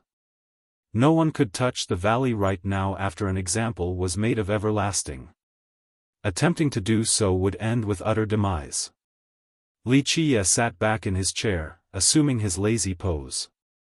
The Wudong phoenix tree on top of herb plucking was gone too. A stark contrast indeed, the destroyer of Everlasting versus this fella resembling a lazy kitten. People found it hard to connect the merciless, mass murderer to the current him, someone akin to an ordinary mortal. They became frightened. Perhaps destroying a kingdom was no big deal to him, no different from enjoying a meal. The three sisters waited on him again, spoiling him like maids treating an emperor. Eventually, he asked the crowd, "Okay now, tell me, who is the leader of longevity?" "I'm all ears." Both the usurpers and loyalists glanced at each other. They didn't wish to anger this madman after seeing his terrible means. This was a tyrant, and a murderous one at that. Negotiation wasn't his forte either. "First brother, you are."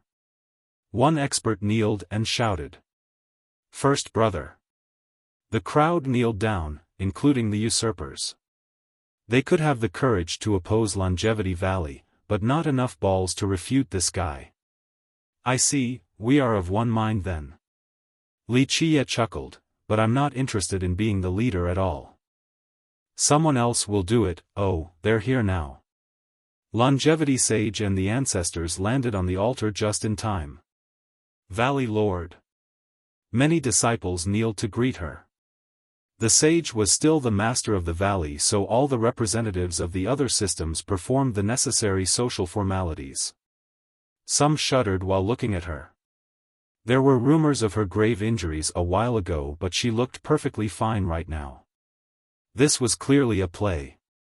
Even if she was ambushed, her injuries were heavily exaggerated. The ancestors' attempt at saving her was just a show as well. Because of this, Everlasting thought that this would be the best opportunity to attack and seize the reign. Alas, the real victim here was Everlasting. They fell down the pit, and the saddest part was that they were the one who dug it. If they didn't start this war, Longevity Valley wouldn't have been able to do anything despite being aware of this potential threat. But now, a rebellion was an unforgivable sin. No one would say anything if the valley were to destroy Everlasting. The real schemer here was the valley, not Everlasting. Those who understood this felt a chill running down their spine. All right, Beauty, I've dealt with the disaster and toiled as an errand boy while all of you are reaping the benefits. Wuxia looked at the sage and smiled. The play is over. The crowd was stunned and stared at the two of them. Keep in mind that in terms of status, she was his master. But now, he called her Beauty, lacking the respect a disciple should show his master. One's master should be treated as one's parents. Such a lack of filial piety deserved punishment or even expulsion.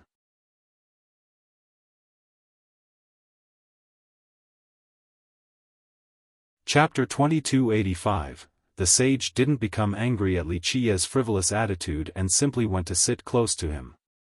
The crowd held their breath while watching this strange pair of master-disciple.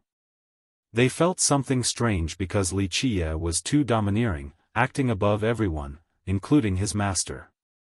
She seemed to be overshadowed before him.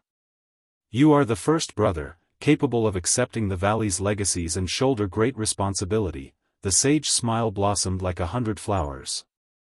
The three sisters looked more ordinary with her around. Such beauty could sway the soul. However, upon closer inspection, one would find a resemblance between her and Lan Miaozhen. Both were quite wily. Forget it, not interested. He smiled and reached to touch her gorgeous chin to have a better look at her face. The atmosphere became frozen. This was the Lord of the Valley and his master. Others wouldn't dare to be disrespectful around her, yet Wuxia did so publicly. The guy was ungovernable. Nevertheless, the whole thing seemed so natural. Whatever this ferocious man did, it felt just right and not surprising at all. Once he chose to step up, he could exceed everything, all bent to his whims. He pulled back before the stunned spectators and smiled. I'm not someone who minds playing the bad guy or do some labor, but there is a price for everything. Are you ready for it? It is all up to fate. Isn't this what you wanted anyway? The sage smiled, revealing a beauty on par with the untethered. It was just that the two of them had a different style. The latter was cold and supreme, rarely showing off her smile. Very well. He replied cheerfully. Then it is time I take what is owed. The rest is up to you. Having said that, he stood up and teleported to the top of herb plucking. Before the crowd could respond, he disappeared from sight. What is going on? People exchanged glances of confusion. He had destroyed Everlasting, thus his contribution exceeded everyone else in Longevity Valley. The situation had stabilized, so next was the celebration. He certainly deserved his moments of glory, the preamble before his ascension to being a leader. Alas, he left all of this to everyone's astonishment. He would have been able to do whatever he wanted in the system after doing so much. It would have been the right opportunity to establish his status. Instead, he didn't care about the rewards or authority. The three sisters sighed after seeing this. After interacting with him for the last several days, they realized that he didn't care for ruling Longevity Valley, and that he wouldn't stay for too long. This was a dragon, one that would soar across the 9 firmaments. The sage took back her spot on the throne and told everyone, "Many things have occurred, but it is still the date of the ceremony. Disciples of longevity have the responsibility to protect the peace. Our system has allowed for the races and sects to coexist with freedom and individual sovereignty. This, in turn, promotes growth, so I'm sure no one wishes to see the flames of war." The sage spoke softly, but the message resounded across the entire system. All experts heard it clearly. She was reaffirming the valley's status as the ruler in the system, just like the last millions of years. Sects have come and went, but the valley's position has never changed regardless of the crises and dilemmas. No other sect could replace this main branch, not in the past, present, or the future. May longevity lasts forever. The members of the crowd kneeled on the ground and shouted. The ceremony commences. The sage initiated the ceremony just in time. Peace had finally returned. With the smoke of incense wafting in the air, the group worshipped their ancestors. Next was the offering gifts. The sage stood in front and offered these items. Despite the usurping attempting, the ceremony still happened on an auspicious day with the valley in charge. The only thing different now was that the great everlasting had been turned to ashes. The order of power would change in the system, but the valley remained firmly on top. Sad and happy feelings were mixed in the crowd. The supporters of the valley naturally celebrated. Their stance during the conflict had determined their future position. The sad ones obviously picked everlasting. Even if the valley wouldn't eradicate their sect, it still would carry out judgment. Their role in the system would start a rapid decline. Ultimately, the ceremony this year was quite exciting. One step to either hell or heaven, one misstep to lose it all, not only in a personal sense but also by implicating their sect. In the end, the party ended and everyone went home. The representatives of the other systems said their goodbyes. The untethered was the last to leave. She and Longevity Sage were the last two around. The atmosphere was quite calm. These were the two great beauties of myriad lineage, both from the Taoist doctrine. Their Taoist robe made it even more interesting and tempting. The sage was free and friendly while the untethered acted cold and imperious. Two different styles, beloved all the same. They reigned in myriad lineage not just because of their status and power. The two of them also possessed great insight and ideas. Do you know that your first disciple is in charge of Insane Court? The untethered looked at the sage. Her cold voice was strangely pleasant. I'm aware, it's not a secret or anything. The sage smiled. Have you thought that he could also do the same to your system, controlling its Tao source? The untethered continued. I have. He's talented enough to do anything without facing difficulties. Don't forget, Insane Court is still not completely clear of being a heretical sect. It's not wise to let longevity system falls into the hands of someone else. The untethered put on a serious expression. I do recall that all systems have signed an agreement, recognizing Insane Court's legitimacy as a system. Are you so sure that the same madness won't return? Your valley will be the first to face opposition then. You underestimate my disciple. The sage shook her head. That virtue true God isn't qualified to be on the same level as him. Our entire world can't get into his sight. You sound quite confident. I simply believe in my eyes. Have you ever seen me misjudging someone?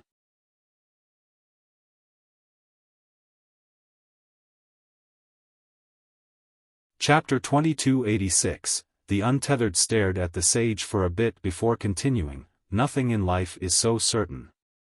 One day, your confidence might be the valley's undoing. Sounds like you wish to have a contest with me. The sage smiled with a hint of provocation. To which the untethered responded, contest? In what manner? Your system against mine? The two Taoists had a special relationship, friends and rivals. Though there hasn't been a big fight between them, the competitive aspect was always around. Normally, they would prefer to have a bout of strategy instead of a physical duel. Fighting is so uncouth. The sage replied, "How about betting on my disciple? If you lose, I'll decide for him and take you in as his concubine." "And if you lose?" The always expressionless untethered actually provoked. The sage had a playful expression unseen by outsiders. She grabbed the untethered's chin and chuckled, "If I lose, I'm fine with being your bed warmer. You don't lose either way." The untethered glared back, looking both arrogant yet cute. "Then what do you want?" The sage blinked one eye, resembling a little devil. One would find it hard to recognize her right now. "No need for that."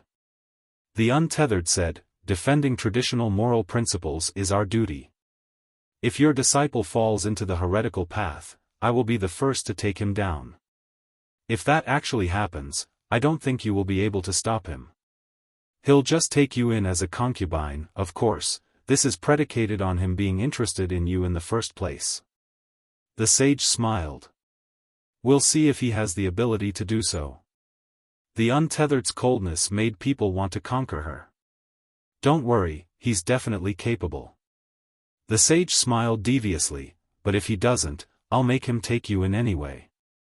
The two bantering women looked too alluring right now. "Are you still sleepy?" The untethered said flatly, "It won't just be my sect at that point but all of myriad lineage.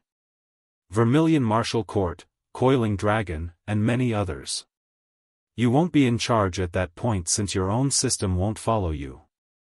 She warned the sage, no longer joking around. The sage stretched forward, revealing all of her enchanting curves. Unfortunately, no one was lucky enough to see them. She didn't seem to mind at all. "My little sister, even if he's insane, he's more rational than anyone else and no one can control him. His eyes should have told you this." The untethered stared at the sage's curves, unaffected. "Regardless of what you say or how much you trust him, I'll remain cautious. Also, you're younger than me. Watch your honorifics. So that's your sect's stance on the issue. However, I trust my intuition more." The sage shrugged and smiled. "Then you better take care of yourself. A few things will be out of our control once it escalates to that level." The untethered warned. "True. However, the one you should be cautious about is not my disciple, but that Mu guy." The untethered became attentive right away. "What did you found during your trip to the martial court?"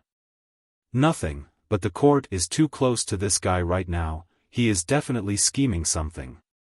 The sage's expression turned cold with a rare murderous intent. It was hard to imagine someone like her being murderous, so something was going on below the surface. "So, he played a part in urging Everlasting to attempt the coup?" The untethered's eyes narrowed.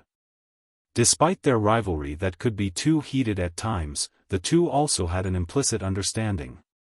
"Everlasting couldn't have access to a few things we saw," the sage said. "What does he want?" "The Mu clan up there can blot out the heaven."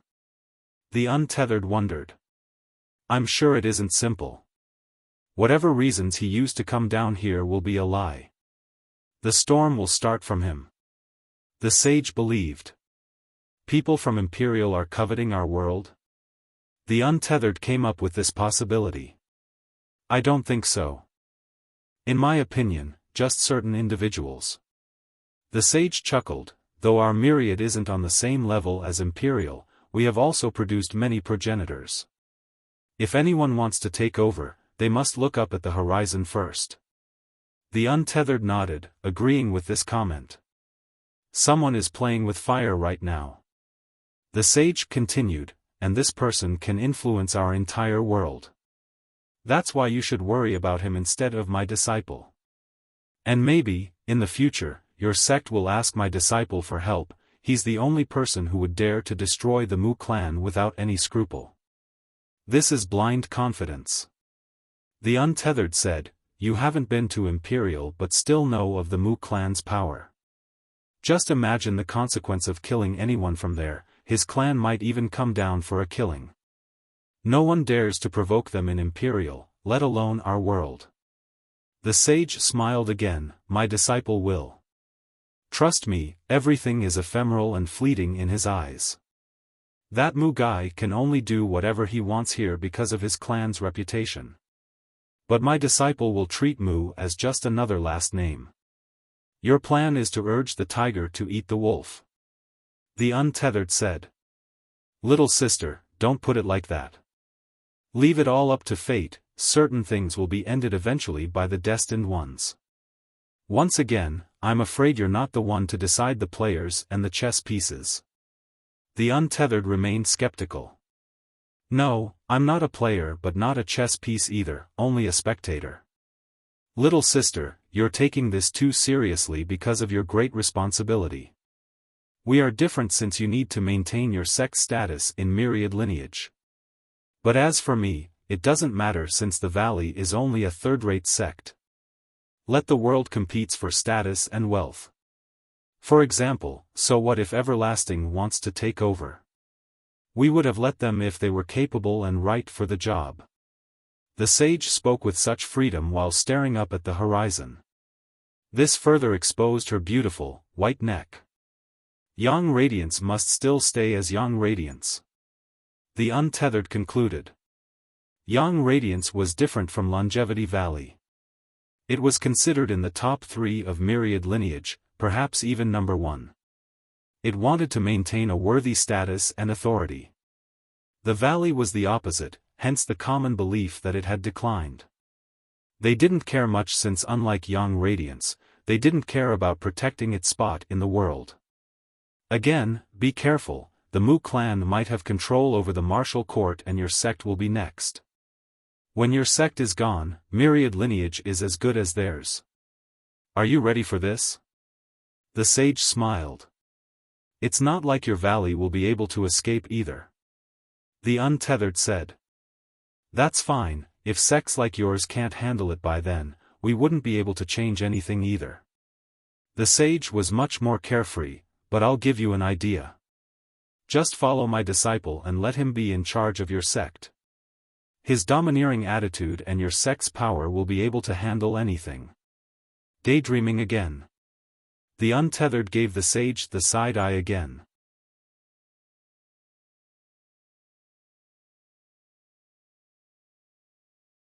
Chapter 2287, gurgling creeks populated this mysterious area with a tree next to a bigger river. It was quite old with many branches falling down and floating downstream. Wudong Phoenix Tree, its branches were naturally the famous alchemy wood that would eventually go down the waterfalls and into the lake. Wuxia meditated beneath the tree while opening his fate palace. His primordial tree became dazzling while the Dao fruit swayed with the wind. Its movement filled with the Dao forced the myriad worlds to shake along. The Wudong tree poured down a green light filled with life onto the primordial tree, making it even more beautiful. But this wasn't a one-sided affair. Wuxia's tree exuded a primordial energy to open a pristine world for the Wudong tree, granting it all the necessary nutrients and fertilizers. The Wudong tree seemingly grew younger by a significant amount. The Dao fruit continued to mature, almost ripe enough to fall to the ground. When it touched the ground, it wouldn't be strange if 1,000,000 more new Dao come into being. If this were the case, it would be a magnificent scene with many new worlds coming into fruition. Of course, this Dao fruit would never fall since it was eternal. On a different verdant branch close to the tip, a tiny sprout was forming as if another Dao flower would come out. This would be the second Dao fruit. Alas, the time wasn't right. This process would be quite smooth and herald an unprecedented transformation. Who knows how long Wuxia has been sitting there? He eventually opened his eyes after a long while. He spread out his hand with an action like turning a knob, seemingly wanting to open space. Buzz. After he turned far enough, a door indeed appeared. One person came in with her Daoist robe fluttering, Longevity Sage. The door disappeared afterward. She became emotional while standing before the Wudong tree. The legend is true, our progenitor did leave something amazing behind on herb plucking. All the ancestors wanted this tree but none were successful. In the last few days, the sage was busy with stabilizing the system. She knew Wuxia hasn't left, so she decided to climb up this mountain to wait for him. In the end, he opened this portal for her. It's because all of you have desires. Wuxia leisurely said, occasionally, it's not about what you can gain from it, but what you can do for it. This is the foundation of a sect, built from the accumulation across many generations. If you all want to benefit from it, then even more resources would eventually be depleted. Your progenitor was quite smart, not leaving everything to the valley but spreading it out across the system so that it won't run out. True, the sage nodded. Their valley once had true emperors planning about herb plucking. Some of these sages believed in the legends of the tree and wanted to bring the whole place back to the valley. After all, Alchemy Hut belonged to everyone, so there were things outside of their control. This wouldn't happen if they were to move it back to the valley.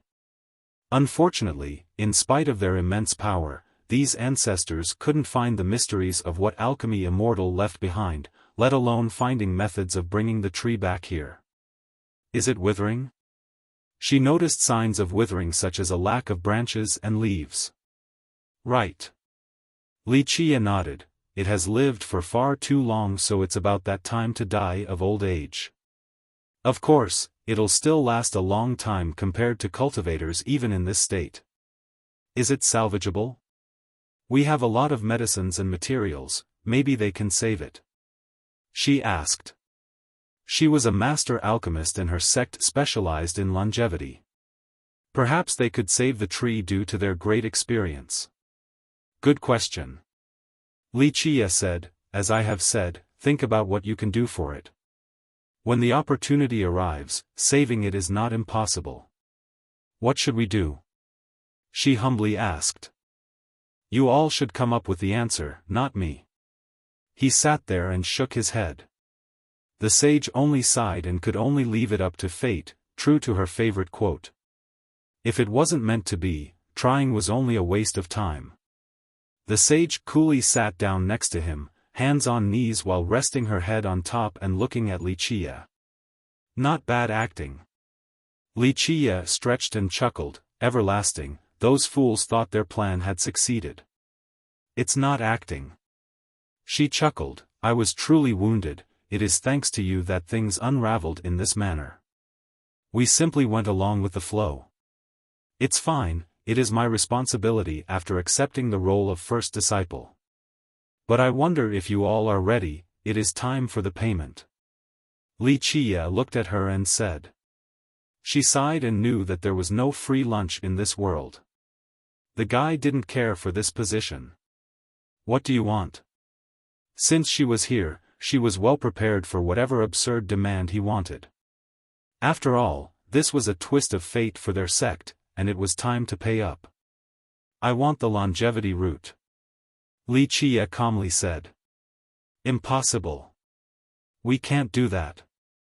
She instantly jumped up in astonishment. Nothing is impossible. Wuxia nonchalantly replied. She couldn't maintain her perpetual calmness. Her expression kept on changing as she stared at him. In the end, she shook her head. You surely know how important this root is to us. No, it is only a medicinal root to your sect, you all can't comprehend and figure out its profundity, it won't grant you immortality and indestructibility. Wuxia elaborated, you are only wasting it by plucking some leaves to refine nonsensical pills. But it is also our symbol, our defining treasure personally planted by the progenitor. It carries great significance. She said seriously. I know, but so what? It is in essence just a medicinal plant for your sect, but that won't be the case in my possession. He shook his head, it won't be a longevity root there, just a simple plant. If you change your demand, anything is negotiable. She didn't know what to do. Despite being prepared for an outrageous demand, she still didn't expect for him to ask for their defining treasure. This particular plant was too precious for them. As he said, it couldn't grant immortality to their ancestors, but something personally cultivated by their progenitor must have an amazing secret behind it. Moreover, the pills refined from its leaves were no joke. It is the only thing I want. I don't care for the rest, he calmly said. She felt a bit breathless after hearing this. She thought for a bit before giving a serious answer. I can't decide this matter on my own, not the ancestors either. One can even say that no one can, because in a certain sense, the root can only change master with the destruction of the valley. I'm aware, that's why I'm talking to you right now. If I were an unreasonable person, I would have taken it already. You think your sect is capable of stopping me? He flatly said.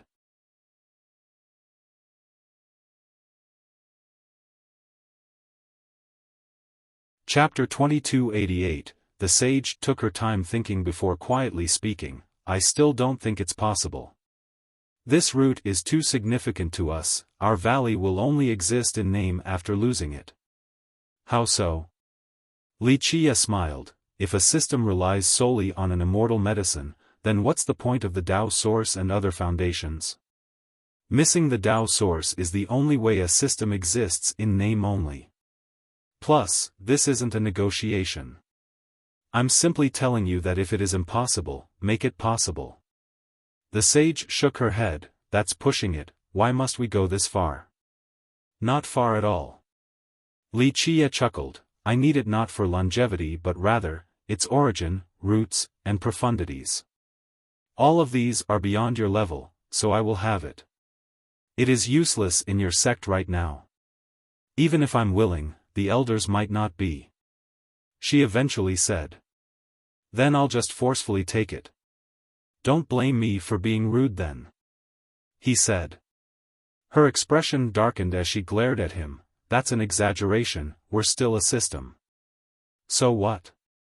Wuxia smirked. I don't mind fighting against all of myriad lineage, let alone one system. When I make up my mind, I don't give a damn about anyone, even across all of three immortals. If you are insightful and know when to back off, then your future will be bright. Doing the opposite is courting death. You think our sect can be bullied so easily? She angrily glared. No, I don't think so. I simply think that I will kill whoever in my path, regardless of how powerful they are, he said with gravity. Anyone else would have erupted in anger right now after hearing such contemptuous words. Moreover, her sect had just destroyed everlasting, so they felt quite confident. Others would think that Wuxia was boasting and being ignorant. She, on the other hand, knew that he wasn't messing around. His next action could be earth-shattering. Though she was still bullish about her own sect, thinking that they could deal with any problem despite not being as strong as Young Radiance and the martial court, she wasn't quite confident when their foe was Wuxia. She wasn't sure of just how monstrous he truly was. I'm a reasonable person, or I wouldn't have become your first disciple and help you destroy everlasting. Be generous and I shall do the same. If I take your longevity route, I will also present a gift. Having said that, a poof came about along with a flame jumping in his palm. Myriad flame, she gasped with a changed expression. This is the fate between us, Wuxia said. A supreme fire seed, greatly related to our fire race. She nodded. She was also a firekin, so this flame was precious beyond words. It could derive their race's true profundity, such as the fire shield used by Wuxia earlier. Moreover, that shield was only one part. They could create many more mystical abilities and items after obtaining it. She wasn't the only firekin at the valley either. Plenty of disciples came from the fire race because their progenitor was also one. That's why when she met him for the first time, she felt a unique fire seed. That's why she mentioned the fateful connection between the two of them. It wasn't just a random statement. I don't need to blabber on about its value, this is something your progenitor desired but couldn't have. Wuxia said, if I were to leave it at your valley, which is more precious, this or the longevity root? This prompted another contemplation session for the sage. Their root had ties with immortality, but this was strictly a legend. No one in their sect could understand its true mystery, not even their progenitor. This resulted in the root's limited effectiveness. It would be an entirely different story if they were to have myriad flame. Outside of having many firekins, their main business was pill making and alchemy. This flame was very precious for alchemists. They could come up with materials meant for making pills at the progenitor level, or their alchemists could reach the level for making the top pills, but without the right fire seed, they couldn't do anything. This problem would be solved with myriad flame. Moreover, this flame would also improve the existing fire seeds in the valley. This would allow for their alchemists to reach the next level. It was an improvement in all aspects. Their alchemists and fire seeds greatly benefited from this. Their alchemy would be even more untouchable than now. So, in terms of usability, myriad flame was superior to longevity root. The latter was mainly important for symbolic reasons. At this moment, the flame was traveling from Wuxia's hand towards the sage. It eventually fell into her grasp. Go back and tell your ancestors that everyone will be happy with this and the future will still be bright. Wuxia said, but if you feel that you can try to go against me, then that's even better for me. I'll gain more than just that root. The sage only sighed without responding. Of course, I don't want war either because the girls in the valley are so beautiful, including a master like you. It would be so sad if I have to stain my hand with blood. He smiled. The sage put the flame away. This conversation was over now regardless of her sect's intent. She sat down again in the same pose as before. I don't question your abilities, but I do want to warn you about something. Be careful, people are watching you. Oh. He smiled, not giving a damn. The sage continued, the attempted rebellion isn't a coincidence. Someone was working in the shadows, perhaps a young noble from the Mu, someone from up there. He is quite influential here with numerous followers, but more importantly, his clan is unbelievably strong. Whatever, just a bunch of dogs and cats, can't reach the apex. He casually responded. Good. She lightly smiled before speaking, however, I've heard that Vermilion Martial Court wishes to have a marriage alliance with them. I see, you wish to have the tiger bite the wolf again. Wuxia knew what she was doing. I don't dare, I'm just stating the truth. She went on, plus, I don't need to egg you on about this matter since you want to kill whoever is in your way, so that phrase doesn't apply here. That's true. Mu clan or not, I'll kill them all. The two of them chatted for a bit before the sage left. Wuxia went back to meditating beneath the wudong tree. This Zen state made a single moment seems like 1,000 years.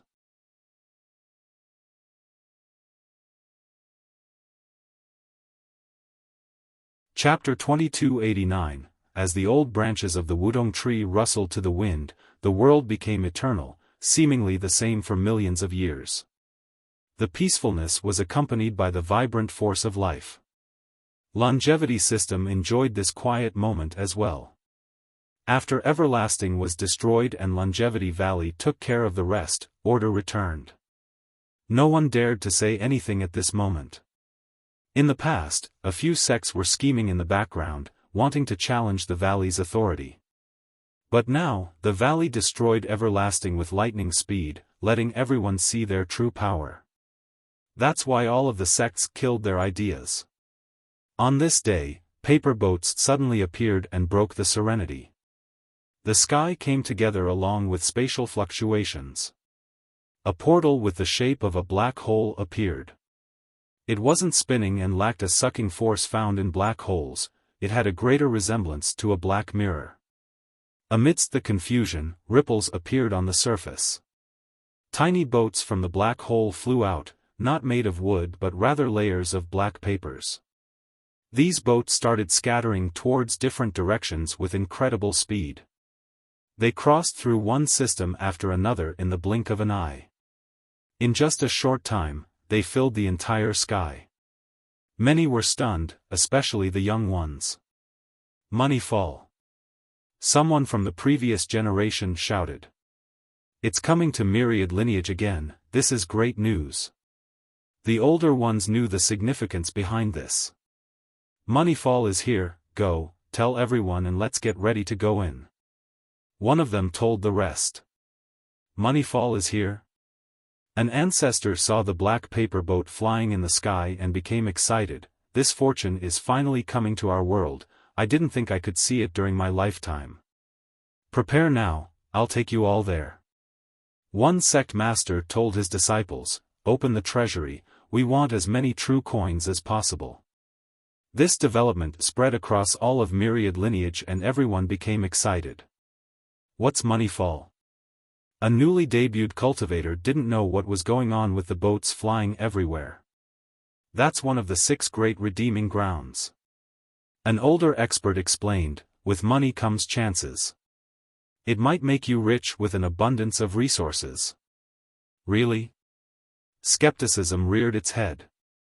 Of course. The senior responded instantly, if you are lucky, just throwing 1 coin down can get you a supreme treasure, allowing you to sweep through the world. It's that amazing? Another junior swallowed his saliva, then what are we waiting for? Let's pack up and go. Stop daydreaming. The senior smacked his head, someone unlucky as you wants to get rich off 1 coin? The chance is very low. Exchanging 1 coin might get a devil to come out and devour you. A devil. This frightened junior felt his dream being shattered. Not necessarily a devil, but other dangerous creatures. Exchanging coins can result in luck and treasure or danger, such as a powerful monster. These monsters will only look for the one who threw the money down. There's no escaping them. The senior elaborated. Then why the hell are we going? The juniors lost their excitement right away. Idiot. Nothing ventured, nothing gained.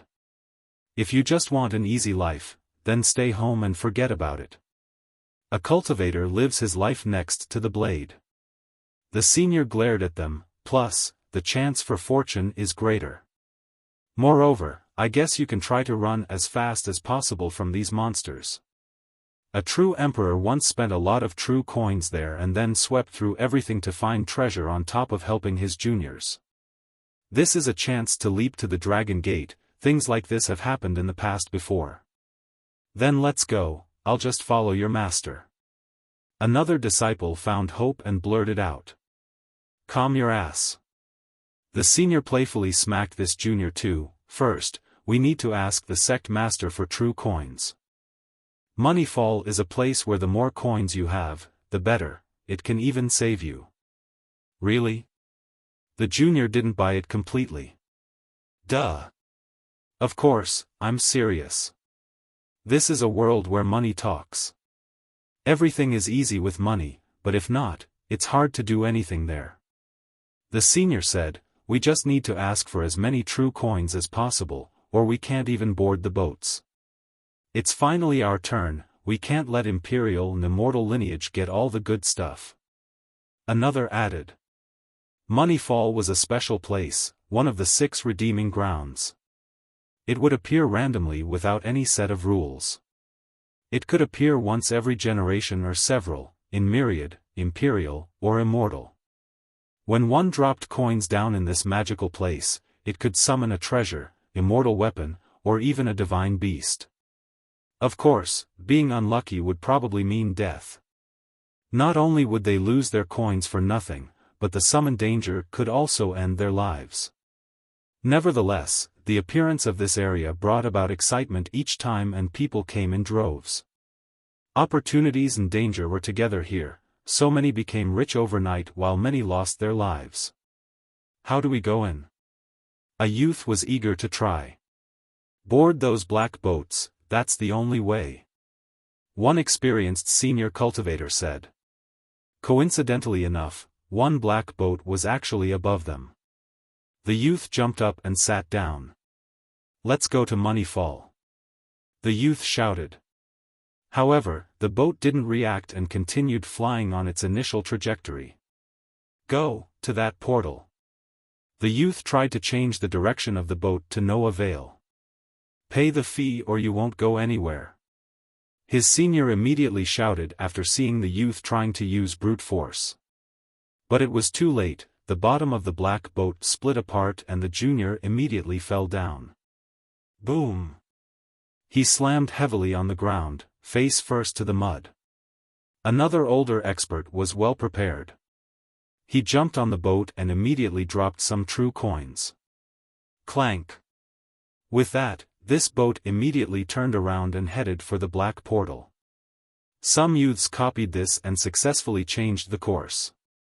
However, after some distance, these boats suddenly stopped. Keep on dropping, the longer the journey, the more coins. 1 coin alone can't take you there. His senior reminded. What a scam. We still have to pay after the initial one? The youth had no choice but to continue dropping his coins. The boat naturally continued towards the portal after receiving the payment.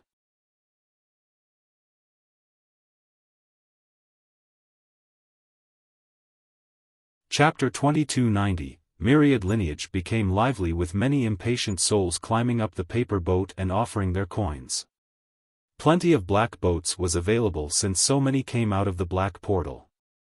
It could be said that no matter where one was in Myriad, even in the most remote region, they would be able to see these boats.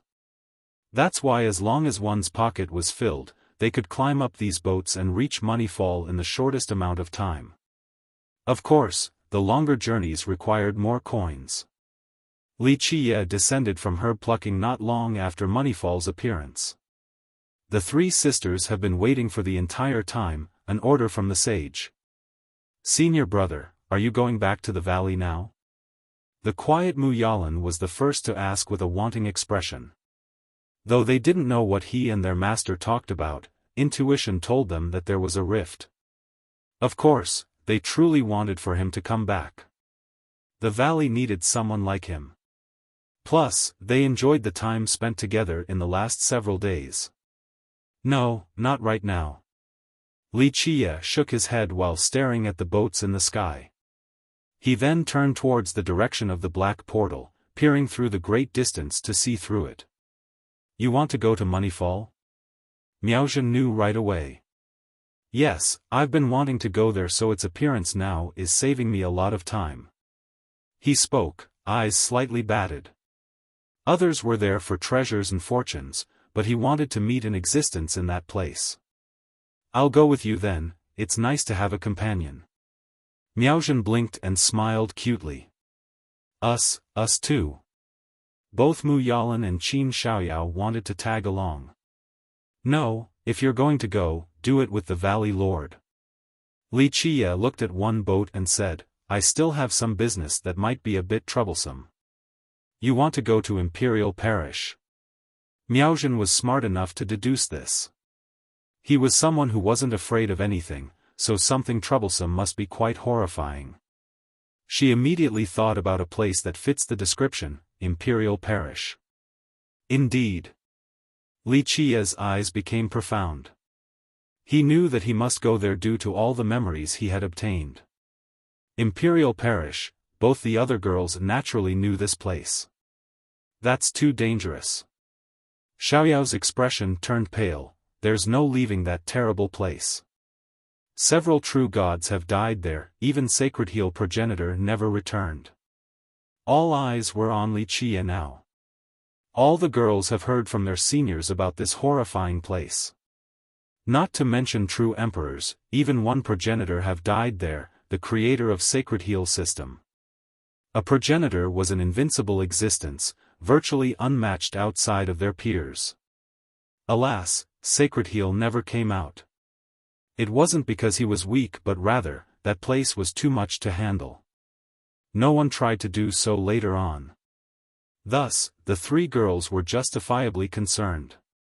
Wuxia smiled, it's fine, just a quick look. I don't have plans to stay there for long. The girls smiled wryly. Just taking a look at Imperial Parish? Nevertheless, this was Wuxia they were talking about. Go back to the valley now. He told the three, if you really want to go, the Valley Lord will pick a good time. They could only nod their heads since they needed to report his journey to Imperial Parish to the sage.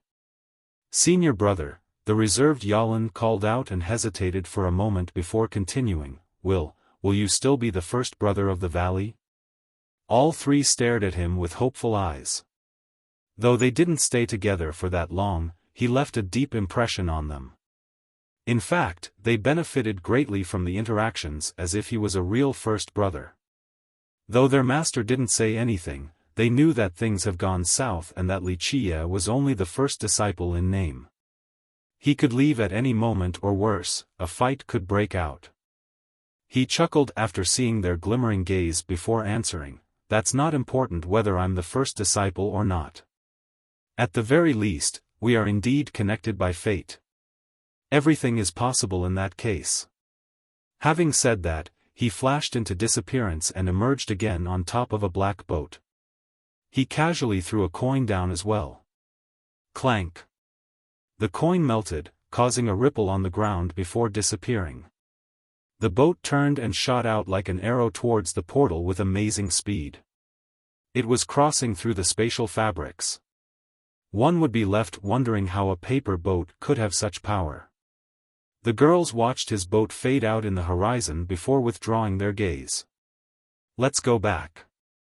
Miaozhen sighed and told the other two. Their sect won completely during the ceremony and destroyed the ambitious everlasting. They should be happy right now, but alas, their mind was heavy, aware that certain things were wrong between Wuxia and the valley. They saw their master's expression and perhaps a fight could even break out. This was something they didn't want to see the most.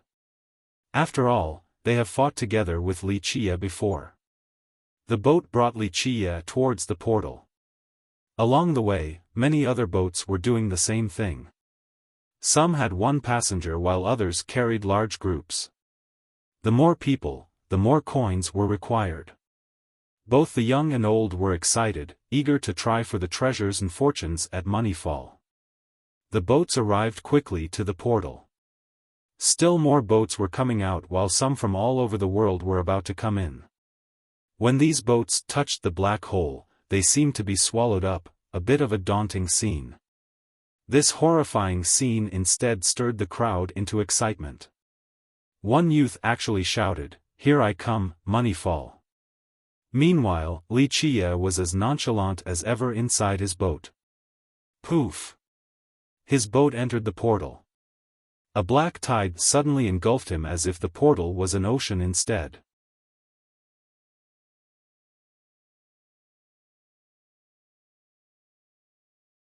Chapter 2291, Chapter 2291, Measuring this world. Entering the portal wasn't a suffocating ordeal, only met with a dark expanse that could cloud even heavenly gazes.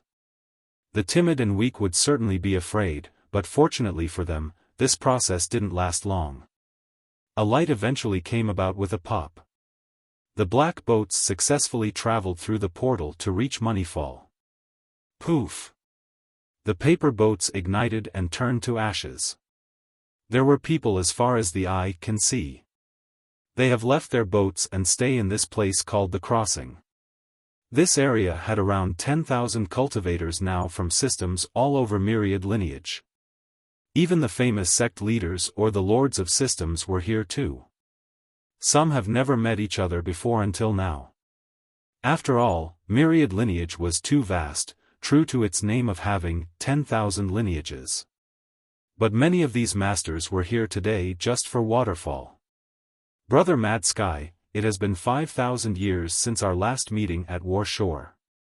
I didn't think I could see you again. One ancestor was excited to see a friend.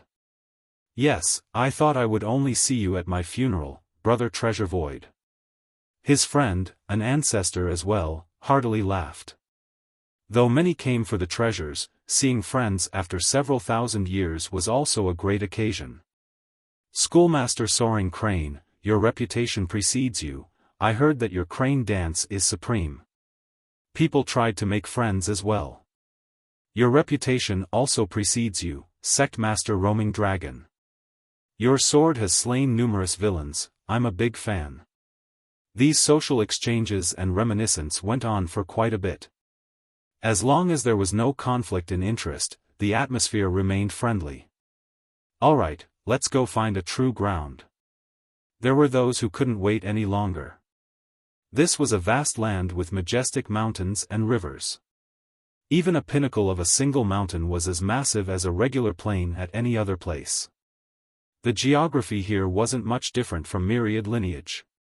Let's go. People started trying to find their own places. We don't need to travel on foot. Someone reminded and pointed over yonder. Can we use the ascension platform to take us there? Maybe the first stop will be a treasure ground. Everyone followed this direction and saw a place resembling an altar with many engraved runes. Where can it take you? Someone had to ask. Luck-based, but the more money you give it, the farther it will take you.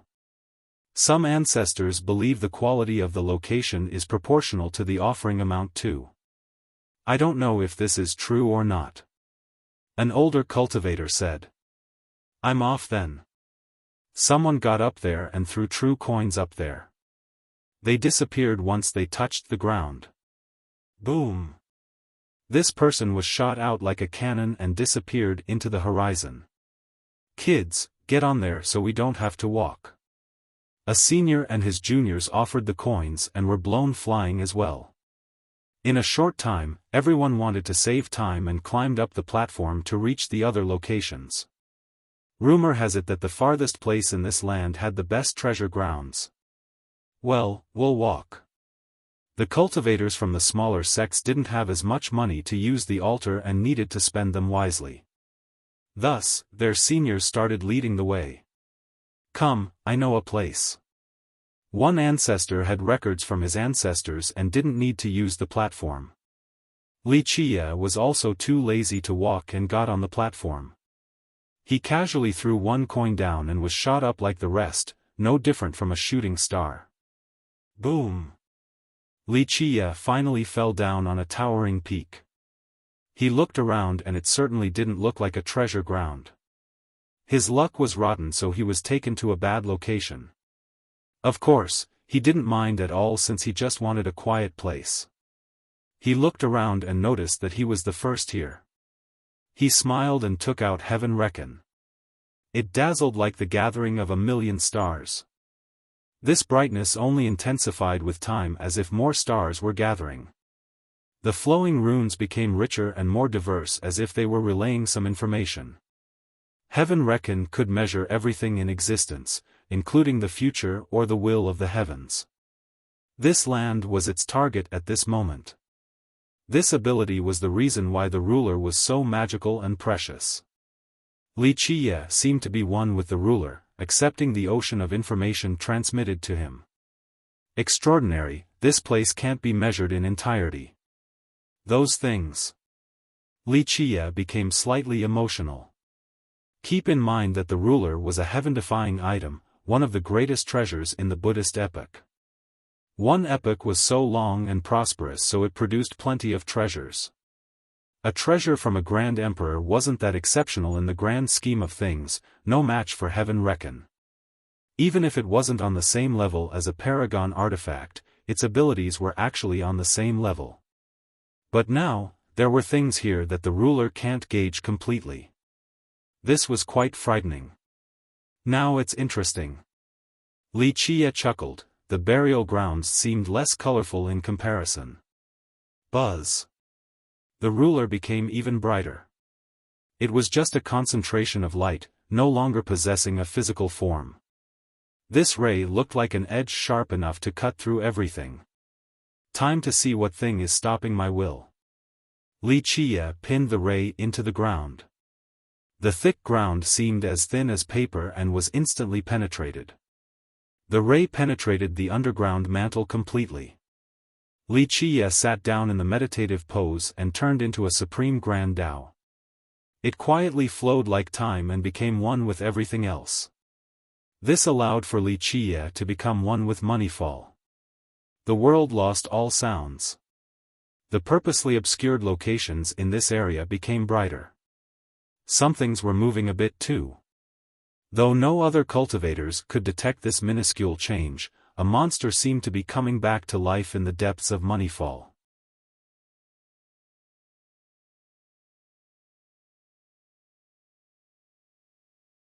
Chapter 2292, Wuxia slowly re-emerged after some time had passed. Strands of light came out of the ground and gathered on his palm, eventually forming Heaven Reckon again. The ruler changed quite a bit, its light became more luminous with signs of returning to the origin, changing from complexity to simplicity. Everything became part of a singular scale, easy to grasp. He seemed to have fallen asleep while the ruler continued to exude rippling radiance. All mysteries were hidden within. When he opened his eyes again, they profoundly glared at the far horizon. I see.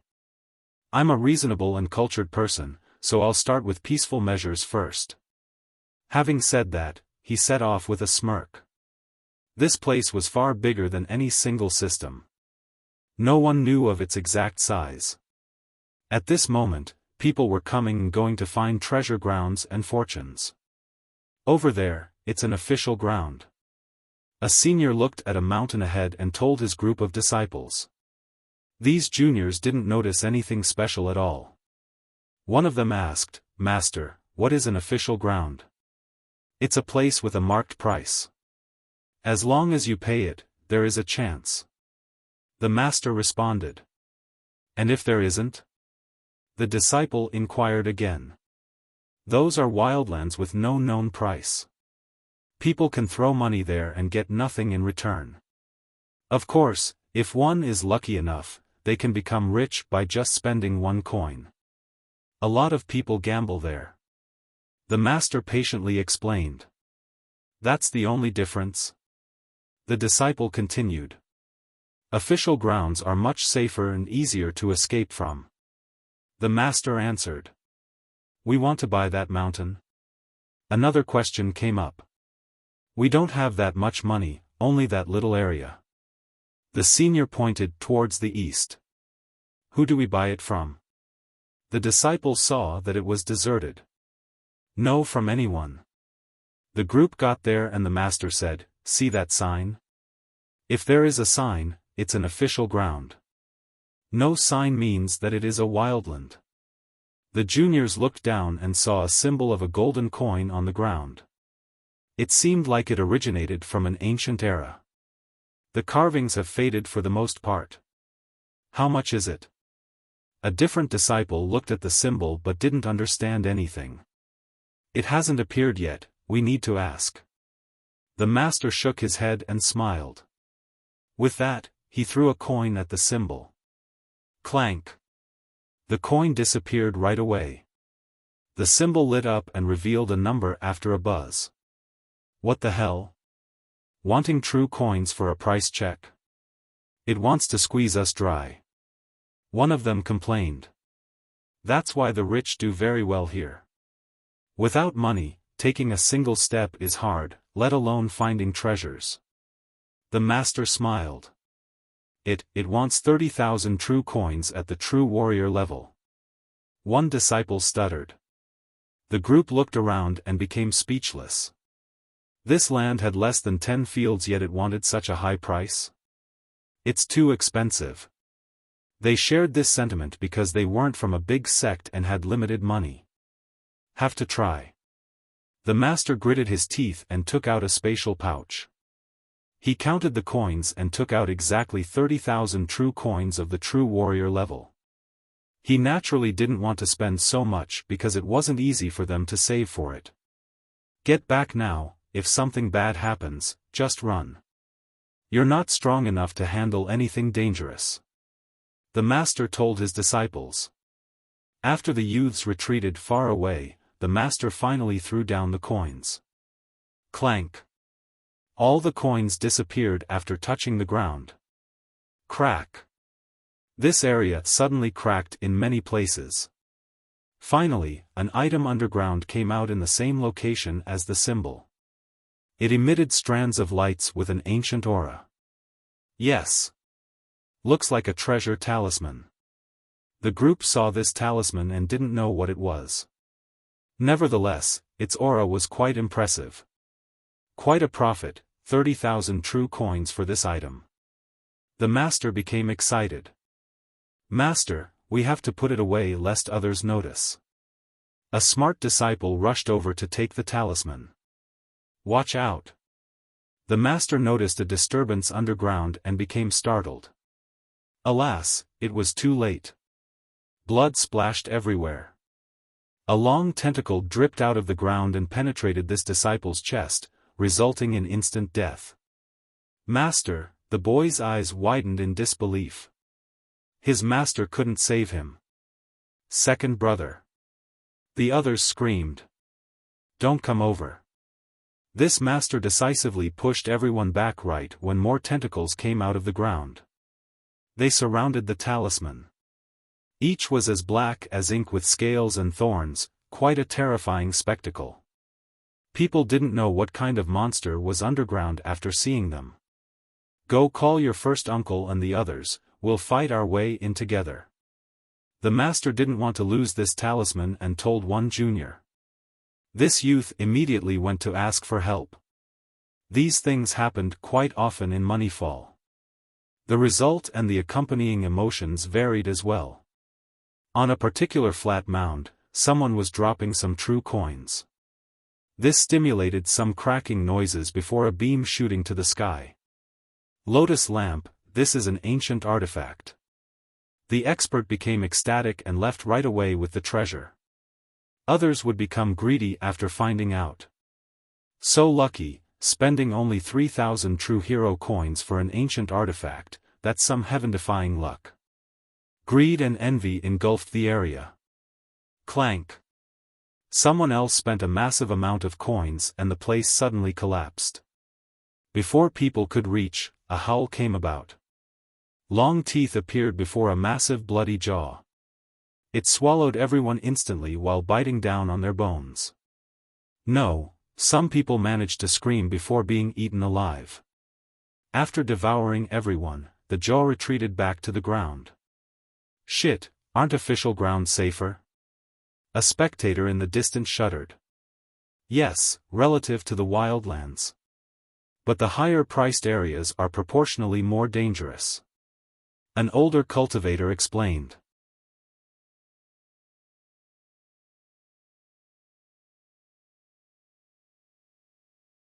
Chapter 2293, News came every second at Moneyfall about successful treasure hunts and death. Opportunities came with risks. It didn't matter the fierce monsters appearing at a particular treasure ground. They couldn't deter greed, so people continued trying. Southern Border Mountain got one disciple using 300 stones at the true disciple's 6th level to trade for a magical fur with a consciousness over at the Wildland. It's going to be worth so much since this is something that belongs to a legendary beast, even its fur and skin are sentient to an extent. The sky's the limit with such an item. An old cultivator spread this message. That little coins for a magical fur? Eyes turned red instantly after hearing this. Let's go to the Wildland, that's the real gamble, maybe we can exchange one coin for something earth-shattering. People rushed to find the Wildlands. Clank. Clank. Clank. This crisp sound of coin dropping resounded everywhere, almost a tune of waterfall. A disciple from a great sect threw a considerable amount of coins inside a valley. They dissolved and disappeared right away. Brother Wu, let's stop now. You have thrown away 3 million coins and got nothing out of it. A few friends asked this youth to stop. No, it's not easy finding a piece of wildland, how can I give up? 2 more millions. The youth continued. Clank. This large amount only took 1 second to disappear. Crack. At this moment, the valley had multiple fissures. It's coming. My treasure. I'm about to ascend. This youth became ecstatic and rubbed his hands in eager anticipation. Boom. The cracks emanated across the entire place before something made it out. The guy excitedly dashed over and grabbed the thing. Alas, his smile quickly froze after seeing what it was. What the hell? Is this a joke? I spent 5 million coins for a silver ore worth 10 coins. A shitty one at that. Fuck. The disciple cursed and threw the ore on the ground. Motherfucker, give me back my 5 million. He stomped on the ore to vent. Brother Wu, forget about it, this is a wildland with no price, unlike an official ground. 1 coin can give you everything here or 1 million can get you death. It's already lucky that you're coming out unharmed. His friends laughed and consoled. The more experienced ancestors didn't waste money like this. One ancestor brought his disciples across multiple thickets before seeing an old tree. He bowed then prostrated before taking out a pouch of coins. He gently poured it into a hole on the tree. Clank. The coins disappeared inside. Matron tree, oh matron tree, please tell me where the best wildland is, I only wish for an ancient diagram, nothing more. The ancestor begged. His disciples were astounded since their master was a famous true god. They would never believe this if they weren't here to witness this in person. Rustle. The old tree actually stretched out its brand to show the direction. This guiding act shocked a few disciples, not expecting for this to work. Thank you, matron tree. The ancestor bowed again before leaving with his disciples. What tree was that? His disciple inquired. A matron tree, a very unique and rare type in this land. It will serve as a guide after you give it enough coins. The ancestor answered. What a place, everything here wants money. The disciple smiled wryly, is it accurate? Will we be able to find a good wildland going that way? Not necessarily. To which the ancestor responded, this tree will not be that exact when picking the wildland, but it's better than going in blind. Moreover, the danger level is far less. I see. A different disciple thought about something else. Moneyfall is a strange place. Money to get on the boat, money to ask for the prize and direction, what do they need money for? That's why it's called Moneyfall. You can go everywhere here if you have enough coins. The ancestor said, many don't get this logic. Give coins to a frog and it might give you a fortune. It's all dependent on luck. His disciples could only smile about the bizarre nature of this place. The wildlands weren't the only dangerous place here. Official grounds were just as perilous. Some ruins were insane as well. There was a massive temple built on a flat plateau. Its golden glow was apparent even from far away. Thus, it naturally attracted the attention of numerous experts. They started palpitating with excitement. That temple must have treasures. One expert wanted to run over. Don't go. His senior dragged him back and said with a serious expression, that's going to your doom. Why? The young expert stared at the temple and asked. It's a ruin. The senior elaborated, rumor has it that 80,000 years ago, an expert used a calling the land method to summon a treasure ground. However, he didn't get the items inside. Later on, many people came and died in there. Calling the land? This was the first time the youth heard this term. It's calling out a prime ground. The senior explained, throw a coin to the sky and let it circle around to determine the size. For example, if you want to call out a place with a 1,000-mile radius, then let it circle for that much. Everything inside will be yours, provided that you can pay the sky-high price shown after the coin lands. Moreover, the items in this place will be the finest, but you must be capable enough to grasp them. After hearing this, these disciples realized that paying for official grounds was only child's play. Calling the land was truly going all out, buying an entire area. Back then, an ancestor of pure Yang system called the land here and paid the high price. What he got was this plateau. Unfortunately, he couldn't obtain the treasures and even died here. The senior pointed at the temple, "Look over there, there's a devil inside." No one really knows what it is, but many true gods fell victim to it. Sure enough, the disciples looked over and saw a large shadow presiding over the entire temple. Any intruder would be torn to pieces. These prime grounds are different from the treasure grounds that we buy. The latter would eventually regain its original appearance after a purchase as if nothing had happened. This isn't the case for the prime grounds. They would stay like this, so people also call them ruins or historical remains. Only true emperors and eternals would dare to call the land. Anyone else would be courting death even if they can afford the price. The senior continued. Meanwhile, the rest of his disciples was still shuddering because of the shadow in the temple. At the edge of a great desert was, strangely enough, a shattered ocean. The central area had been penetrated and turned into a maelstrom. This resulted in unwelcoming and raging currents. The experts near this place naturally felt apprehension about approaching closer. Insane ocean. An ancestor said with reverence. Why the strange name? An expert next to him asked.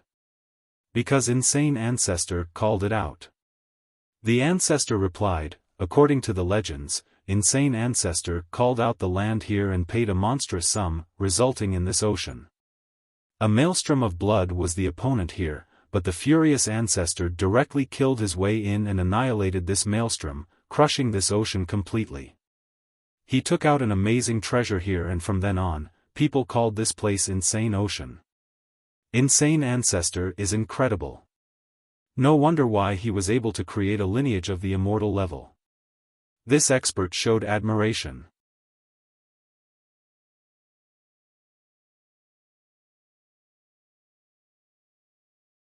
Chapter 2294. Surprises were to be expected at Money Fall, plenty of winners and losers being made every second, not to mention the casualties. However, something caught everyone's attention in the last 2 days. There's an idiot below a cliff to the west. This story spread around. What do you mean? People naturally became curious. Well, the insane guy is feeding true coins to ants for several days now. There's no curing him. The storyteller laughed. This particular story traveled across Money Fall and many people came for a look. Sure enough, a youth was squatting down. He wore a full robe, a nondescript fella that no one would give a second glance to. This so-called idiot had a spatial pouch in his hand, who knows how rich he was. There was a line of ants coming from a gap in the rocks all the way to the youth. He would take out 1 coin for each ant. They would bite it, then return to the gap. A while later, these ones would come back out with something resembling a speck of sand. They placed these specks down in front of the youth and were rewarded with another true coin. The cycle would repeat from then on. People took a good look at these specks of sand. They were the size of a rice grain with a craggy texture. They weren't special at all outside of a slight glow. However, this youth was so interested in it. He was trading true coins for them, quite an unbelievable spectacle. What the hell is he doing? The crowd was lost. One curious soul even copied him and got a speck of sand. An ancestor tried as well, but they couldn't notice anything special. It's just sand.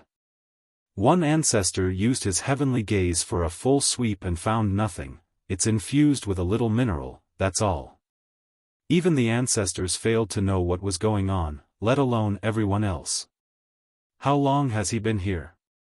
Another question came up. A few days now.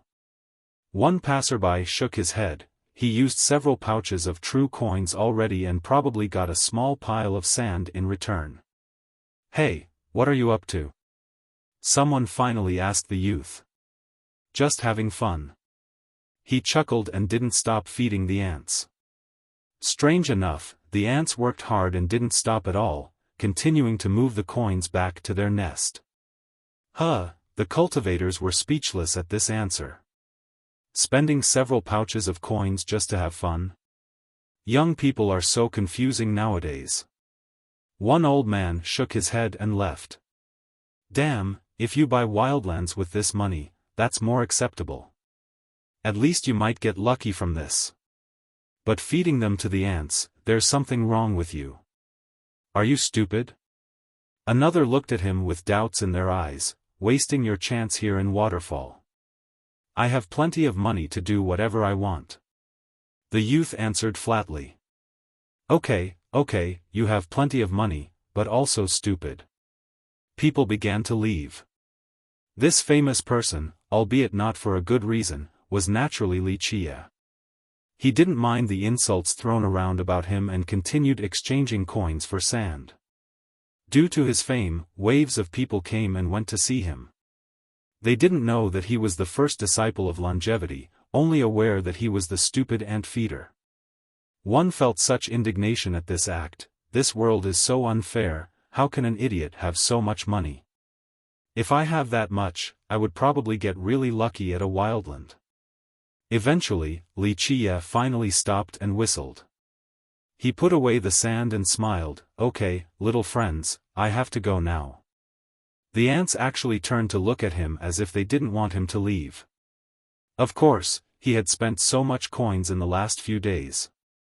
In fact, people even thought about robbing him out of greed.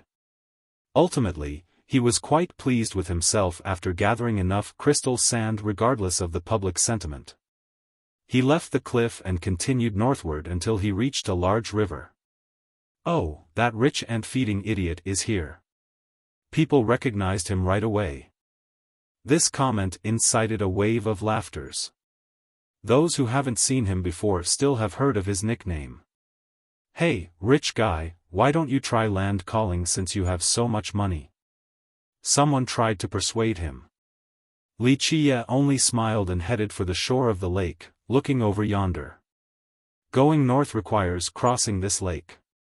Many people were looking across the lake as well, not just Wuxia.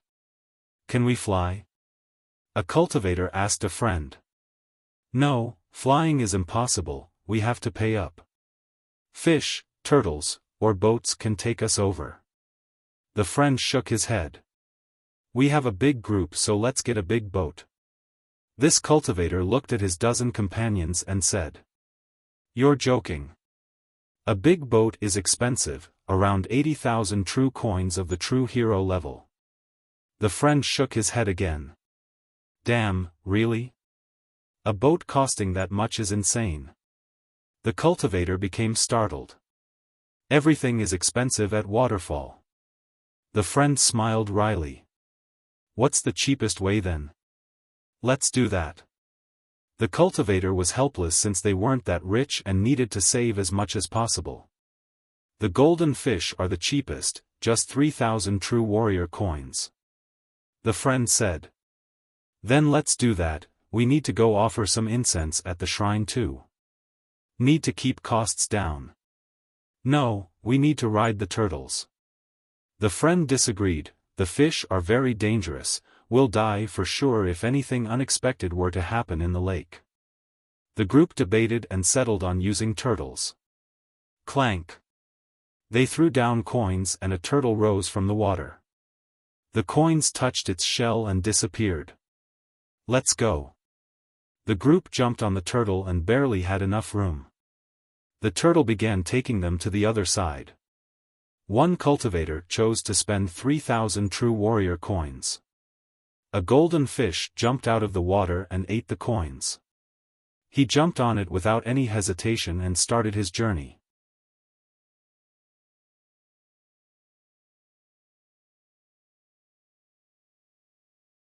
Chapter 2295, Wuxia gazed at the other side of the river. His eyes narrowed with enough acuity to see through everything. Storm, no storm, storm, no storm, a soft whisper came about after he finished looking. He turned and saw a girl standing in an inconspicuous part of the lake. She wore a simple, gray dress with an old iron sword tied to her back.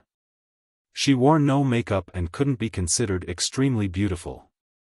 Nevertheless, there existed a graceful bearing and a pretty pair of eyes full of determination. This culminated in an unyielding aura. Her hair was loosely tied to the back. As the wind fluttered by, some loose strands flitted on her face. She was holding a flower and began taking off the petal while counting quietly, "Storm, no storm, storm, no storm." This was a sort of divination and it amused Wuxia. He said, "There will be a storm today, and a big one at that, no need to test your luck." The girl isolated herself from the group, so she was surprised to hear someone speaking to her. She became embarrassed since her silly act was exposed. She took one step back and quietly said with her head hanging low, I'll come back tomorrow then. I'm afraid it will last for a while." He shook his head. The girl looked over at the lake, overwhelmed with emotions, hesitation, helplessness, and unwillingness. Wuxia only smiled and didn't say anything else. The silence was interrupted by loud footsteps. Another group came to the shore with an oppressive aura, forcing everyone to make way for them. They had the same uniform, weapon of choice was a long sword, clearly from the same sect. The leading member was a young woman, pretty and flirtatious with incredible curves. Moreover, her gown was an imperial one, showing off her noble status. People from Sword Grave System.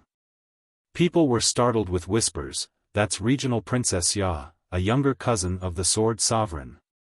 Looks like the Sword Sovereign will come too then." Even the older cultivators were surprised to see the woman. This regional princess immediately looked around and noticed the girl who played with the flower petals earlier. "Oh? Isn't that the daughter of the Ling? You also came to Moneyfall, how unexpected." She smiled and said. The other girl wanted to leave after seeing this group, but the princess had already spotted her. "I'm only here to take a look." She started with her head slightly drooping but eventually mustered enough courage to look straight at the princess. The girl was clearly afraid. The Ling clan? Some older cultivators looked at this girl right away. "Moneyfall requires money every step of the way, looks like you have spent quite a lot," the princess said with a mocking tone despite keeping up a friendly facade. "I can handle it." The girl spoke with little confidence. "It's not that simple."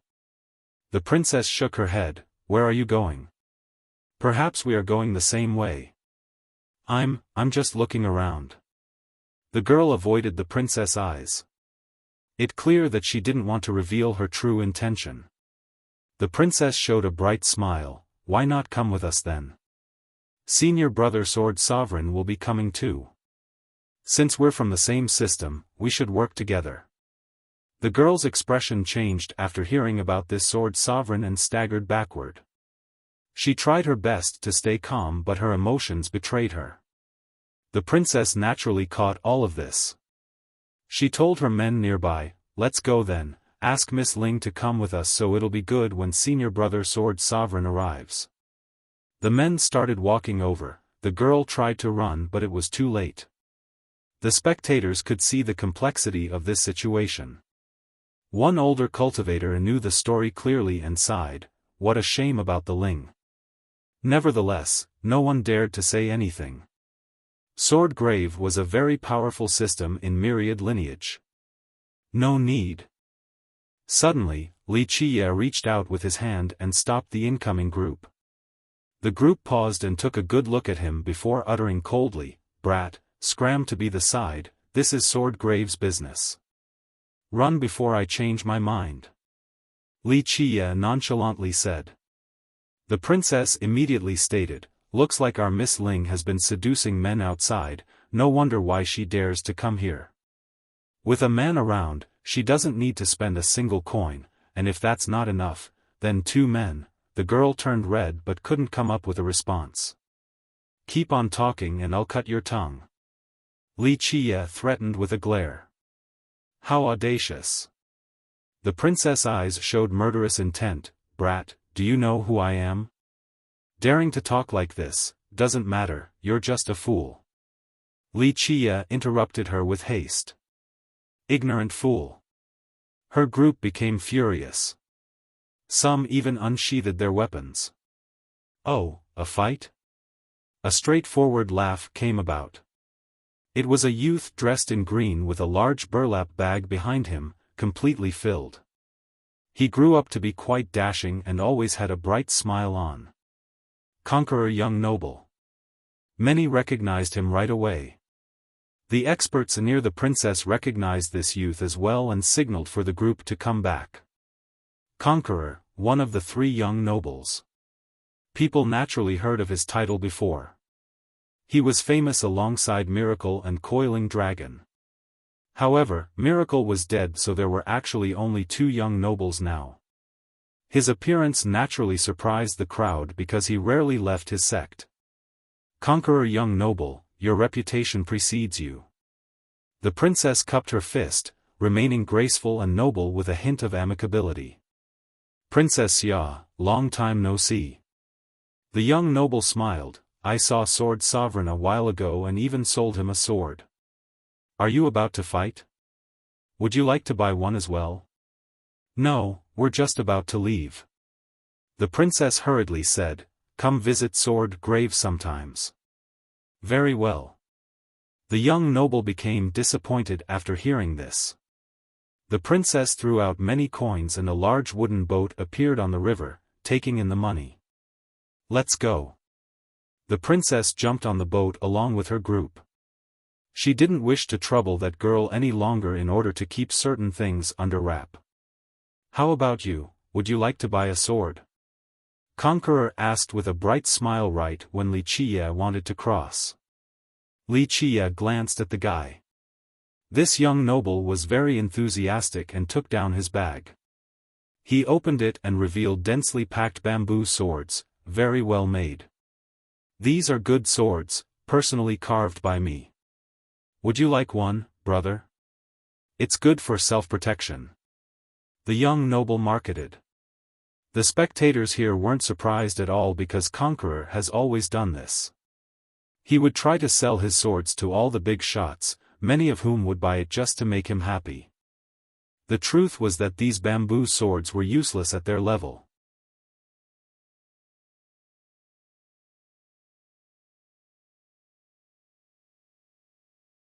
Chapter 2296, Wuxia smiled back at Conqueror, not interested.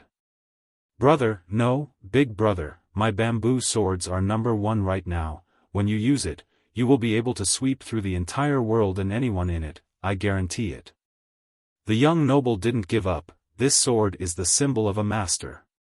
1 is worth 1,000,000 coins, 10 can protect your region with ease, 100 will make you the richest of all. He continued on and on boasting about his swords. The experts here didn't know whether to laugh or cry. This was a great genius of Myriad, so he shouldn't be lacking money. Nevertheless, he loved the thrill of the sale. Young noble, I'll buy one.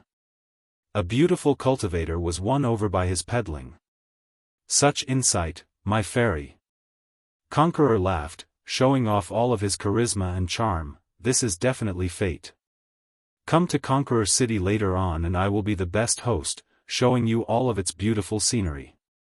Thank you. The girl smiled. After all, Conqueror wasn't a regular merchant.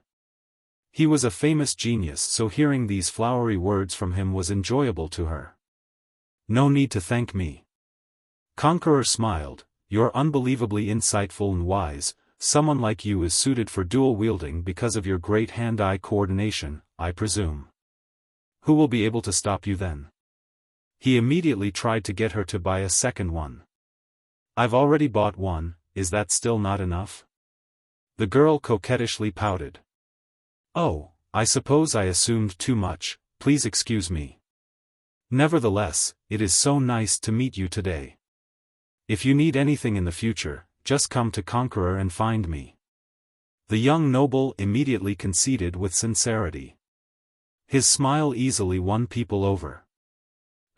I guess I can buy another. The girl was touched. You're definitely my best customer. No wonder why early this morning, I could hear the birds chirping, a good omen. They were telling me that I would meet a beautiful and kind fairy like you. It really is the blessing of 3 lifetimes. Thank you for your business. If you need more swords in the future, just come to me. The young noble joked with a serious tone. You're such a smooth talker. She playfully protested after chuckling. Conqueror, are you selling swords or flirting? An old cultivator who knew him shook his head and said. Elder Sure, please. The youth answered formally, of course I'm selling, but I'm also willing to befriend everyone in the world without any ulterior motive. Everyone was amused by his serious expression. He has always been like this. Of course, he certainly wasn't flirting. Given his reputation and handsome appearance, plenty of girls would come running. Wuxia also chuckled. He then threw out a bunch of coins into the river and out came an elephant. It was different from ordinary elephants since it absorbed and spewed out clouds and mists with a sweet fragrance. It also had a bright and holy aura, quite an impressive appearance. It accepted Wuxia's coins and would take him across the lake. A fragrance elephant. The crowd was astonished at this extravagant showing. What a spender, calling a fragrance elephant for just one person.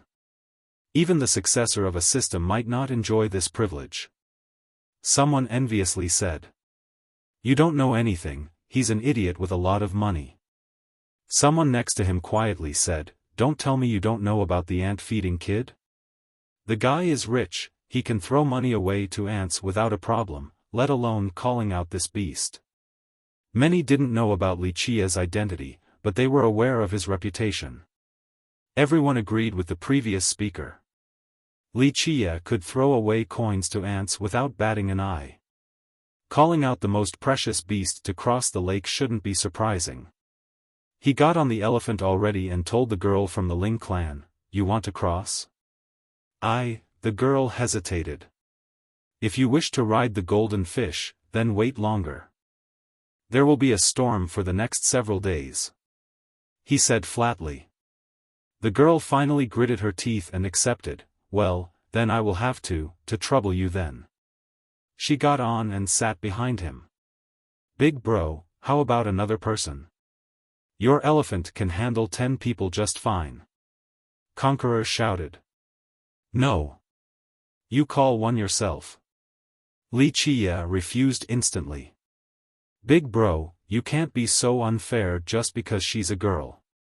Conqueror protested with indignation, our meeting is fate, not to mention that calling a fragrance elephant is so wasteful. A poor child like me doesn't have enough money to call one, how many bamboo swords do I have to sell? While the guy was blabbering on and on, Wuxia had already set off with his elephant. In the end, Conqueror could only watch while lamenting, sigh, the wise sage says that desires are instinctive. I guess I can't blame men nowadays for doing so, one ancestor suggested with a smile, young noble, you can cross the lake with us if you don't mind. He summoned a big boat afterward. Of course I don't mind and I very much appreciate your kindness. Conqueror smiled and got on the boat.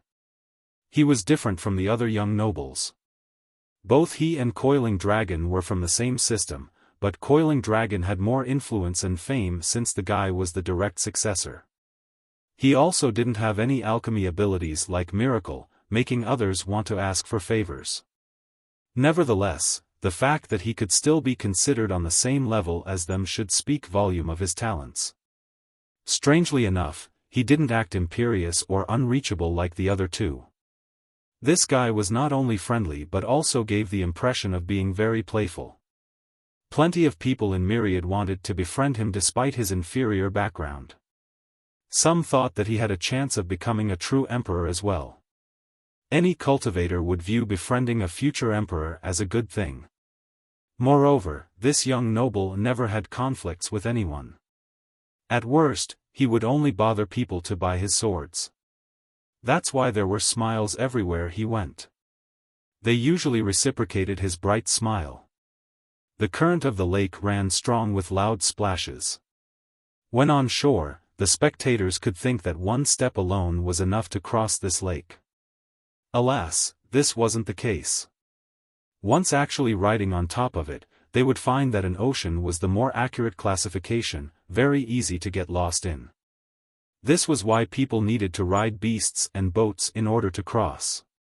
Li Qiye was on top of his elephant with the girl from the Ling clan. He didn't say anything, looking quite comfortable. On the contrary, the girl felt awkward and didn't know what to do.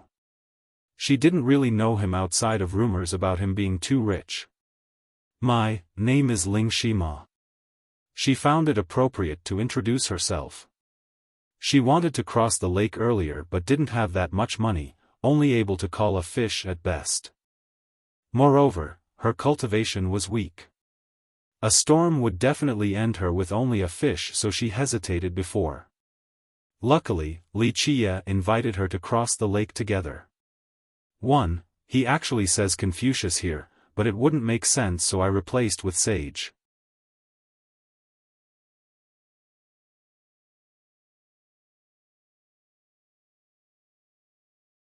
Chapter 2297, Li Qiye.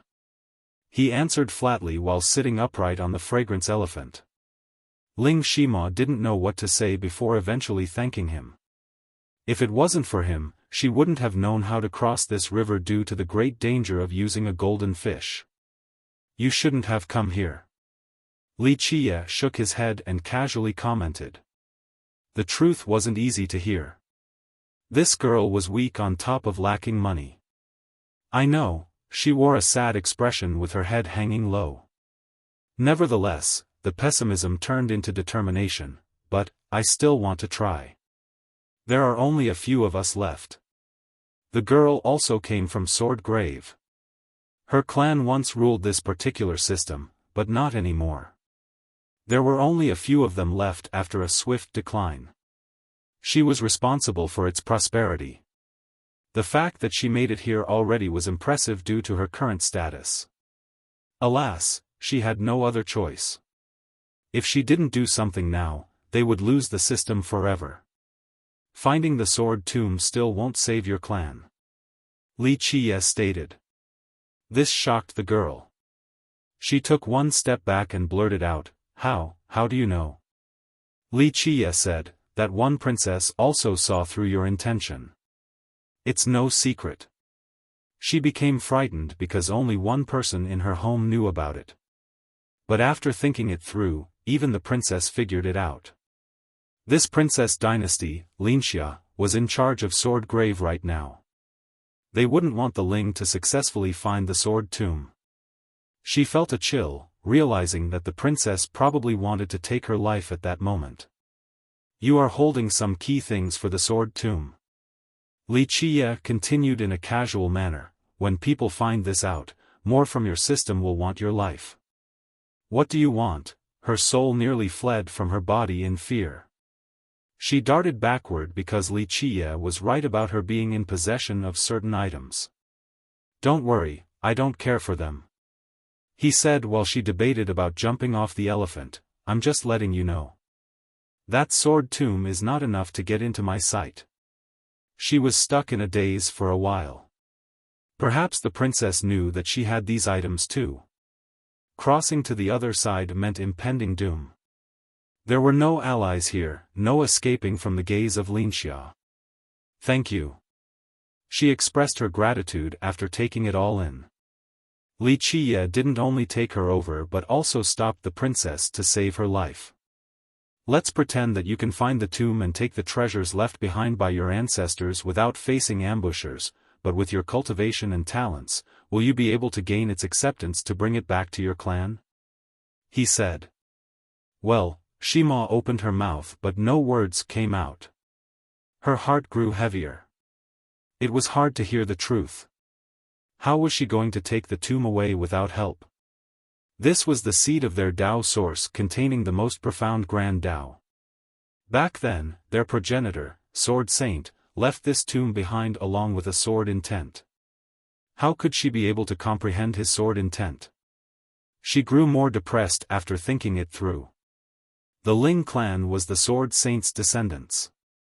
They have been in charge of Sword Grave all this time, but one day, the tomb inside the Tao source suddenly flew away. This tomb was their biggest backing, the very core of the Tao source. Without this sword intent, they fell into an immediate decline. The system was taken over by Xia dynasty. Later on, their ancestors painstakingly found out that this tomb might have flown to Moneyfall. It wasn't until this generation did this area appear in myriad lineage. Thus, as one of the few remaining members of the Ling, Shima had no choice but to embark on this journey.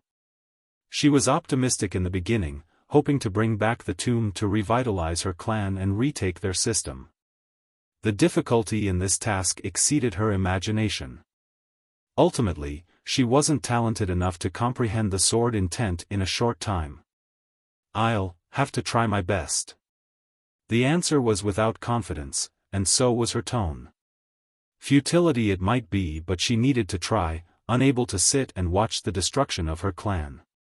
Trying despite knowing the inevitable failure would still grant her peace of mind. "You're throwing your life away." Li Qie went on, "Moneyfall is a place where the strong eats the weak. Only the very lucky few would find the fortunes here." She took a deep breath and said firmly, "I know that I might die, but it is my responsibility or I can't face my ancestors and descendants. I'm the successor of the Ling, this is my mission." She knew this was throwing her life away but still chose to do it. Climbing up the mountain despite knowing the tiger's lair. Commendable courage. Li Qie chuckled, "Nevertheless, the world is unpredictable. Nothing is hard as long as there is a will. Opportunities will open up, but if one doesn't even try, there is no chance." She sighed, thinking that he was consoling her. The atmosphere became quiet since the conversation came to a halt. Only the splashing sounds of the current could be heard. They were passing through many cultivators who left before them. Those riding the fish and turtle couldn't keep up with the speed of the elephant. "My God, so rich, that's a fragrance elephant." A cultivator riding a golden fish said with envy while watching Li Qie's elephant passed by. "Don't you know him? That's the ant feeder, this isn't surprising at all." A turtle rider next to him laughed. They tried to put him down to feel better about themselves, but this didn't change the fact that Li Qie was moving ahead with lightning speed. "You really fed true coins to ants?" Shima grew braver and softly asked. After arriving, she had also heard about these rumors. A poor girl like her couldn't understand why he would do so. She tried so hard to save money, but Li Qie was throwing them all away. The world of the rich was beyond the imagination of the poor. "Indeed," he casually replied. "How extravagant," she sighed. "In life, there are mysteries hidden beneath the surface. Use your eyes to see and your mind to grasp." Li Qie chuckled. She was surprised and carefully mused about this comment.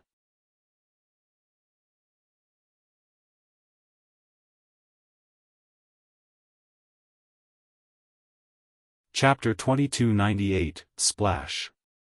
The elephant carrying the two pressed onward.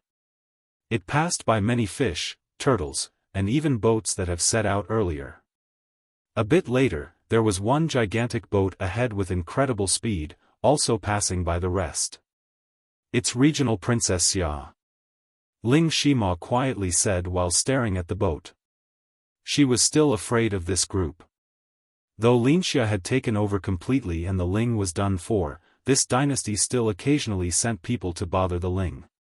After all, the Ling clan was the descendant of the Sword Saint. They were the orthodox branch, so as long as they were around, Linxia would never be able to rest easy. All in all, Xia didn't dare to kill the Ling completely. The reason was very simple: Sword Grave wasn't the only system started by Sword Saint. In the beginning, he was a progenitor from myriad lineage. Eventually, he rose to the pinnacle and also started a system up in immortal lineage. Thus, just imagine, if Xia dared to kill these descendants and immortal lineage were to catch wind of this, they might send people down for revenge. 1,000,000 Xia at that point wouldn't be enough as an appetizer.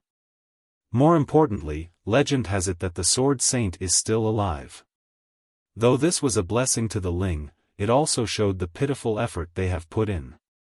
To have all of these advantages and still manage to decline? There was no excuse for this. The elephant was fast enough to catch up to the boat right away. Princess Xia and the others spotted the duo. The princess scowled at this sight. Even her noble self could only ride a boat. But now, that wretch and a nobody were riding an elephant? She naturally became annoyed. It's little sister from the Ling again, did you manage to seduce a wealthy man?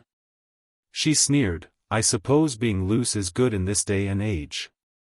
It's fine to be ugly and poor, as long as your skirt is easily taken off, men will follow.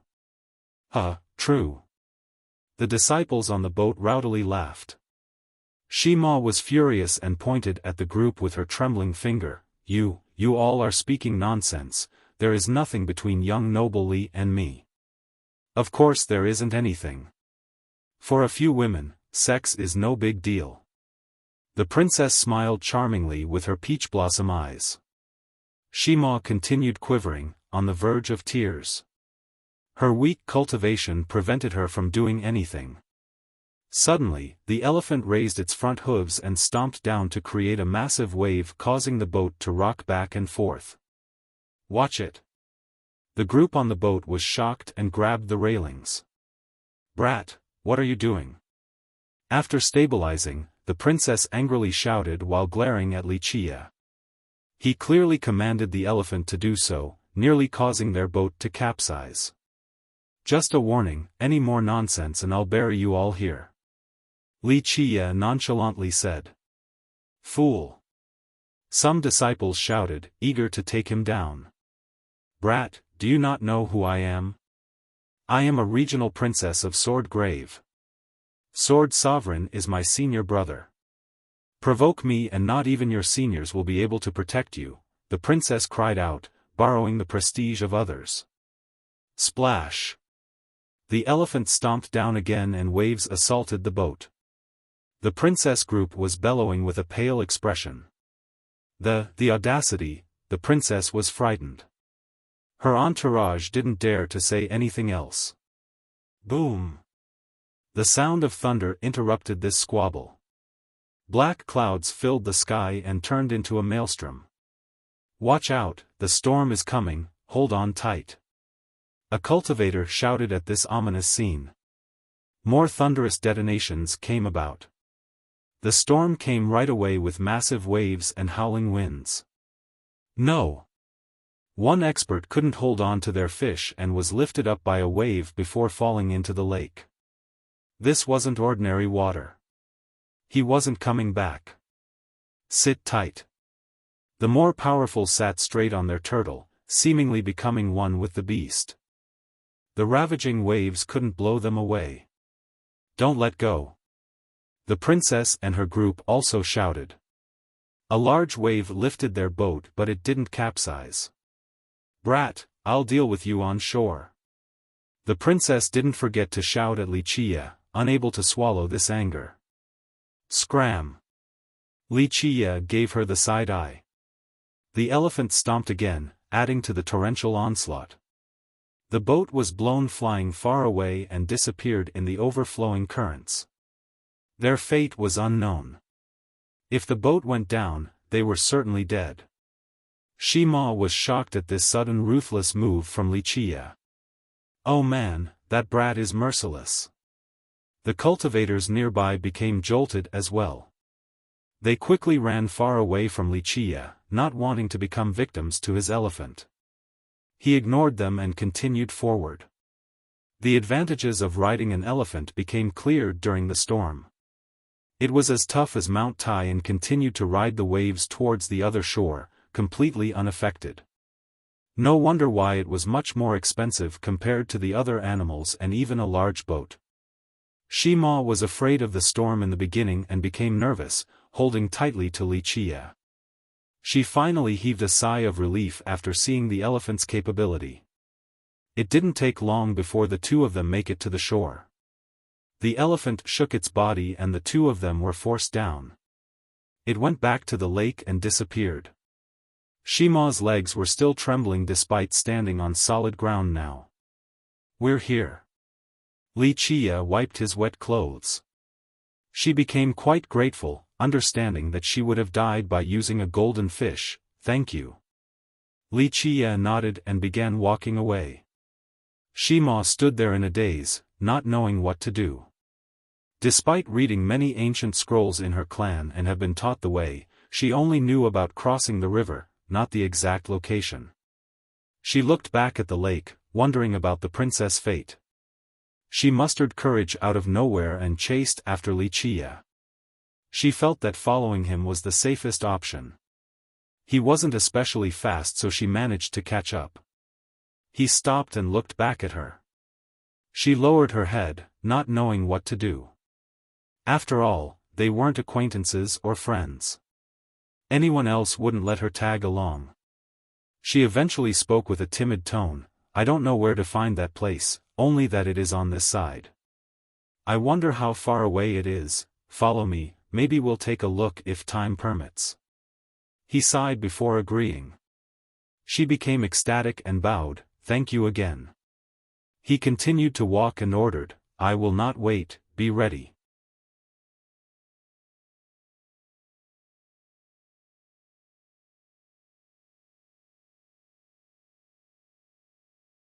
Chapter 2299, Li Qie marched forward with Ling Shimo right behind him.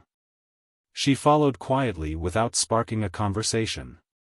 He didn't go all out because she wouldn't be able to keep up. Alas, his slow speed remained a struggle for her to keep up. Nevertheless, she didn't groan at all as beads of sweat dripped all over nor asked to stop for a break. He was aware of her physical limit and would discreetly slow down or stop for her sake. Just like that, they made it to his destination, a place of verdant hills and rolling mountains. Plenty of ancient temples were around, 128 of them for the 128 peaks upon careful examination. Furthermore, these peaks were arranged in an orderly manner, from small to big then back again, resulting in the shape of a fan. The one in the front or the shortest had a palace at the base with a stone pathway leading down. Cultivators sat around waiting in this spot. Some were walking down the path, looking quite unhappy. Others sat on the stairs and bemoaned their lack of success. "What is this place?" Shima asked. "Bewildering Palace." Li Qie said flatly. "Bewildering Palace?" She was startled. "The legendary palace that is impossible to get through because everyone will be lost?" Li Qie shook his head, "Not quite, the chance is just low to the point of being negligible. Only progenitors can get through, normal people can't comprehend its mysteries." More and more people gathered in front of this palace. The group hanging their head dispiritedly far outnumbered those with hope and excitement. "Brother Bale, how did it go?" An old cultivator waiting outside saw a friend leaving and asked with concern. "Sigh, let's not talk about it, greed made me lose everything. It was hard enough to enter the third hall, but I got too greedy and wanted to get to the fourth. It's over right then. I should have just left with the item from the third. That's not too bad, I entered 3 times and spent so much money to make it to the 5th hall, aiming for the 6th then stop, but I got chased out anyway." The friend answered. "Come on now, stop talking about this." A gray-haired old man shook his head while walking down. "At least you both still have some money left, I'm done for. I brought 80 million true coins, outside of betting once at a wildland, the rest got thrown away here, so now I have to borrow some money to get back." "Sigh, Brother Mao."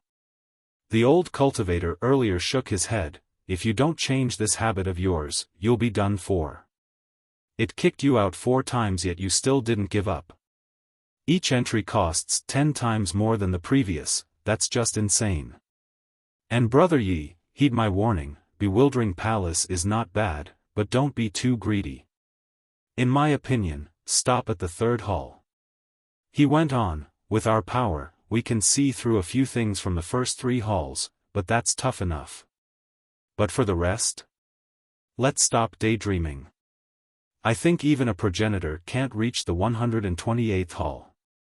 "Senior, please don't say that." Back then, one youth made it to the 100th hall in one go and became an amazing character. A youth interjected. Xian Shao, who else can be as lucky as him? More cultivators joined in. I heard that at the 100th hall, he found a coffin with an immortal woman inside, right? This topic drew the interest of the crowd and a group formed to talk about it without any hesitation. An immortal woman? Do they actually exist? I don't buy it. A youth remained skeptical. It's true, at least the part where Xian Shao made it that far. As for the immortal woman, that's tough to say.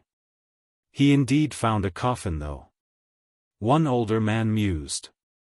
No, that part is true too. Well, there was an incredible girl inside, but who knows if she is an immortal or not. All I know is Xian Shao ascended to immortal lineage in just a short time because of her. Just imagine, the guy was a nobody beforehand, and he soared so quickly. That's abnormal. One ancestor added. His luck is truly heaven-defying, probably the record holder for this place, at least on paper. Some even believe that he had made it to the 128th hall. If it were me, I would be so content with just the 50th hall and would ask for nothing more in life. A young one started daydreaming. Stop. His senior slapped his head and playfully scolded, 50th? Just the 10th is enough for an amazing treasure. The conversation eventually waned down. Some left while others started coming to the palace for the first time. Meanwhile, Wuxia stood on a stone step and looked up above, immobile like a statue. Is this place truly that difficult to enter? Shima had a good time listening to all the tales just a while ago. Wuxia withdrew his gaze and chuckled. It's one thing to test your luck, but in order to understand the mysteries within, the more capable will have a better chance. Of course, some actually got lucky, but this number is so few in history, maybe just 1 or 2 people. They said that Xian Shao made it past the 100th hall in one go. Shima quietly spoke. Wuxia only smiled and looked at the first hall then the last. Bewildering Palace consisted of 128 halls. Anyone could enter the first. In there, they could pay up and have a chance to pick the key. There were a total of 128 keys, and only one is correct. In other words, the person needed to pick the right one before entering the second hall. At the second hall, 2 choices were available. The first was to take an item and leave. The second choice was to repeat the key-picking process again. This would be the same for the third and preceding halls. Naturally, the treasures deeper in the palace were more precious. After reaching a certain level, they were heaven-defying artifacts. Ordinary experts, including true gods, would find it hard to get past the 10th hall. Reaching the 30th or 50th hall meant that they were immensely powerful or got really lucky. Across the ages, the most renowned case was a youth named Xian Shao. Rumor has it that he was a nobody back then upon coming here. He was lucky enough to go past the 100th hall, but the exact number remains unknown. Some records stated that he had made it to the very last one. He found a coffin with an immortal woman inside and she took him to immortal lineage. Thus, his name became analogous with luck later on. Just imagine, many true gods would never be able to reach immortal lineage after trying for a lifetime, yet he was brought along up there. Of course, there were other known lucky cases of humble background, managing to reach the mid-level halls. From then on, they became wealthy and successful. The truth was that these cases were far and few in between. Those who could reach the higher halls were quite powerful, using their abilities to analyze the changes in the palace. That's how they managed to pick the right key. Most youths disagreed with this, believing in fortune as the main decider instead. They came here with true coins to try, only to lose everything, lacking money to even return home.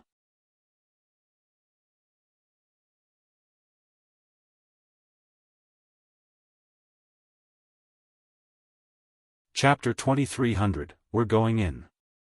Wuxia said before climbing up.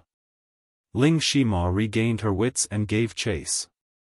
She didn't have high expectations for Bewildering Palace. First, before even thinking about her own abilities or luck, she didn't have the most crucial requirement, true coins. At the top of the steps was the first hall. All were met with an archaic breath as if they have entered a place battered by time. In fact, Bewildering Palace was old indeed, existing alongside Moneyfall during the latter's inception. It could accommodate several thousand people. The walls were unadorned with needless decoration outside of stone pillars and a few unknown statues. There were carved portraits and paintings around, some of beasts and birds, people from the past, and the Celestials. This wasn't a treasure hall at all, more like a museum of sorts. These statues and paintings were work of art, seemingly left behind by the great masters. In fact, a few travelers came specifically to look at the arts in this place. Wuxia seemed to be one of them. He wasn't in a rush to test his luck, only scanning through the statues and paintings. Shima also did the same but didn't gain anything from it outside of astonishment. There were many creatures that she had never seen before. She even wondered if they came from someone's imagination. Wuxia, on the other hand, took his time appreciating certain ones.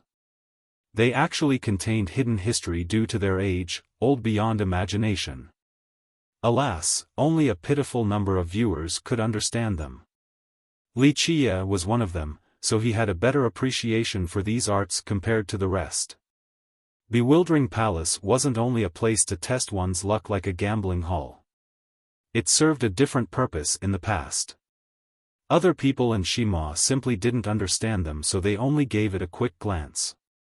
Of course, some ancestors spent more time trying to understand them. Meanwhile, the majority had begun to test their luck after entry. The process was very simple, they just needed to pick a statue or a painting.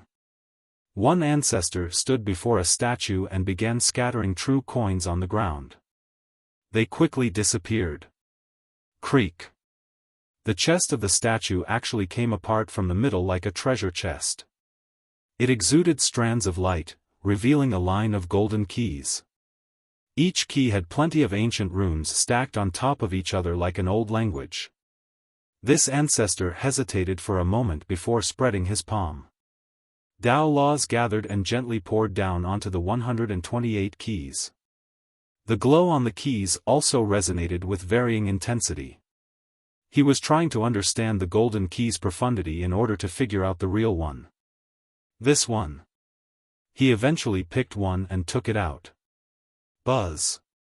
Contact with his hand made the key turn into powders, scattering into the ground then dispersing into nothingness. Damn, wrong one. The ancestor cursed. Forget it, Brother Lin, you have tried 3 times already today and got something from the 4th hall, that's good enough, what more do you want? His peer suggested, the price will increase 10-fold each, so if you keep playing, you might lose everything. Fine, fine. The ancestor smiled wryly and left while shaking his head. In this palace, losing wasn't the end as long as there was still money left. For example, after coming out of the 3rd hall, one could still start again at the 1st hall. However, the price would be 10 times greater than the previous, then another 10 times if they were to try again. Thus, some ancestors brought a monstrous sum here only to lose everything in the end. Pick the Immortal Sage painting, I heard the probability is better. A senior brought his fellow disciples here to widen their horizon. They came before a portrait of a gray-haired old man, looking just like an immortal. The senior threw plenty of true coins at the painting and the painting also opened up, revealing 128 keys inside. The seniors didn't pick a key right away. He first bowed towards the painting and murmured, Immortal Sage, please give me your blessing. Having said that, he offered more coins to the painting. After a buzzing noise, half of the 128 keys turned into powders, leaving 64 behind. You can do that? The first-timers here were astounded. If you pay double, it will help you eliminate half of the keys. An older cultivator smiled. Damn, you can really do anything with money in this place, even something like that. the first-timers replied. After careful musing, the senior picked out a key. It didn't turn into dust and imprinted into his palm instead, leaving a key mark behind. He picked the right one. The crowd nearby came closer right away. "All right, hold my hand, we'll go to the second hall," the senior said. Once his disciples grabbed his hand, the key mark exuded a golden light encompassing the entire group. They disappeared from sight and have gone to the second hall. Though there was only one chance to grab a treasure, one could still bring along their companions after picking the right key. "That guy is quite lucky, picking correctly the first time," an envious spectator said. "So strange, I've done it 3 times and still got it wrong. I'm done, spending all of this money for nothing," another youth furiously shouted before leaving. This was a common occurrence in this place. People would come and waste money, never even getting the chance to see the second hall and needing to leave empty-handed. Luck actually played a very small role in this place.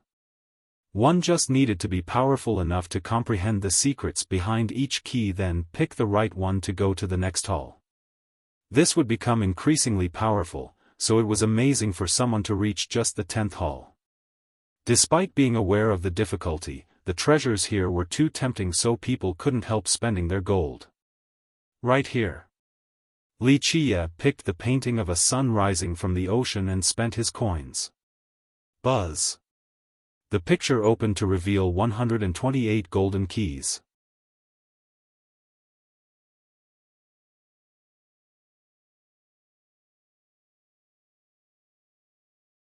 Chapter 2301, Ling Shima looked at the keys and held her breath. She knew that it wouldn't be easy picking the right one from the bunch. "Brat, be careful," an old cultivator kindly reminded Wuxia. "This isn't about luck, look carefully since each key is different. Look at the runes and symbols on them, these are text. If you can understand these texts, you will be able to read the keys. Doing so would let you find the right one to the next hall." This experienced old man didn't want Wuxia to waste money for nothing. "Elder he, that's easier said than done. Not to mention little characters like us, even progenitors might not be able to understand these keys' mysteries. They are too profound and bottomless." His friend shook his head and smiled. Wuxia chuckled at the goodwill and answered, "Thank you for reminding me. Unfortunately, I have no knowledge about these ancient texts and will only be testing my luck." Having said that, he picked a key without even looking. After taking it, the key actually imprinted itself onto his palm. "Shit, what kind of luck is this?" The old cultivator was in disbelief. "Whoa, looks like luck can work too." His friend's eyes widened. Old men like us have been thinking about what makes each key unique and deriving the meanings of the text. Of course, we only saw the bare surface, but now, you picked it right away.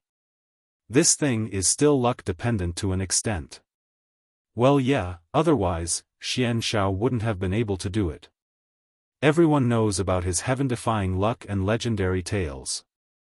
A different expert laughed. "Let's go." Wuxia grabbed Shima's hand. A buzz came with a golden glow from the seal. The two of them immediately entered the second hall. "I'll do it too." Many cultivators here saw his success and tried to replicate it. They didn't bother looking at the set of keys at all and just picked one at random. Unfortunately, these keys turned to gold powders. "Why can't I be that lucky?" Others felt that the heaven was being too unfair. Luck is not something everyone possesses, otherwise, Xian Shao wouldn't be the only one truly recorded in history. If everyone was lucky, they would be wealthy already, no need to come here.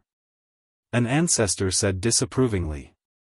The sceneries changed before Wuxia and Shima. Once everything became clear, they were in the second hall. She immediately looked around and saw the similarities between the first and second hall. The main difference was that these works of art were changed. Moreover, the first hall was filled with people. Some locations were densely packed. This number decreased in the second hall, only a few hundred people. This crowd wasn't in a hurry to live. Some were thinking about how to get to the next one, others thought about picking their treasure here. It wasn't easy for them to come here, so some took their time to enjoy the arts, something they have been looking forward to. Master, do we want to go to the third? Wuxia saw the group of cultivators that went here before them. No, don't be too greedy, I can only handle this much with my cultivation, so the second hall is the limit. Only true gods can see more at the third hall and above. At the higher levels, such as the 40th hall and up, even true emperors would have problems. This senior knew his own capabilities. Then what treasures should we pick? The disciples became excited since they were going to stop here. Here. This senior clearly had experiences with this place. After a moment of contemplation, he picked a portrait and placed his palm with the key seal on it. Creak. The painting opened, revealing a stone chest inside. It was sealed so no one knew of its content. I wonder what it is. The disciples became rowdy, stretching out their neck for a better look. However, their master was much more cautious. He took the chest and stored it in his fate palace before telling the kids, "Let's go, we'll look after returning home." A portal existed in the center of the second hall. This was absent in the first, allowing people to teleport back to the entrance of the palace. Of course, many didn't want to leave like this. Though the treasures were before them, they still wanted to gamble to make it to the next. "Are we taking it?" someone asked his friend. "No, let's keep going, maybe we'll get lucky and get to the 30th hall. I heard someone got a painting there comparable to an ancestral weapon. The moment this painting is unwrapped, it could take in the heaven and earth and anyone else in the way. This eventually became the defining treasure of a system, so damn magical. If we can get there, we'll be so rich. Becoming an emperor after coming back is a sure thing." His friend spoke with such conviction. He then chose a statue and placed his marked palm on it. His golden key mark moved on to the statue. Creak. The statue opened, revealing the 128 keys inside. The youth hesitated for a while before picking one. "This one will make us rich." Unfortunately, it turned into powder and disappeared without a trace. "Shit." The youth blurted out, full of regrets, "I wasted this goddamn treasure." He didn't need to gamble again and could have left with an item. Now, he lost coins for no reason. "Huh, I got it." Someone else in the corner heartily laughed. He picked the right key to get to the next hall. His hands started glowing and he was taken to the third hall. It didn't take long before the place was filled with waves of laughter and curse. The former naturally found the right key while the latter lost completely. Some also knew their limit and decided to cash out on their treasures instead by exchanging the key, not wanting to reach the third hall. Meanwhile, Wuxia repeated his observation from the first hall, enjoying all the statues and paintings. After getting his fill of arts, he raised his hand. "Are we exchanging the key or moving on to the third hall?" Shima quietly asked. "We're moving on." Wuxia smiled and moved his key mark to a painting. It opened to show off its keys and he instantly took one without thinking. This key naturally imprinted itself onto his palm. "All right, to the third." He held her hand and the duo disappeared inside a golden glow. There were even fewer people in this place, but Wuxia didn't care. He continued to do his own thing, meticulously going through each item.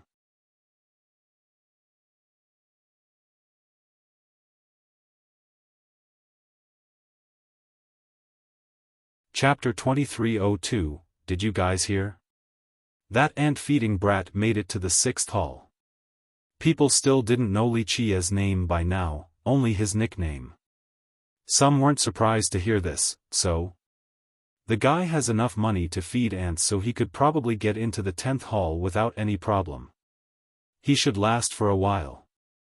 Sure enough, another news came about. Li Qie had entered the 10th hall. Just how rich is he? The youths started to salivate with envy. For many cultivators, just reaching the 5th or the 6th hall was amazing enough. How many redo has he done already to reach the 10th hall? This question came up. In fact, everyone guessed wrong. They assumed that he had failed many times because it took him a while to get from the 5th to the 10th hall. They didn't know that he took his time appreciating the works of art on each level. Shima shared the same confusion, wondering if he was here for the arts instead of treasure. Anyone else would only care for the latter, but Li Qie showed no sign of this.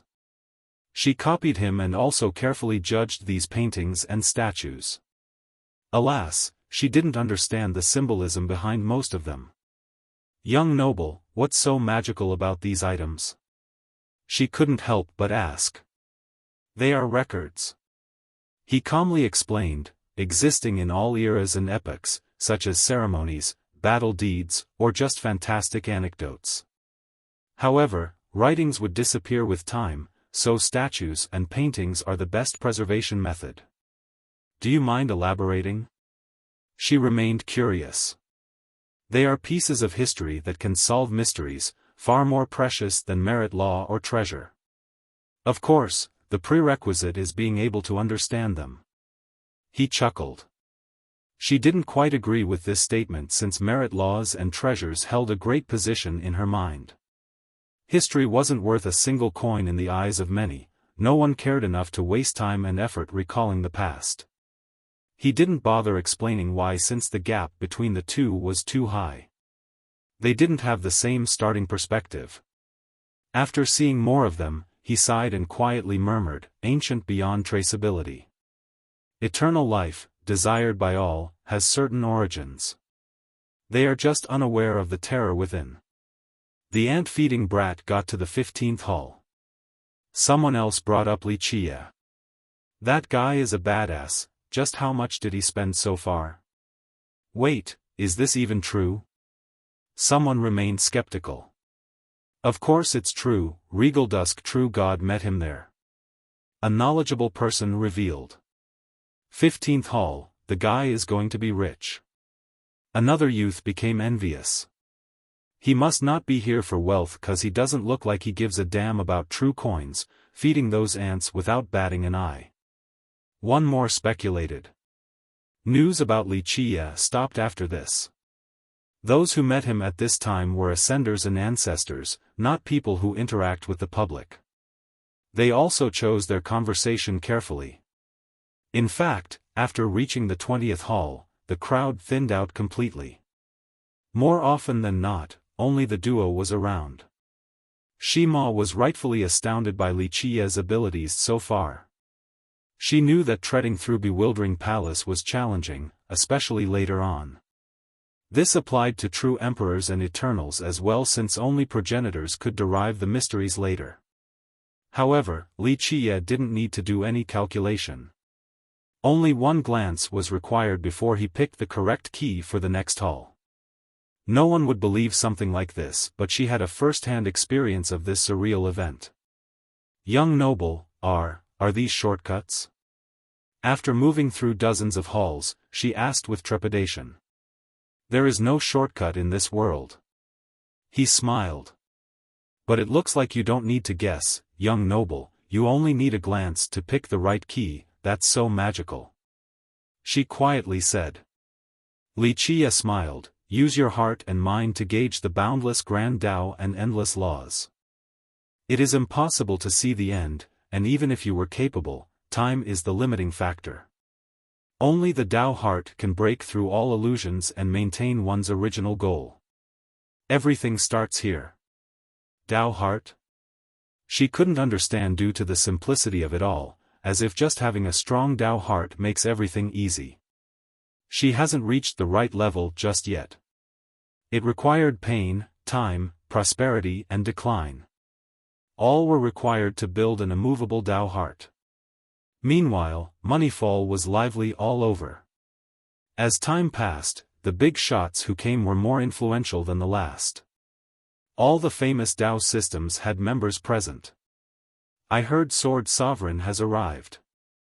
If that's the case, maybe Saber Devil Crown Prince will be here too.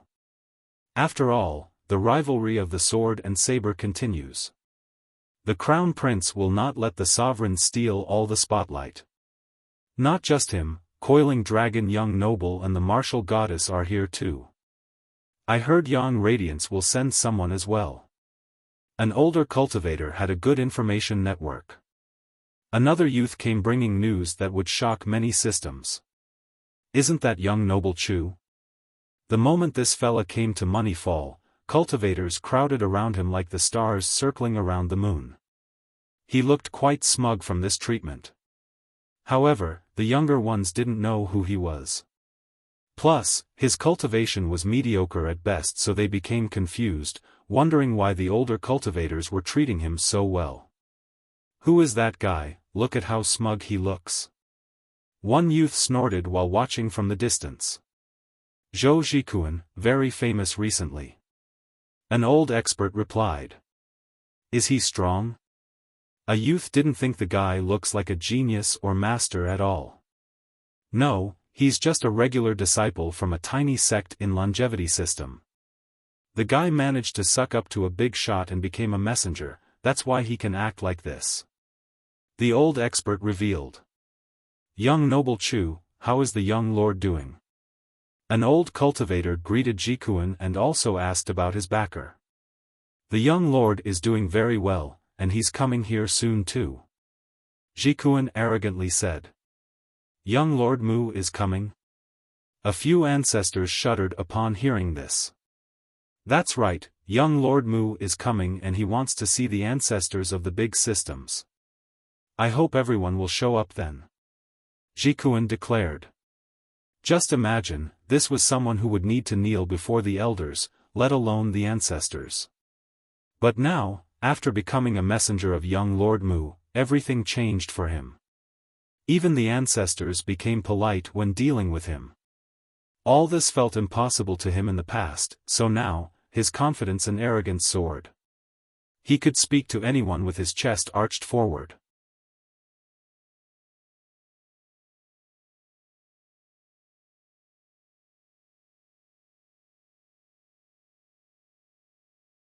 Chapter 2303, Moneyfall and the depth of bewildering palace contrasted each other, one lively while the other quiet, devoid of people.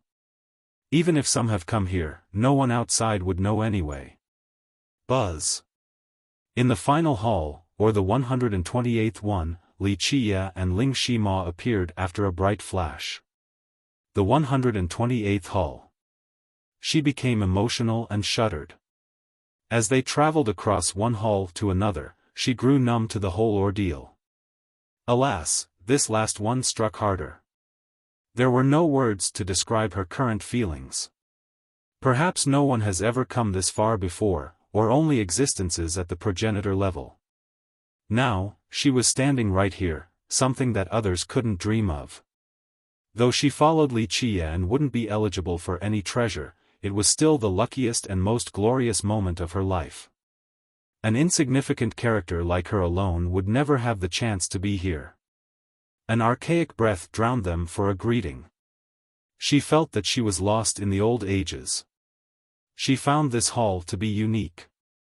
While looking above, a ceiling was certainly lacking, taken place by a starry sky. This seemed to be a vast galaxy. Everyone would feel as if they were a mere speck of dust before its grandeur. After looking around, she noticed that there were no paintings here, only 36 statues of unimaginable size. Each was as large as a mountain. They stood there, seemingly capable of upholding 3,000 worlds. In fact, 3,000 worlds would seem small before them. The most shocking thing was not their size, but rather, their aura. The material was just rock without any blessing, but this aura was still frightening. It crossed through time, older than all creations. Perhaps they were already around even before the initial inception of the world. She dropped to the ground instantly, feeling inferior to an ant, not qualified to look up. Her breathing became ragged. Li Qia protected her with his own aura, allowing her to breathe. She felt that being close to him was the safest spot in the world. It took a while before she mustered enough strength to look straight at these statues. She didn't recognize the majority of them. What are those things? She asked in astonishment. Perhaps a true emperor would feel the same way. Primeval beings. If possible, one could find clues of immortality here. He slowly said. Immortality. She murmured, never having thought about this unreachable topic before. Li Qia's eyes became incomparably profound as he gazed at the statues. Who is the real mastermind? The true horror? The absolute bringer of darkness? Time seemed to be frozen. Shima didn't dare to breathe loudly. He eventually withdrew his gaze and smiled. I'll be coming, for it is time to end this, not only to find an answer for myself, but also for all the other beings. She had no clue what he was talking about. What answer was he looking for? Are there invincible weapons here? Of the progenitor level? She thought about something else. The mid-level halls were frightening enough with peerless treasures. But now, they were at the 128th hall. Perhaps the treasure here would be at the progenitor level. Progenitor level? Li Qia laughed. I wouldn't need to come here for just that. You are underestimating this place. Even stronger than ancestral treasure? Her mouth gaped with surprise, unable to imagine something stronger than progenitors. In her eyes, even true emperors were untouchable, let alone progenitors. Materials are not worthy of being in this place. Li Qia shook his head. Here, what you will get is a single opportunity. Opportunity? She didn't understand. Wasting so much effort for a single opportunity? Li Qia walked up to a statue and raised his right hand containing the key mark. Now. He smiled and reached forward. Buzz. Strands of light emanated from the statue and gathered in his palm. Eventually, the light disappeared along with the golden key mark, leaving behind a badge. Time-worn beyond recognition and made of unknown material, it had but a single word carved on the surface, decree. It was written from a long-lost language, unknown to modern people. Not bad. Li Qia nodded while looking at the badge. She was flabbergasted. This was it after coming to the final hall? One badge? Perhaps true emperors and progenitors couldn't make it this far, and all Li Qia got was this item? Strangely enough, he seemed to be quite pleased with it. That's it? But progenitors themselves might not be able to come here. She asked in a daze. Only 2 or 3 people have been here in history. Li Qia revealed. Is this badge a treasure? She inquired. No, it is an opportunity. He shook his head, one that could bring about damnation, depending on the choice made. Few could handle it. Is there any other significance behind it? A chance that could bring about damnation? She thought that the trip was not worth it at all for him. In order to truly know immortality, one must find out what had happened in the far past, the circumstances during the start of time. Otherwise, it would only be in theory, a fool's dream. Li Qia looked at her and said. She only smiled wryly, unqualified to talk about this matter since she was only an ant struggling to survive. Eventually, he opened this hall and the 2 of them were transported back to the first. They left Bewildering Palace and returned to Moneyfall. You're Li Qia from Longevity System? A cold voice sounded, stopping them from walking down the steps. The chilling tone depicted aggression. This was no greeting.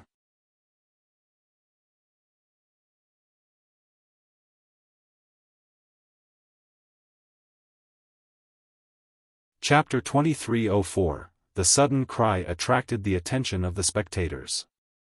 They saw a youth climbing the steps with many experts behind him. He looked high and mighty, looking down on all. It's Messenger Zhou. Someone whispered. People found his inquisitive tone quite strange along with the news that Li Qia came from Longevity System. They didn't know his identity or what happened in that land, unaware of the feud between these two. Plus, Jikuan was also from longevity. The two were brethren and should be on a friendlier term. What? Li Qiye didn't give a damn about the aggressive youth and only stared nonchalantly at him. You killed my junior brother. Jikuan drew closer with a chilling glare. No idea. Li Qiye became bored. He is Wu Xianyi, another messenger of young Lord Mu. The guy increased his volume. People glanced at each other after hearing this. The big shots were aware that after Jikuan joined the young lord, his junior brother followed suit. Whether Xianyi was a messenger or not, Li Qiye seemed to have antagonized young Lord Mu. Don't know him. Li Qiye waved his sleeve. I've killed too many to count, and who would keep track of how many ants they have killed anyway? Damn! Some gave him a thumbs up after hearing this since they looked down on Jikuan. This was mainly due to his change in attitude after sucking up to young Lord Mu. He even looked down on the ancestors when speaking with them, so people naturally hated him. They just didn't say anything due to his master. Jikuan's face turned red. Everyone has been giving him some face after he became a messenger. Even an ancestor would courteously refer to him as, virtuous nephew Zhou. But now, a junior was looking at him with contempt. Li, you choose the hard way instead of the easy way. Jikuan shouted, killing a messenger is a big crime. Not to mention your insignificant life, when young Master Mu send down his wrath, longevity system won't get off easily. Where did this ant come from? Li Qiye interrupted him, Mu or Wu or whatever, only a bunch of ants. Don't raise your fangs in front of me because if I get in a bad mood, I'll trample that Mu clan. Scram right now whilst I'm feeling merciful. The rowdy palace became silent right away. Everyone stared at him in disbelief. They all heard him clearly, hence their shock at someone daring to utter such words. They certainly agreed that Zhou Jikuan was an ant but wouldn't say it openly. Even if he managed to suck up to young Lord Mu, he himself was nothing. This wasn't the case for the young lord. His name alone instilled fear because he was someone from above.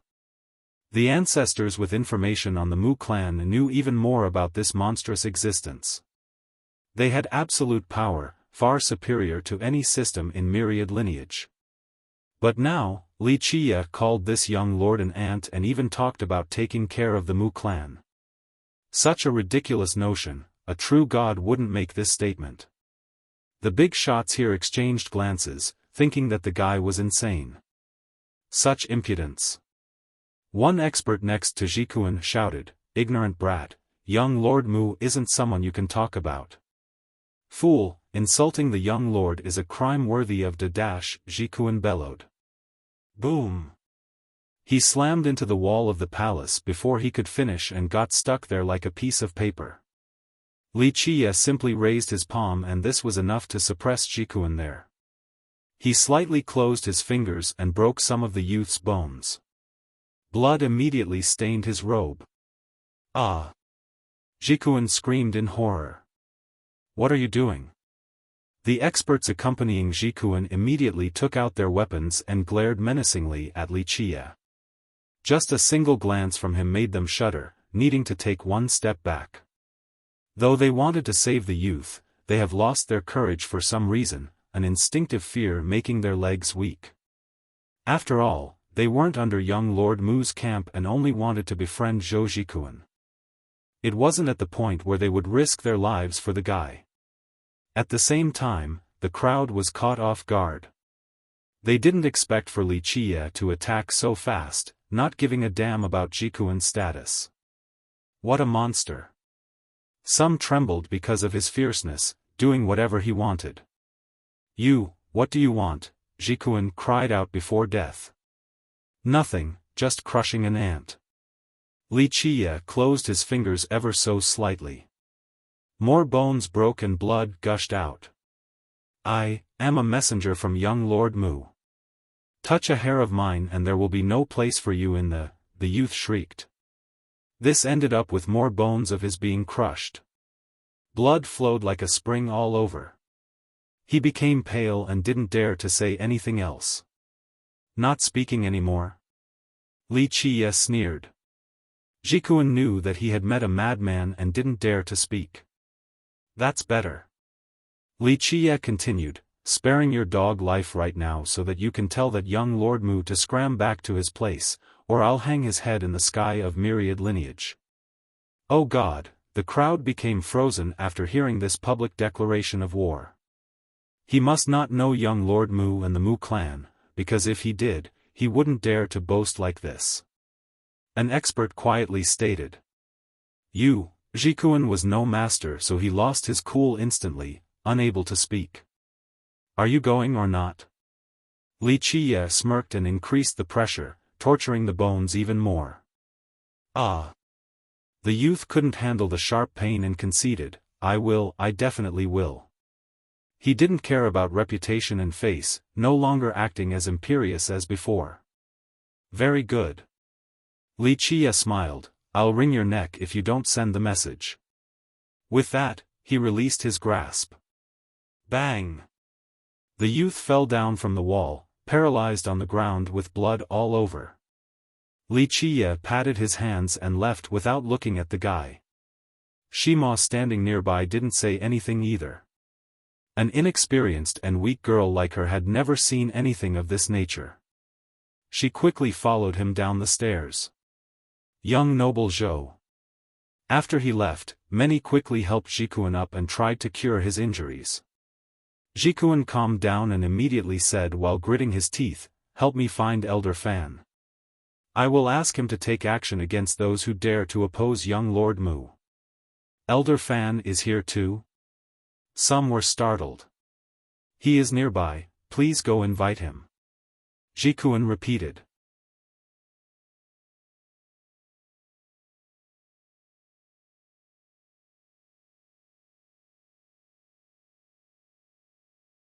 Chapter 2305, Leaving Bewildering Palace left Li Qiye in the desolate region of Moneyfall. Young noble, where are we going now? Ling Shima asked timidly. If time permits, we'll go somewhere that might let you find your sword tomb. But whether you can get it or not is up to you. You must be able to connect with it or it will only be a flower in the dew or the moon in the water. Shima hesitated for a moment before taking out an old box. She handed it to Li Qiye and said, this is something our forefather left behind. He said it is the key to taking back the tomb, can you use it, young noble? Li Qiye opened it and was met with a massive sword energy. He took a good look and said, this is indeed the meaning of the sword, but it won't be that simple. You will need perseverance in order to succeed. I will try my best. She stared straight at him and said firmly. Despite knowing the difficulties lying ahead, she was ready to pay any price and her eyes showed her determination. Good. He nodded, then mentally prepare, pain will be unavoidable. Shima left the box with him. It was more important than her life and pertained to their clan's survival, so she shouldn't be handing it to anyone. Moreover, she didn't know Li Qiye for that long, but for some reason, she trusted him more than anyone right now. She felt no anxiety leaving it to him, not worrying that he would take it for his own. It was safer in his possession anyway. Li Qiye didn't say anything and put the box away. Swords for sale here, 5% off if you buy one, 20% off for two, 40% off for 10, or 100 for a very good price. They didn't get far before hearing a familiar voice. On a beach shore, someone was carrying a large bag and peddling his bamboo swords. Who else would do something like this but Conqueror young noble? My fairy, my bamboo sword will make you even more transcending and graceful. He latched on to a group of young female cultivators and went to work with his bright and sincere smile. You are the young noble from Conqueror? The girls smiled back at him. The guy was quite famous for many reasons, his status, talents, and looks. Moreover, his amiability made many girls want to befriend him. I am, pretty ladies such as yourselves should visit our humble sect. It's a tiny location, so our citizens will certainly be amazed by your beauty. It is a blessing of 3 lifetimes.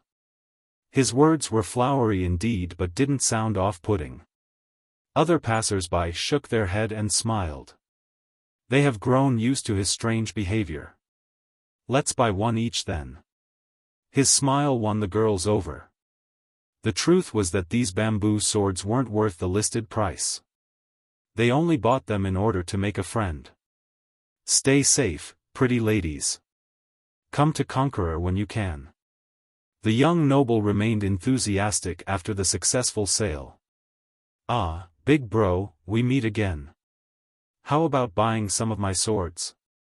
Conqueror went over to the duo as they were about to cross the lake. Shima wanted to laugh but didn't dare to. She didn't understand why someone of his status would act as a merchant. No. Wuxia refused again. Big bro, friendship starts upon the first meeting, brotherhood blossoms on the second. This is our second, so we are brothers. Conqueror put on sword into Wuxia's hand and sincerely said, well, consider this a meeting present. Wuxia chuckled, finding the youth amusing. He then took a look at the sword. It was made entirely of bamboo. Nevertheless, Conqueror meticulously carved and paid attention to the little details. I personally made each one, they have their own aura and are unique. Conqueror said. Not bad. Wuxia traced the sword's edge with his finger and nodded approvingly. Conqueror's face was beaming after earning the praise. His smile became wider and brighter, 1 sword to own the world, 2 swords to be unique in history, 3 swords for an unstoppable formation. Despite the grandiose and funny rhetoric, Shima still wasn't buying it. She didn't see what was so special about these swords. Big bro, do you want to buy one? Buy one, get 2 free, how about it? Conqueror offered. They are made from our ancestral bamboo, the very foundation of our sect, a great treasure and the symbol of coiling dragon system. It once connected to the very veins of the system. He continued bragging. If it wasn't for him bringing coiling dragon up, people would have forgotten that he was part of this system, and his sect, Conqueror, was only an old city there. Humph, such a big tone. A snort came about. How can Conqueror represent coiling dragon? This interjection drew the attention of the crowd. An old man with a group of experts got off their boat. He didn't give any face to Conqueror young noble at all. He wore an imperial robe, a saber was his weapon of choice.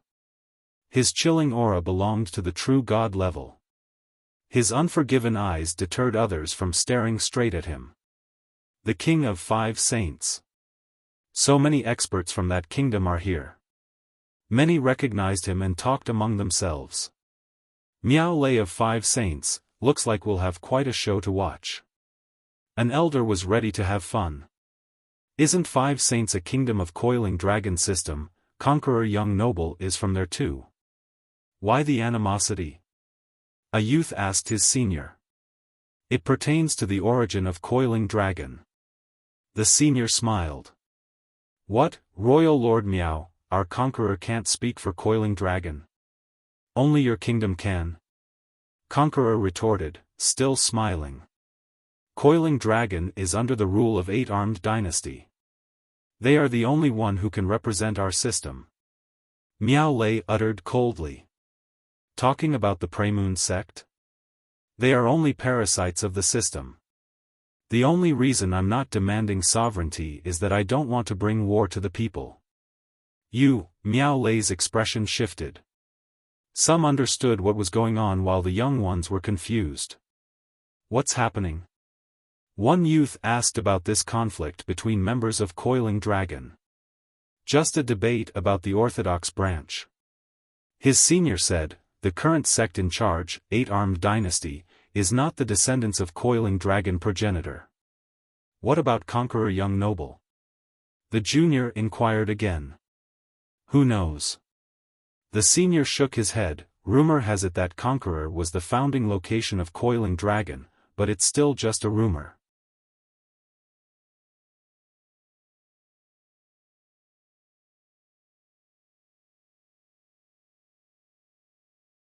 Chapter 2306. It didn't take long before gossiping began in the courtyard.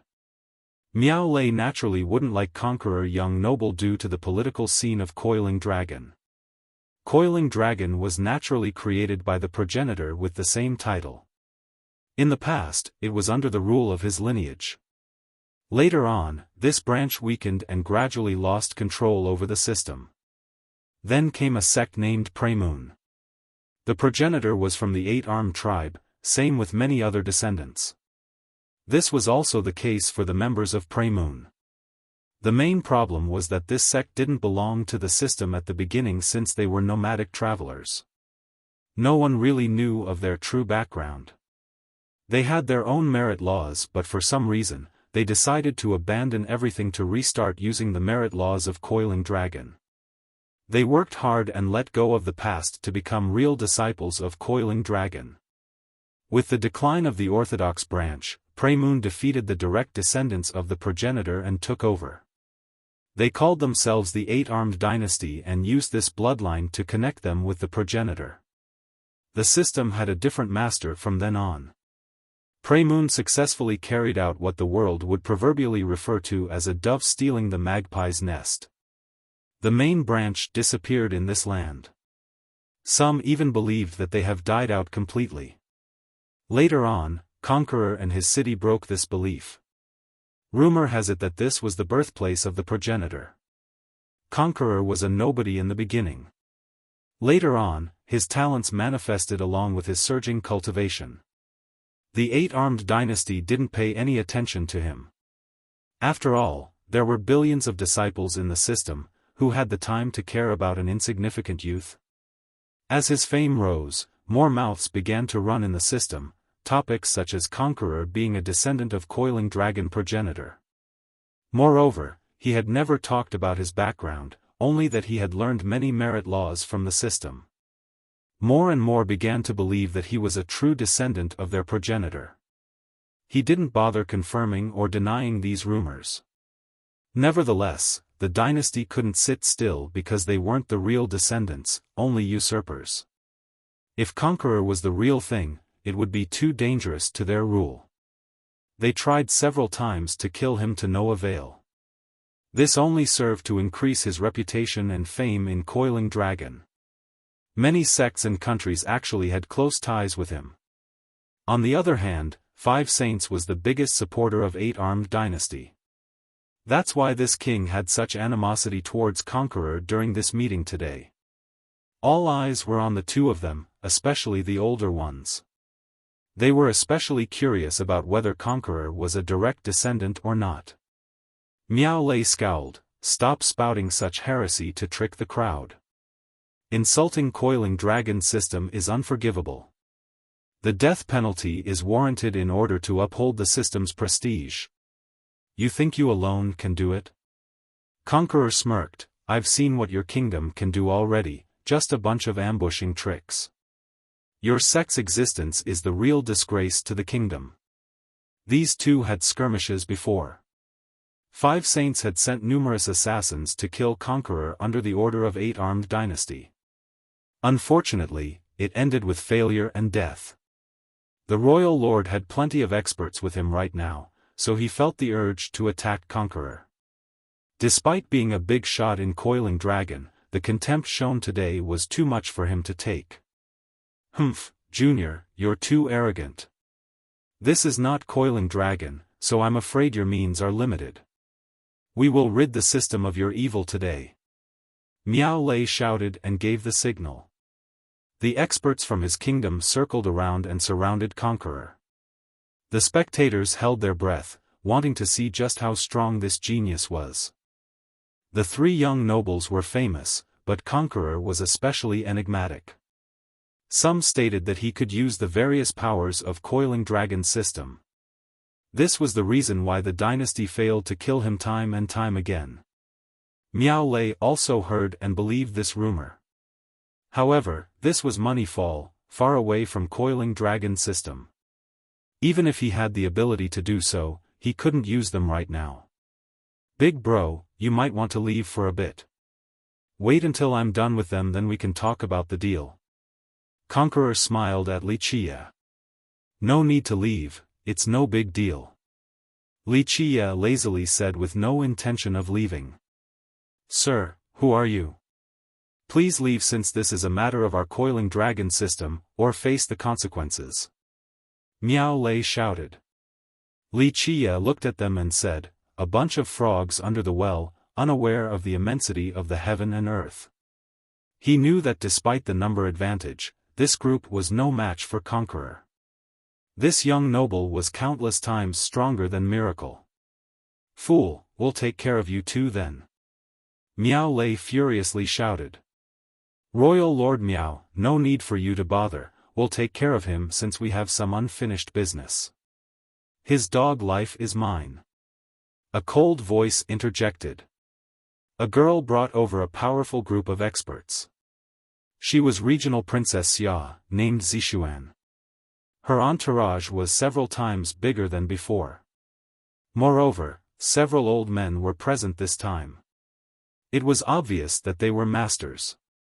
People from Sword Grave are here too. Some listeners whispered, I heard Sword Sovereign is here too. This princess had met him recently. No wonder why the princess group was stronger this time. She walked with tenacity because she had backup. Princess Xia. Miao Lei was ecstatic after seeing the reinforcement. Little Ling, you need to stop mingling with outsiders, come back to us. The princess stared at Shima and said. Shima's expression changed, aware that the princess came specifically for her. She inched towards Wuxia and felt much safer. Humph, don't think you can leave alive just because you found a backer. The princess snorted. Wuxia glared back and said flatly, I've already spared your lives back at the lake yet you don't know when to back off. Li, I don't care who you are, you're not leaving this place alive. The princess declared. She hated him to the bones after nearly being killed by the storm on the lake. You and what army? Wuxia lazily spoke. The princess' expression turned ugly after being shown such contempt. You might be strong but you won't be able to escape from Sword Grave. My first brother will never allow anyone to challenge our authority. People glanced around, thinking that maybe Sword Sovereign was already here, he just hasn't shown himself.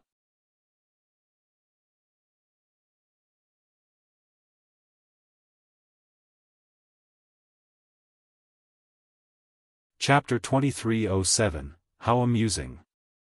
Conqueror clapped and smiled at Wuxia. Big bro, looks like it'll be quite a fight tonight. Do you want to work together with me and go big?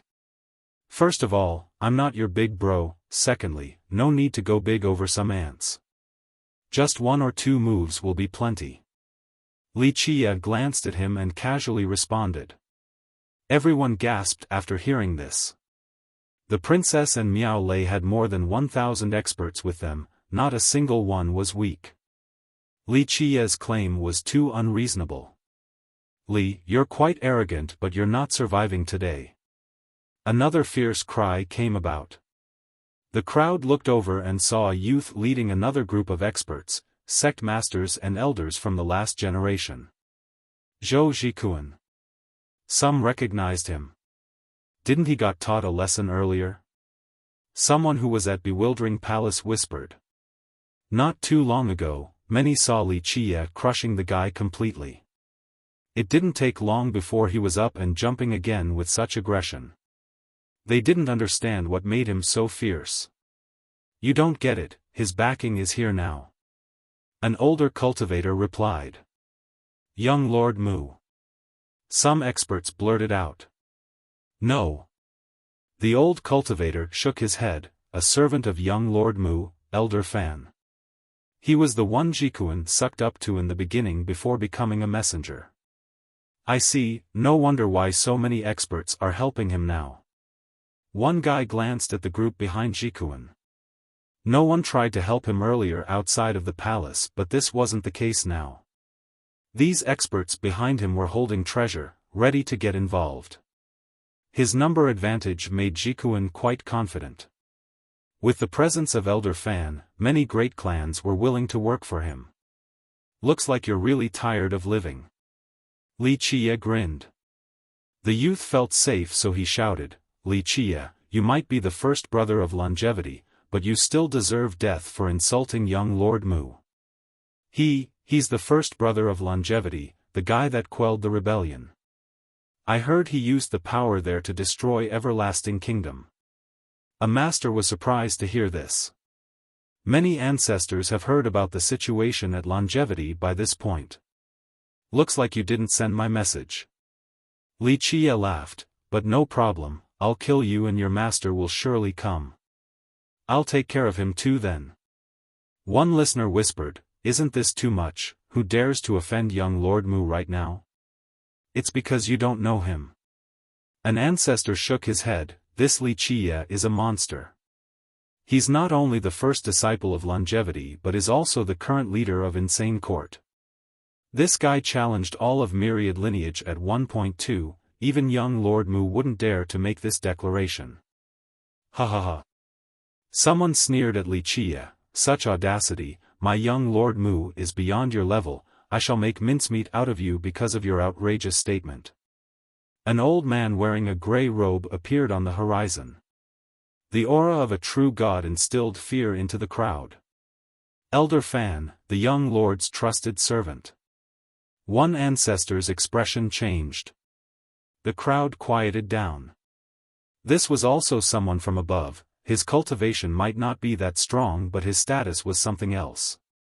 Young Lord Mu is a god from above, I will not accept such blasphemy towards him. Time for punishment. Another chilling voice came about. It carried a sword intent piercing at everyone's mind, causing them to shudder. People looked up and saw a tall man, looking around 30 years of age. He held a long sword and wore a violet robe. The sword intents emanating from him were quite impressive. Sword Sovereign. Sword Sovereign, an ancestor narrowed his eyes and became serious, is he a pseudo-true emperor right now? He was the current leader of Sword Grave, as famous as any of the three young nobles. He wasn't listed among them because he made his debut much earlier. Thus, he was considered alongside Saber Devil as the sword and saber duo. Due to their age, he and Saber Devil could be stronger than the nobles. Brat, how are you going to get out of this? Princess Xia clearly had a crush on her senior brother. Ling Shima turned pale and took several steps back. She was from Sword Grave and knew how strong this guy was. Li, it's not too late to surrender. Jikuan grew bolder as more allies came. Good, this will save some time since all of you are here. Li Qie chuckled while playing with his bamboo sword. Let's go cut him to pieces. Jikuan ordered his experts. Right, take them down. The princess also shouted at her experts from Sword Grave. Ha, Conqueror, you're done. Miao Lei led his own group. More than 1,000 experts surrounded the three. The atmosphere became tense since a fight could break out at any moment. So fun, big bro, do you want to have a contest to see who can kill more? Conqueror smiled brightly at Li Qie, completely undaunted, if I kill more, you will have to buy all my swords. Not interested. Li Qie refused once more. Kill them. Jikuan commanded without attacking himself. Now. The princess and Miao Lei gave the final command. The experts roared and unleashed their attacks. So many weapons aimed at the three, pagoda, spear, saber. The area trembled since they didn't show any mercy, wishing to turn the group into mincemeat. Not good. The spectators nearby were shocked. Good, we'll do it like that, the person with the higher kill count will be the winner. Conqueror ignored Li Qie's refusal and shamelessly attacked before Li Qie. He threw his bag and all the swords soared to the sky. Sword energy began to ravage the area with sharp arcs everywhere. They didn't look like bamboo swords but more like divine swords now with strong enough intents to pierce through all. Clank. These swords poured down their energy at the enemies. Ah! Blood gushed along with tormented wails. Conqueror didn't hold back. These swords pierced through the chest and crucified the enemies.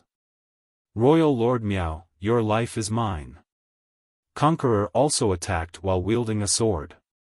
The luminous attack crossed through the void and reached Miao Lei with haste. Li Qiye didn't mind that Conqueror had taken the initiative. He casually swung his sword. This slash was simply too fast, no one could see it clearly. In fact, he was the only one who knew.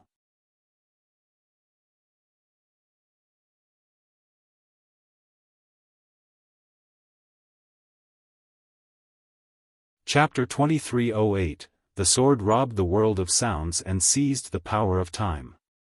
Everything became frozen.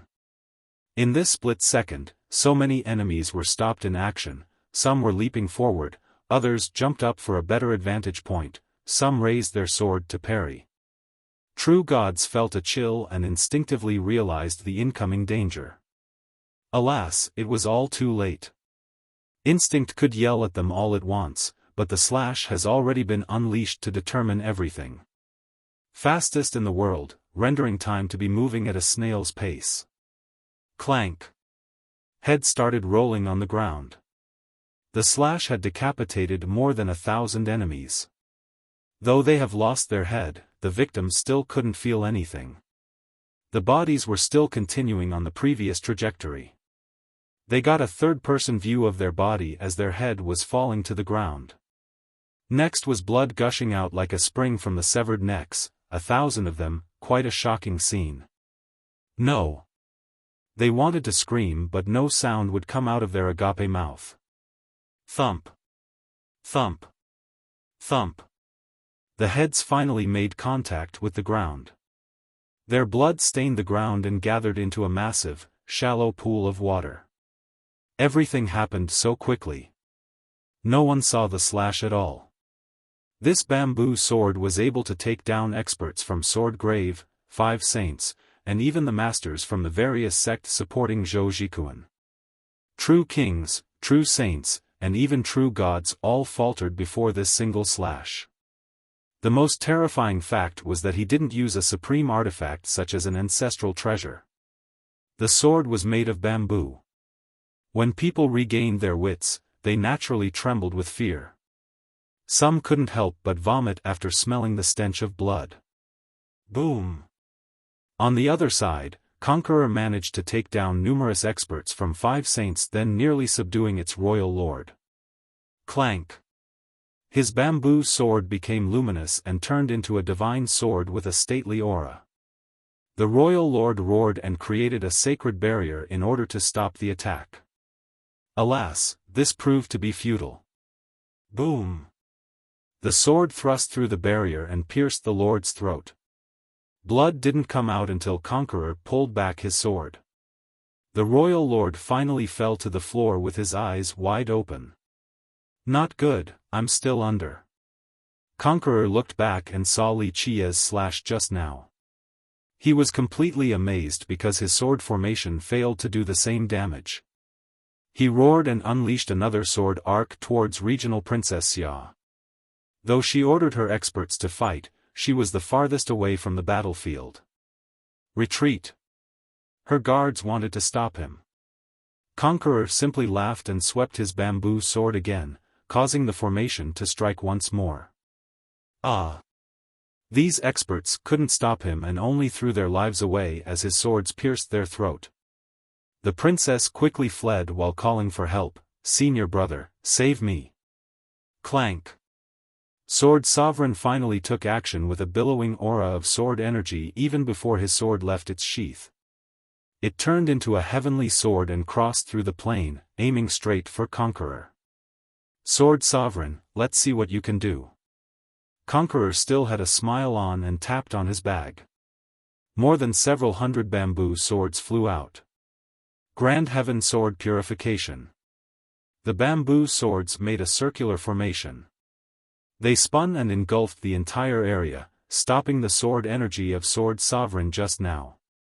The resulting shockwaves devastated the area.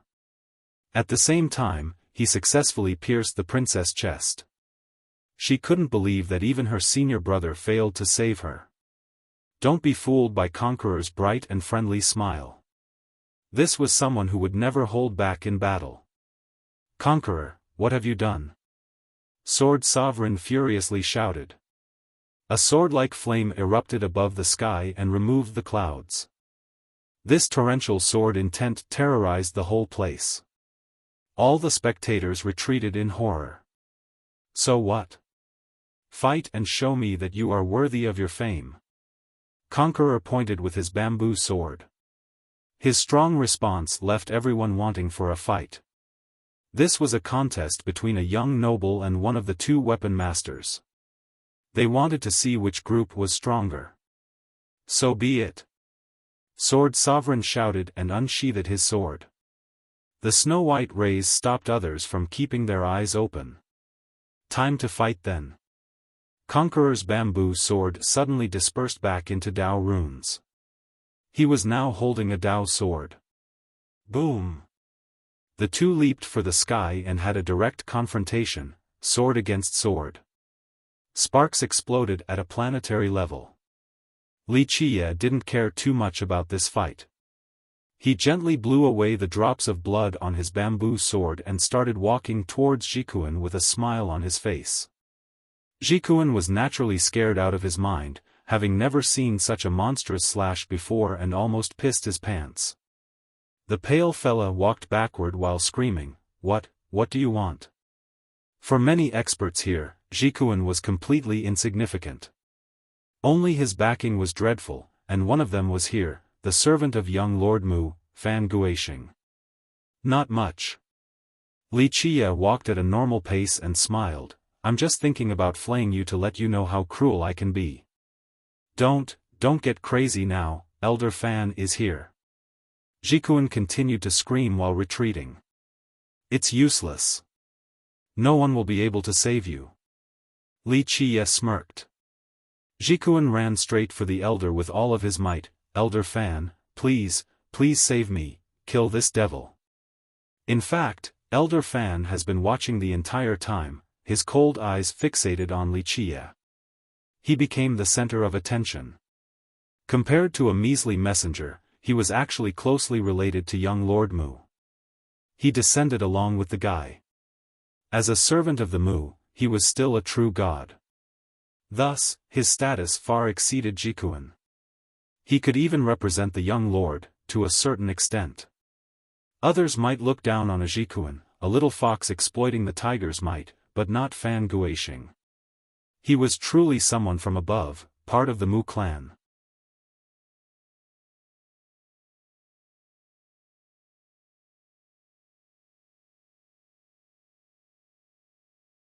Chapter 2309. Everyone wondered what Fan Guoxing would do since they have seen Wuxia's domineering attitude and power. Guoxing spoke with a serious tone, Friend, it is time to stop here, no need to push it so far. Who the hell do you think you are, telling me what to do? Wuxia lazily said while still walking towards Jikuan. Guoxing's expression shifted.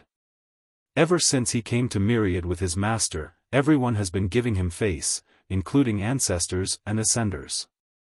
They still addressed him as Dao Brother Fan even though he had a lower cultivation level.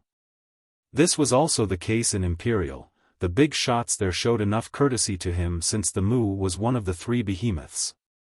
But now, a junior dared to speak to him like this, something akin to slapping him in the face. I am a contributing member of the Mu clan for several thousand years now. Fan Guoxing uttered, I once served the great ancestor of the Mu and was a study companion to the clan master. Guoxing made his prestigious status clear. Despite only being a servant, he has been serving for several generations now. His absolute loyalty earned him respect at the clan, allowing him to speak his opinion before the clan master. Who the hell are the Mu? Wuxia was still as nonchalant as ever, holding his bamboo sword in a menacing manner. Jikuan was running while looking back at Wuxia, wanting nothing more than to get as far away from this monster as possible. Guoxing grimaced with eyes spewing out flashes of anger. The rest of the crowd took a deep breath. Some naturally found displeasure with young Lord Mu, but no one would dare to say a line like this. Provoking the Mu clan could bring about a disaster to their sect. Junior, this comment alone is enough for us to exterminate your entire clan. Guixing threatened. Oh? Is that so? If your clan isn't smart, I'll be the one to exterminate them all. Li Qiye retorted without care. Is there no end to his madness? Someone blurted out, completely speechless. Not even a true emperor would say this in public, since the Mu was unfathomable. Ignorant brat, destroying our clan? You're done for, we'll surely end you. Fan Guixing snorted. I've heard this line so many times. Those who say this about me are all dead now. Li Qiye picked his ear and said. Eventually, wanton arrogance became respectable due to the required audacity. Some of the crowd certainly admired Li Qiye. Elder Fan. As Jikuan came closer to Fan Guixing, he became ecstatic. Save me. Fan Guixing decided to throw an item, pinning it in front of Li Qiye. He needed to save this errand boy in order to maintain his clan's reputation. It was a banner with the word Mu carved on it, written in an ancient and bold style.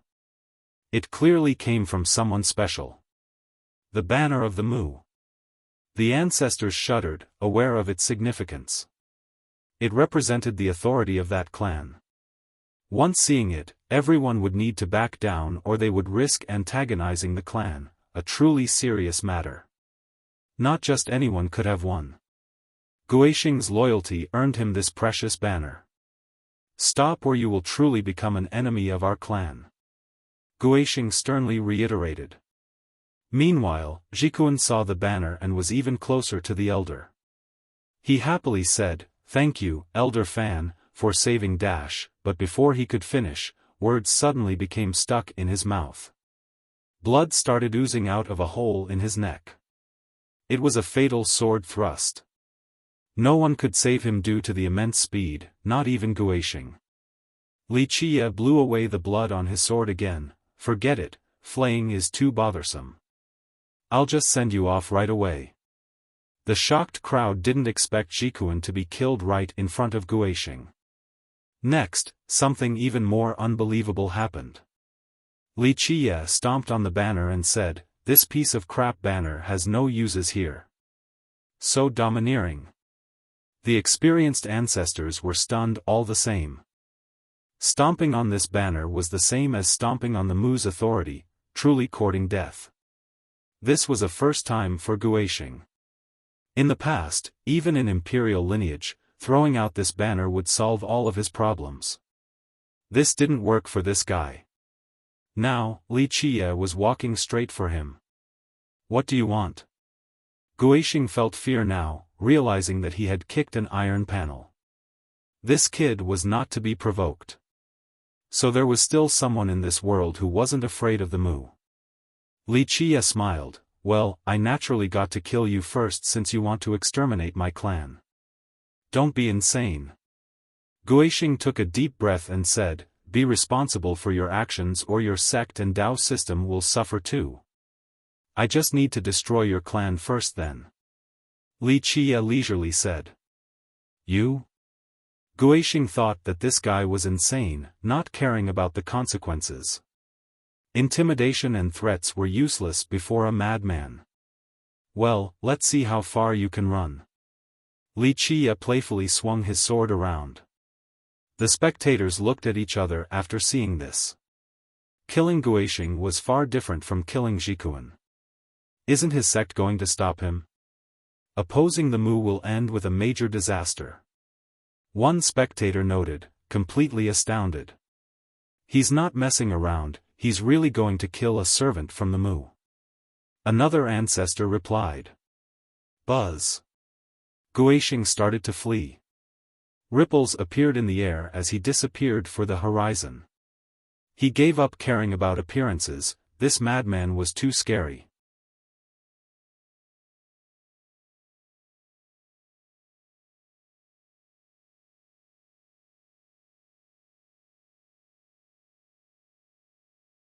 Chapter 23:10, Guixing's sudden fleet caught everyone off guard since he was the representative of the Mu clan. They thought he would tough it out to the very end, but the guy ran faster than anyone else without bothering to come up with an excuse. Boom! Unfortunately, someone blocked his retreat path. Space became sealed by a majestic power. Guixing leaped backward in order to avoid this force. Elder Fan, why are you in such a hurry to leave? A pleasant voice came about. The one stopping Guixing was a heroic and beautiful girl, virtually matchless. Martial goddess. People recognized her right away. This was Wu Bingning, a famous genius in myriad lineage, the choice lover for many men. Virtuous niece, Guixing was shocked too. Don't leave so soon now, she said with a firm tone as her eyes flashed like the stars. People became confused right away. Some started talking in private, especially the ancestors. Isn't the martial court very close to young Lord Mu? A high elder was surprised. The big shots knew that after coming to myriad lineage, the young lord was closest to Vermilion martial court. He even stayed there for a long time. It seemed that the martial court was about to become the main base in Myriad for the young lord. Rumor has it that a marriage alliance was underway. The martial court didn't comment on this matter, but people certainly believed it. But now, Bingning didn't look like she was helping Fan Guixing but rather trying to stop him from escaping. Is the marriage alliance not true then? Someone else whispered. In this particular case, everyone understood that it would be between young Lord Mu and Wu Bingning. So many youths in myriad lineage wouldn't want such a thing to happen, but they knew of the high possibility. Thus, her attitude right now appeared a little strange. In theory, she should be on Guixing's side. Just quietly watch. An older character also didn't understand and shook his head while speaking. Virtuous niece, what is your intention? Guixing found the situation to be quite unfavorable. To which Bingning responded, it's nothing, I just want to see your prowess while raising the banner of the Wu. Are you able to kill young Noble Li? This answer was vague enough so people still didn't know her side, but Guixing got the gist of it and took one step back. Hey now, if I want to kill someone, it doesn't matter where he runs off to. Wuxia lazily came over, not giving a damn about the guy trying to escape. Guixing turned around to face Wuxia, but he thought about Bingning behind him and was wary of her as well. Thus, he slightly tilted back, creating a triangle of sorts. Will you run like a dog and die to a blade to the back or face me like a man? Wuxia gestured with his bamboo sword. Guixing's fear was justifiable because he knew he wasn't a match for the guy. His slashes were illogically fast. It didn't matter whether Wuxia was actually strong or not. Just the slashes alone were reaching a sure kill level. People couldn't even see them, let alone trying to dodge. For all the arts and techniques in this world, only speed was unsolvable. Speed could surpass all techniques, the enemies wouldn't be able to react fast enough. Virtuous niece, you need to help me. Guixing told the girl, but his eyes were on Wuxia, afraid of a sudden attack. Why should I? Bingning flatly responded, the Mu is unstoppable and it is just one enemy. You don't need my help, Elder Fan. Guixing didn't expect to be outright rejected. Virtuous niece, don't forget about the ties between our two houses. If you can help me, you will be prestigious beyond words later, no need to think so highly of yourself. I'm already being kind enough by not killing you myself. You better start praying. She interrupted him. Upon hearing this, the crowd thought that there was more to this story than meets the eye. You. Guixing's old face became uglier. Virtuous nephew, deciding on your own will hurt our friendship, you can't handle the consequences. Old servant, you think I won't kill you and that your clan is #1 in the world? I'd like to see how they will save you today. Her eyes showed a murderous flash. Guixing took note of this and retreated further, realizing that she wasn't playing around. Li Qie chuckled and said, "You don't need to bother yourself with this." He then turned towards Guixing. "Come now, I'll give you a chance. Block 1/ and I will spare you. Otherwise, even the old heaven won't be able to save you today." The sheer contempt insulted the old man. Li Qie made it sound as if he was a fish on the chopping board already. "Junior, you're too arrogant. You think no one can beat you?" he furiously shouted. "Pretty much," Li Qie said. "At the very least, killing you with 1/ won't be a problem. Alright, let's stop wasting time, get ready. It's finally happening." Many took a deep breath, aware of Li Qie's intention to kill Guixing. "Are you a man of your words?" Despite his rage, Guixing saw hope in the challenge. "Always." Li Qie chuckled, "Get ready to block the slash. This is your only chance to leave." "Very well, you said it." Guixing instantly made up his mind. "Just one is enough." Li Qie raised his bamboo sword. "I highly doubt that." Guixing didn't believe it. After a buzzing noise, he put on a feathered regalia. Boom! This regalia exuded a boundless imperial light as if it was blessed by an emperor. The energy of a true god also permeated the area. The imperial might heralded a symbol on the regalia with a screech.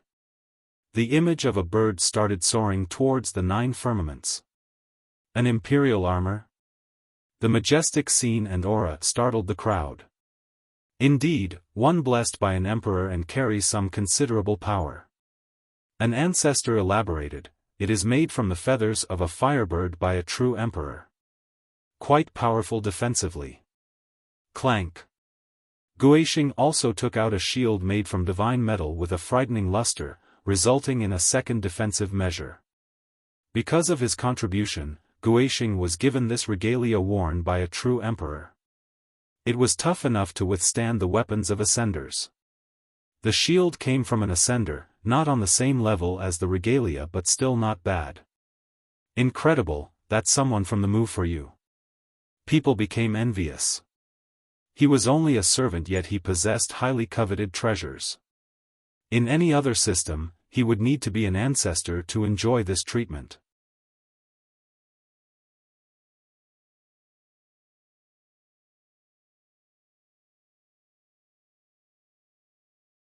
Chapter 23:11, "Alright, I'm ready for your slash." Guixing shouted, feeling confident that his armor and shield would be able to block the incoming attack. "The result is obvious." Someone murmured. "Just one bamboo sword can't break an imperial armor." Another ancestor felt the same way. "Big mistake, Li Qie probably didn't expect for Elder Fan to have an imperial regalia." A high elder shook his head in agreement. The crowd thought that he couldn't kill Elder Fan with a single slash or even break through the armor at all. "Good, let's get started." Li Qie slowly raised his sword without gathering any sword energy. In fact, this had nothing to do with the sword Dao. He was performing the physique scripture, the new version. He had opened this scripture once more so it probably needed a new name from now on. Boom! The shield poured out light as Elder Fan cried out, "Shield against the devils." This shield instantly became massive, capable of separating heaven and earth. It covered him fully. Screech! The firebird above closed its wings and let out a scorching flame to seal the myriad worlds, protecting the old man inside. Rumble! The imperial aura erupted with blinding light. "You are under my protection." A grand figure lowered its palm, wishing to destroy everything. The ground started to crack. This move possessed both offensive and defensive capabilities. Pluff! Li Qie finally unleashed his slash. It exceeded the temporal limit and reversed its flow. No one could see the slash but they were affected and felt an illusion of becoming younger. Bam! The moves collided. When the spectators calmed down, they saw the gigantic shield still standing, the regalia was still radiant, and the majestic figure remained strong. Guixing also stood there, seemingly unharmed. That's it? Someone wondered. Crack. Li Qia's bamboo sword had lines all over before collapsing into pieces. He lost. Everyone believed that the slash failed to break the imperial defense. It's still an imperial armor from a true emperor. Such power can't be touched even by an ordinary ascender. An ancestor commented, aware of the difference in power levels. Li Qia was too careless, using just a bamboo sword against an imperial armor, that's impossible. He's slapping himself in the face now. One cultivator gloated. Boom! Suddenly, the massive shield collapsed, the majestic figure shattered, the firebird uttered a miserable cry before disintegrating. Guixing's armor turned into powder and scattered away with the wind. His eyes were wide open, same with his twitching mouth. He tried to say something but nothing would come out. They finally saw blood oozing out of his throat. A tiny gash gradually became a bloody hole. The guy finally fell on the ground, causing specks of dust to go flying. He couldn't believe that his defensive measures have failed to a bamboo sword. In fact, everyone else shared the same astonishment. The ones who thought Li Qia have lost earlier felt their face becoming red and hot as if he had just slapped them. No one would believe such an outrageous story. Just one slash, all about speed exceeding everything to return to the origin. Li Qia casually said. This slash had jumped out of the boundary of the sword Dao. This imperial armor couldn't block it. The only way was to slow down the slash. A while later, time finally began to flow normally in the area again. Rumble. Explosions in the sky attracted the crowd's attention. They looked up and saw the battle waging between Conqueror and Sword Sovereign. Sword Sovereign looked unbeatable with his sword, but Conqueror had countless bamboo blades. Though one by one, they were destroyed by the Sovereign, more and more came out. Who knows how many bamboo swords he actually had? Li Qia looked up and said, "So slow, do you need my help?" "Crap, he wants to steal my opponent." Conqueror was shocked. He was distracted for just a second, but this was enough for Sword Sovereign to fly away like a meteor towards the horizon. Such decisiveness and agility. The guy was certainly afraid of being double-teamed by Li Qia and Conqueror. Defeat would be imminent in that case, so he decided to run away. Survival was the first priority. Sigh, he ran away so fast. "Sword Sovereign, let's play again later," Conqueror shouted. But the guy was already long gone. Who knows if he could hear Conqueror at all. "You scared my opponent away. It's not easy for me to find someone at the same level. Who am I going to play with now? Big bro, you need to buy 500 swords to make up for this pain," Conqueror said, feeling quite wronged. "Not interested." Li Qia ignored him and told Bingning and Shima, "Let's go." "Big bro, don't leave. Just buy one more, I'll take 20 off, no? 30 then, fine, even 50. That's the best I can do." Conqueror didn't give up. Alas, the trio also left him behind, just like Sword Sovereign. He turned his focus towards an elder from a great power. "Senior, how about it? Look at this beautiful sword, didn't you see earlier? Young noble Li used it to destroy an imperial regalia. With this sword, you can go wherever you want in the world." "Alright, just one." This old man smiled and bought one. Don't miss it, bamboo swords that can take down an imperial armor. Don't miss it, you can't buy them anywhere else, especially not for this cheap price. Conqueror took advantage of Li Qia's display of prowess earlier. He even guaranteed to others that his swords were this amazing. People couldn't do anything but shake their head.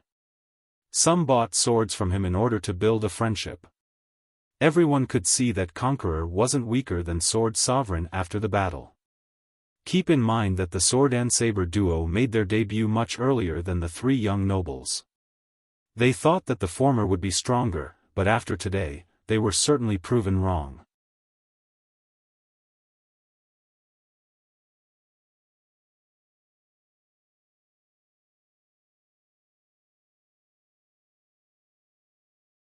Chapter 23:12. Li Qia brought Wu Bingning and Ling Shima out of the lake to another area. Shima had so many questions in her mind but couldn't actually ask. Vermilion martial goddess, a rare genius in myriad, the goddess beloved by all, Shima was also a fan of her. She once thought that this goddess was unreachable, but now, they were in the same place. This felt like a surreal dream, but the truth was that the goddess was mere inches away from her. Little girl, looks like you have made up your mind. Li Qia smiled at Bingning. She stared at the horizon in a trance, but her eyes were focused. She looked mature and determined. One must take charge of their own life. Success or failure doesn't matter, it is still better than just going with the flow. She said. True, but making a choice can cause pain. Li Qia said, only time can tell whether a decision is right or wrong. Bingning sighed and didn't wish to talk about this topic. She looked at him and said, our ancestors don't believe you have the 12 variations. I don't need their validation. Li Qia smiled, that's their loss. It's enough that you do. Bingning felt worse again. She had tried to convince her Tao system and changed their ways. Unfortunately, the ancestors in charge didn't believe her, so she had to take the initiative. It's fine. She showed a carefree expression as if she had thought it through and smiled, since I have chosen your side, then you need to be ready. After all, it is a big crime to kidnap the successor of the martial court. Many experts will be attacking you then. You think I'm afraid of having more enemies? Li Qia chuckled, come one, kill one, come two, kill two, come 10,000, kill 10,000, she didn't respond to this particular comment. But out of consideration for you, I won't destroy your system. He chuckled. She smiled wryly upon hearing this. Their system was in the top 3 of myriad, so others didn't dare to oppose them. Li Qia, on the other hand, just made it sound so easy. Ultimately, she believed him too. Shima only quietly listened in the back, being exposed to things she couldn't touch before. Thump. Thump. Thump. Suddenly, drum-like noises filled the area. Li Qia stopped to listen. Shima asked, what's going on? Coin Beast City.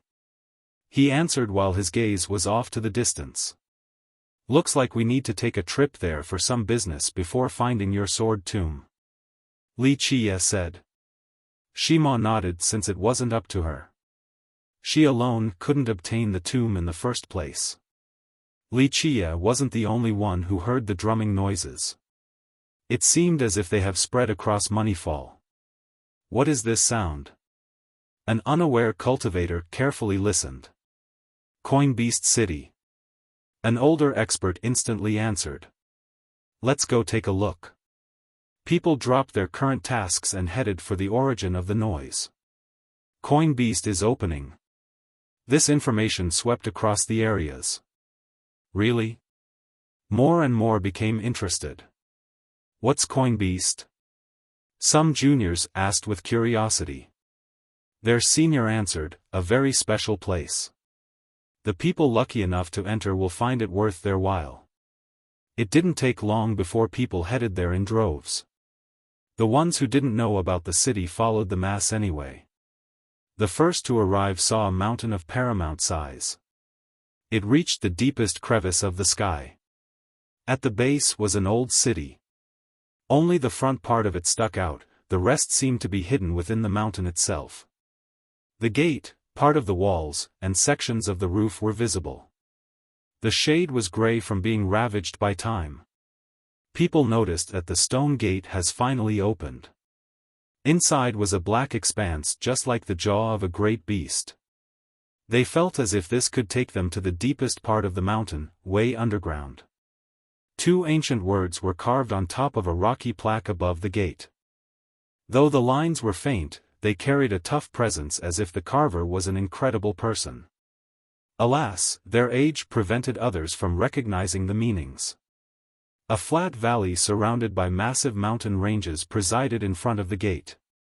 It spanned for thousands of miles leading to an ocean. The valley was most likely a paved path once, enough for dozens of carriages to go side by side. As time passed, nature took over and turned it into a valley. Are we entering? People outside of the gate wondered. It's useless. An older gentleman explained, you won't be entering the real thing because entry requires a coin beast. What kind of beast is that? A junior asked. You'll see. The guy answered while staring at the ocean far away. Nothing was happening on that side. What treasures are in this place? We left Bewildering Palace for it. Small talks happened to break the boredom. An elder replied, quite a bit, such as beast springs, Dao bones, but most importantly, eggs. Eggs? A disciple said, are they very precious? That's up to your own fortune. If you are lucky, they'll be amazing. Rumor has it that Elucidation True Emperor once found an egg. A Bayan eventually hatched from it, it's still there right now in Resting Bull, acting as a guardian beast. The thing is insanely powerful. The elder elaborate. A peer next to him added, not just that, some said that he got a Dao bone too, hence his title Elucidation. This was one of the most amazing emperors in Myriad. He came from Insane Court but found the Resting Bull scripture. This paved his path towards the throne. Though he didn't create his own Dao system, he revitalized the dying Resting Bull so he became a new progenitor, despite not having this title. The chance of success here is far better than Bewildering Palace. Another chimed in. Highly coveted rewards awaited those who could enter, beast springs, Dao bones, and especially precious eggs. Finding a heaven-defying egg could lead to owning a divine beast in the future just like Elucidation True Emperor. This was the reason why so many elders and ancestors gathered here.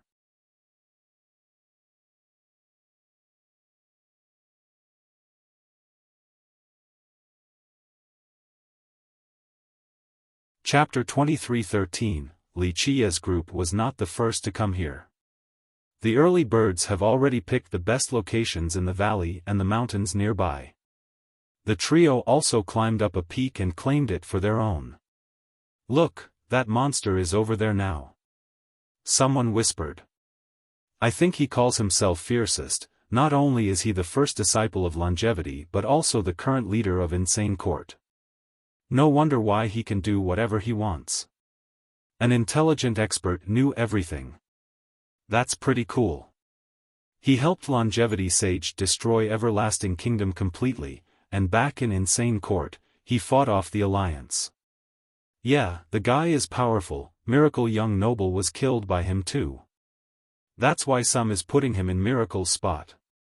In my opinion, he's far stronger than the other two. Think about it, he dared to challenge young Lord Mu and even killed Elder Fan. That's as badass as one can get. Another interjected. Shoo, watch your mouth. Don't bring that up unless you hate your sect. Young Lord Mu is not a forgiving person. If he finds out, you better start praying. His friend immediately warned. Wait a minute, isn't Insane Court a heretical sect?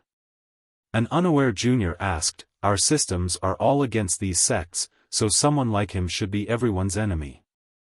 How did he become a first disciple? That's in the past. However, the Alliance has reached an agreement with Insane Court. Plus, any maneuver like that will be led by Young Radiance or Vermilion Court. Ordinary sects aren't qualified to start a war. A high elder shook his head. Why is the goddess with him? Wasn't she part of the attacking alliance too? One jealous youth inquired. Who knows, I heard Vermilion wants to have a marriage alliance with the Mu too. How strange. A gossiper was very interested. Li Qia ignored the chatting and sat quietly on the peak with his eyes closed. The two girls were next to him. As for Bingning, she was ready for these talks the moment she made her choice. Rumble. One chariot crushed the sky and arrived with incredible speed. It exuded divine lights, visible from very far away. 6 azure birds pulled it, showing off the status of the person inside. Disciples followed the carriage with no lack of true saints and even true gods. This was quite a group. Everyone looked over and saw the symbol on top of the carriage, Vermilion Martial Court. People shuddered because only big shots from that system could enjoy this treatment. It was considered one of the 2 strongest sects in Myriad, so a big shot from there was definitely a big deal. The carriage stopped and an old woman got down with the help of the disciples. Her hair was as white as snow, the wrinkles on her face indicated her old age, but her eyes were still frightening. She had a walking stick with a dragon-decorated handle. Each step seemed to be a struggle. Nevertheless, her true god aura could blow people away like a great gale. So strong, an ascender. People were startled after sensing this aura. Wind Chaser Matron. An ancestor's expression changed. Many strong characters here recognized her identity. She's not just an ascender, that's an 8th-level true god. The seniors came up to greet her. Even the ancestors didn't dare to show any slight. One of them politely asked, "It has been 3,000 years since our previous meeting, Senior Matron. How is Senior Martial God doing? I appreciate everyone's blessing, my master is doing well." She nodded and said naturally even when crowded by so many important figures. Her demeanor didn't come from arrogance, her status was indeed prestigious. She's quite cocky. One junior didn't have a full grasp on who she was. "No more stupid comments or I'll punish you once we get back." His senior immediately scolded. The junior got jolted and no longer dared to run his mouth. He only asked quietly, Is she that strong? Not just strong, very important too. The senior stared at the matron and said, "This is an influential ancestor, virtually peerless in the martial court. Most importantly, her master is Dracoform martial god." The disciple became astounded, that Dracoform martial god? How many Dracoform martial god do you think there are in Myriad lineage? There's only one. The disciple continued on, "The person that had suppressed a true emperor? That's him." The senior spoke with a tinge of reverence. I guess his disciple can act proud like that. The disciple took a deep breath and no longer felt that the matron was being arrogant. Her attitude became natural now. The youths here didn't know the title, Windchaser, or her tales. However, everyone knew about Dracoform. This was a terrorizing existence, the strongest ancestor in the martial court. He was a real eternal, one that is known to still be here in Myriad. The most shocking thing about him was a story about how he suppressed Chillwater, true emperor of Cloud Crossing system. This emperor had 12 fate palaces, yet he still got overwhelmed. Because of this, the ancestor enjoyed a supreme position in Myriad. True emperors found it hard to be haughty before him.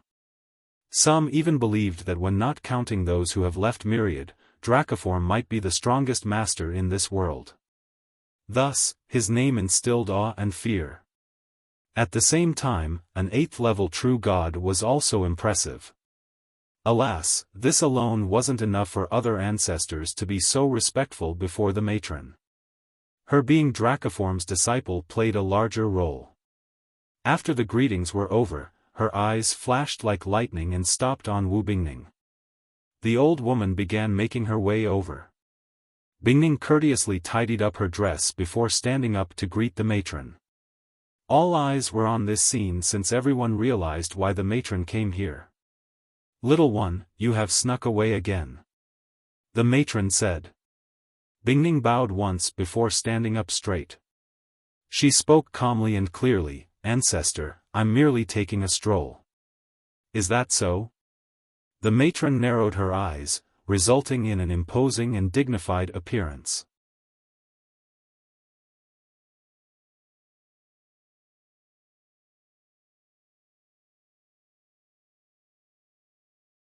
Chapter 23:14, Yes. Bingning replied to the inquisitive matron. Taking a stroll can be good, but if you are finished, it is time to come back.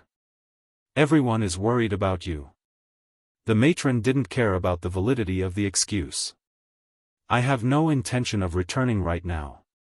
Bingning maintained her ground. The martial court needs you. The matron continued, as the successor, you have tasks to do and disciples to lead. Master and the elders can handle everything, my absence is inessential to the prosperity of the martial court. She shook her head. The matron's eyes became serious after hearing this. Everyone was watching and could sense the change in mood. I'm not asking, this is an order from the sect, you must return to the court right now.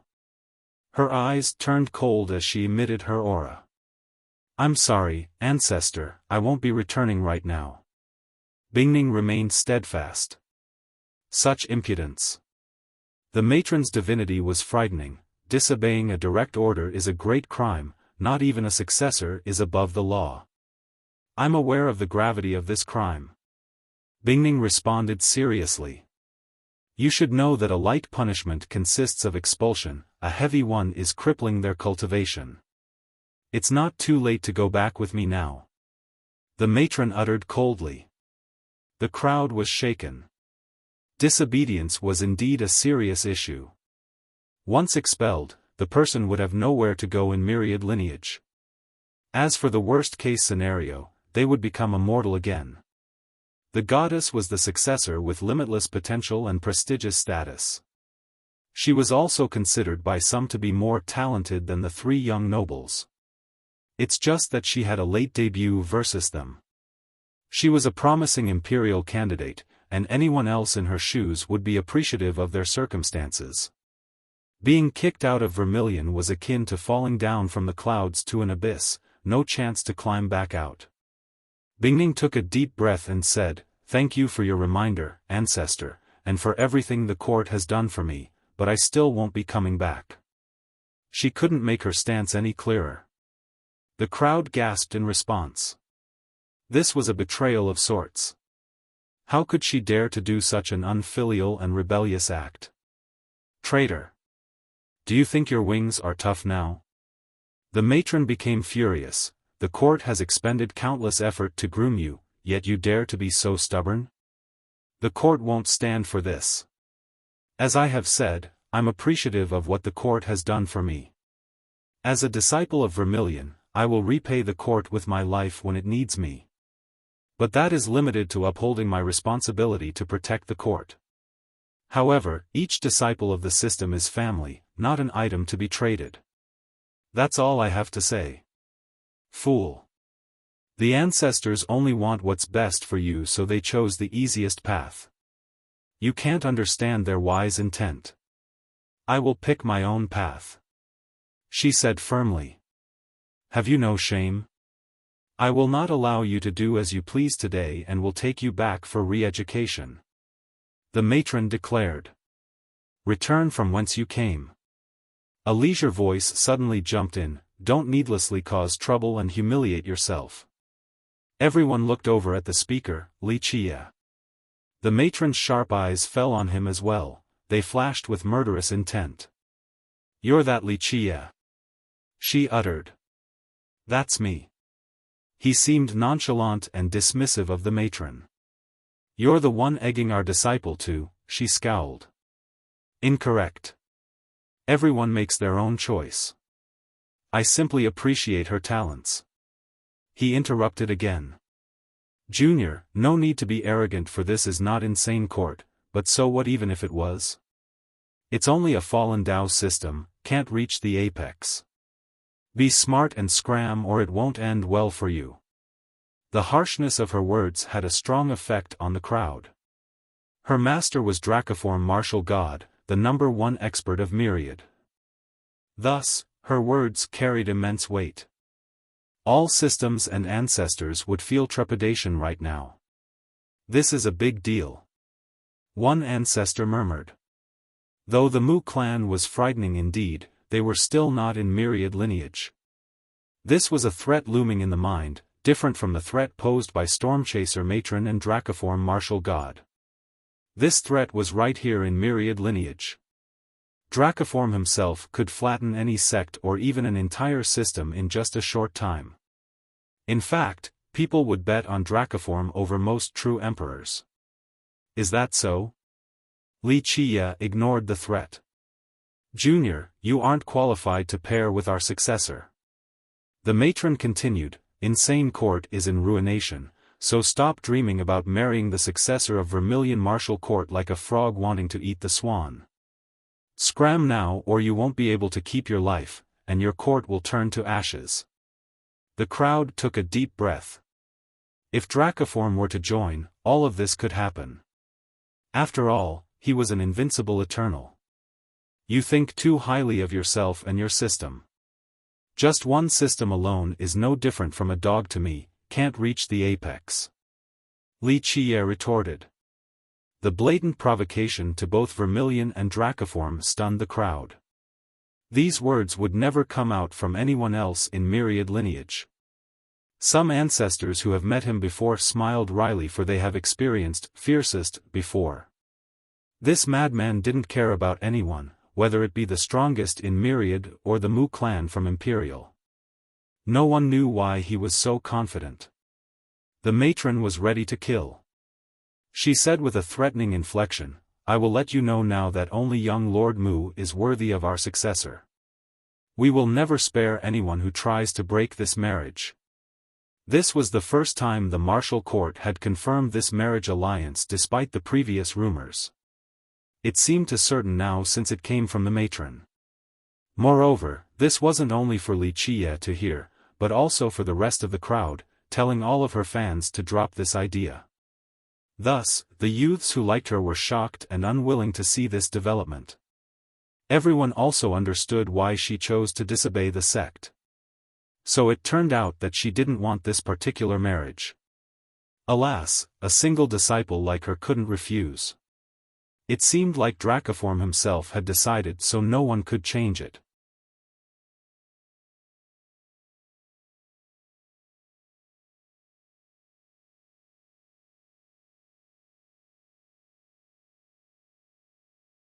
Chapter 23:15. Bingning became alarmed, realizing that the matron would only make this public with permission from Dracoform Martial God.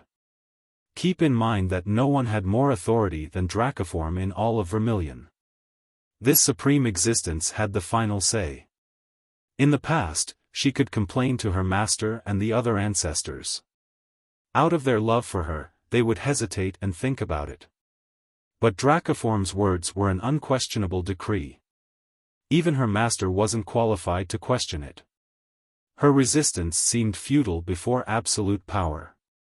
Nevertheless, she still denied, no, I will not marry into the Mu, and definitely not to that young lord.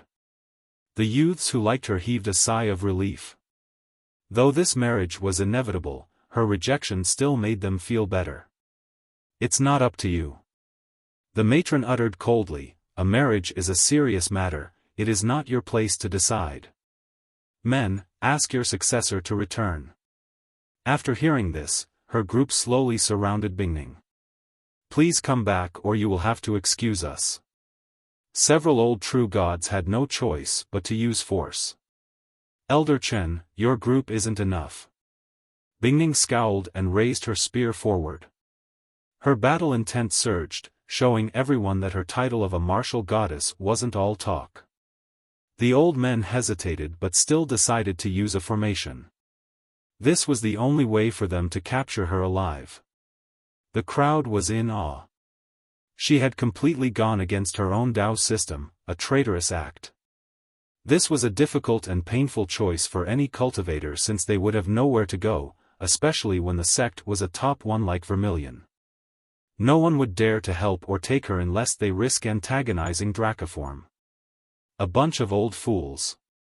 Wuxia smiled and shook his head after hearing this. The matron slammed her walking stick on the ground, causing the mountains nearby to tremble.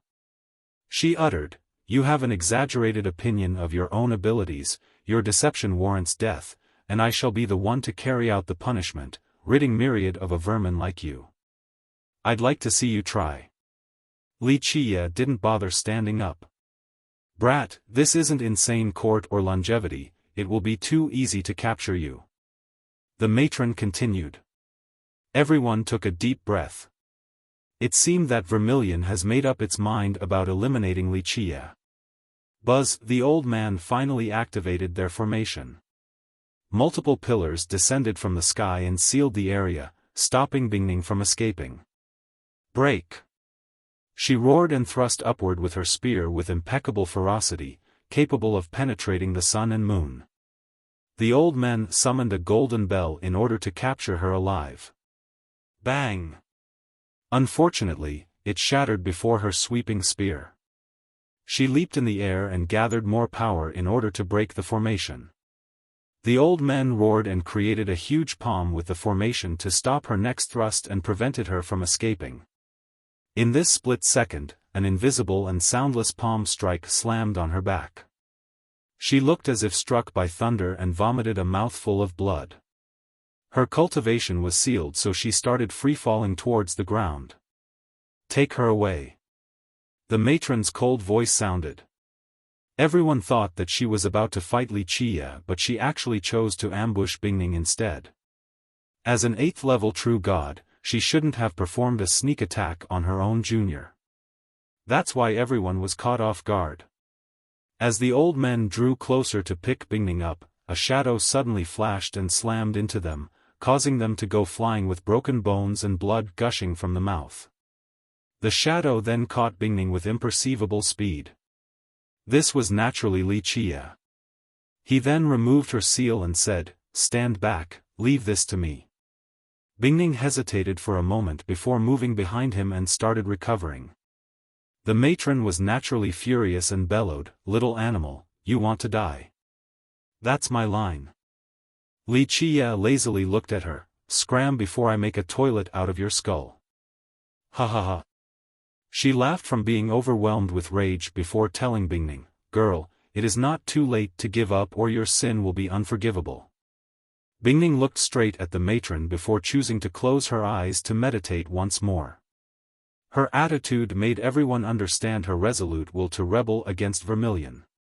The crowd was astonished, the successor of Vermilion was going against her own sect. "I'll kill this little animal before dealing with an idiot like you."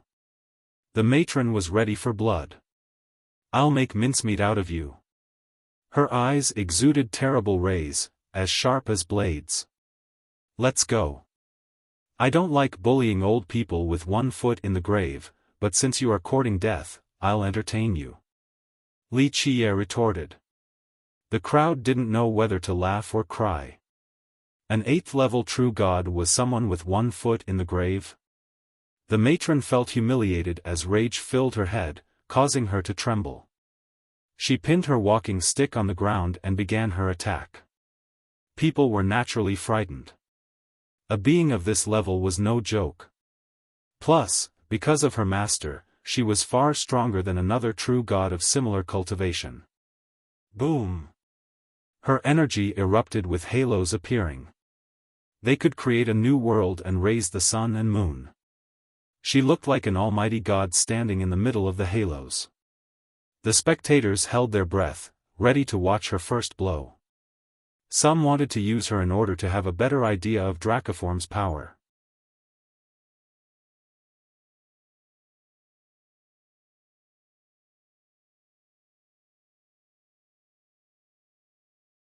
Chapter 23:16, Splash. A tsunami appeared out of nowhere above the sky. It instantly engulfed everything. Just one bubble alone could destroy a star. This seemed to be the river in the world, impossible for anyone to cross. All would feel insignificant before its immensity. Just a tiny wave would drown people instantly, no, even their world would succumb. Resistance was futile. True gods were no exception, for they would drown instantly. What is that? The crowd rightfully became afraid of the currents. Ra! A beast roar echoed across the realms. The stars trembled from the sound waves and could fall down at any moment. A gigantic figure appeared above the river, causing splashes to go everywhere. It was an elephant, as white as ivory and shrouded with a sacred light. Scintillating runes blessed the beast, making it look like it was made from a heavenly star. Though the river could drown the world and wash away the sun, this elephant was unaffected during the crossing. Each step was firm and loud, seemingly carrying massive weight, more than enough to crush everything in the world.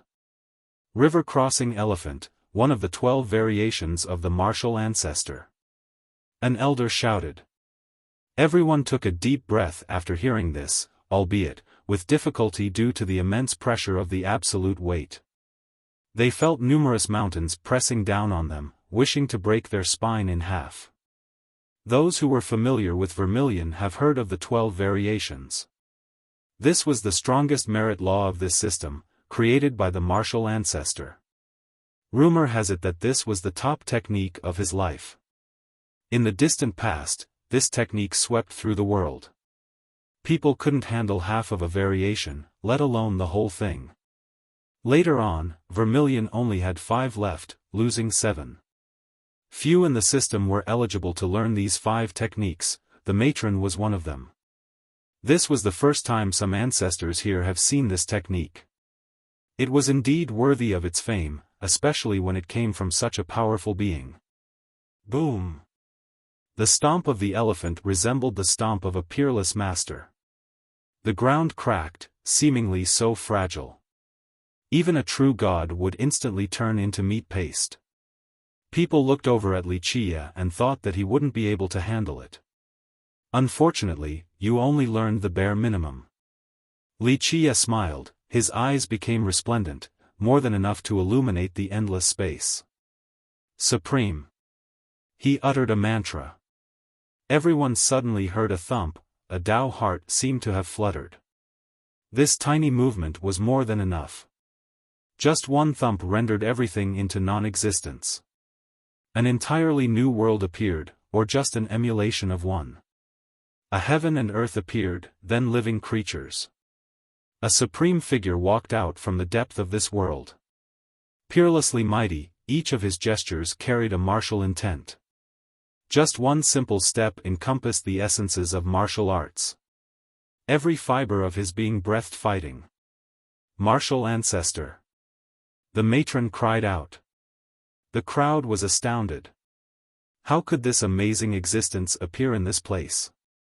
What, it's really him, another ancestor lost his cool and bellowed. Though he has never seen the real person, this being looked exactly the same as the pictures and portraits back in Vermilion. The matron had seen these artworks before, so she became horrified. Boom! This figure took action, sweeping away the world with one palm and creating a tsunami in the process. This force could destroy 3,000 worlds. Wind Chaser Matron's river was massive enough, but it looked like a tiny stream versus this one. Boom! An even bigger elephant showed up and stomped down, annihilating the Celestials. One was a mature elephant while the former was a mere baby, too weak to handle a single blow. The same move, the crowd didn't know what was going on. Martial Ancestor showed up and unleashed the same technique, just superior in every way and 1,000 times stronger and more complex. The matron herself had no clue whether this was real or not. Is it just an illusion? One ancestor murmured because Martial Ancestor has been gone for a long time. Wu Bingning thought she was seeing things as well. How could this be happening? The elephant of Martial Ancestor crushed the matron's river into nothingness. Her elephant cried out pitifully and became meat paste. It's real. The result showed everyone that this was real indeed. The elephant then turned its focus at the matron and stomped down. The matron couldn't handle such a massive force. Please show mercy. Bingning cried out in horror. Though she didn't like Windchaser Matron, the old woman was still a member of Vermilion. Bam! The matron was stomped on and started vomiting blood. She couldn't move at all. Buzz! Martial Ancestor and the technique disappeared, replaced by Wuxia. The aura around him was also gone. Not one in the crowd could comprehend this development. If it wasn't for the matron being suppressed on the ground, people who would have thought that this was all an illusory trick from Wuxia. That wasn't the case, so what the hell happened? It didn't look like a merit law or a technique. It was mysterious and bizarre. You're tuning into the Xiaofan's Wuxia Tales YouTube channel. Don't forget to subscribe and join us on this journey to catch the most captivating stories.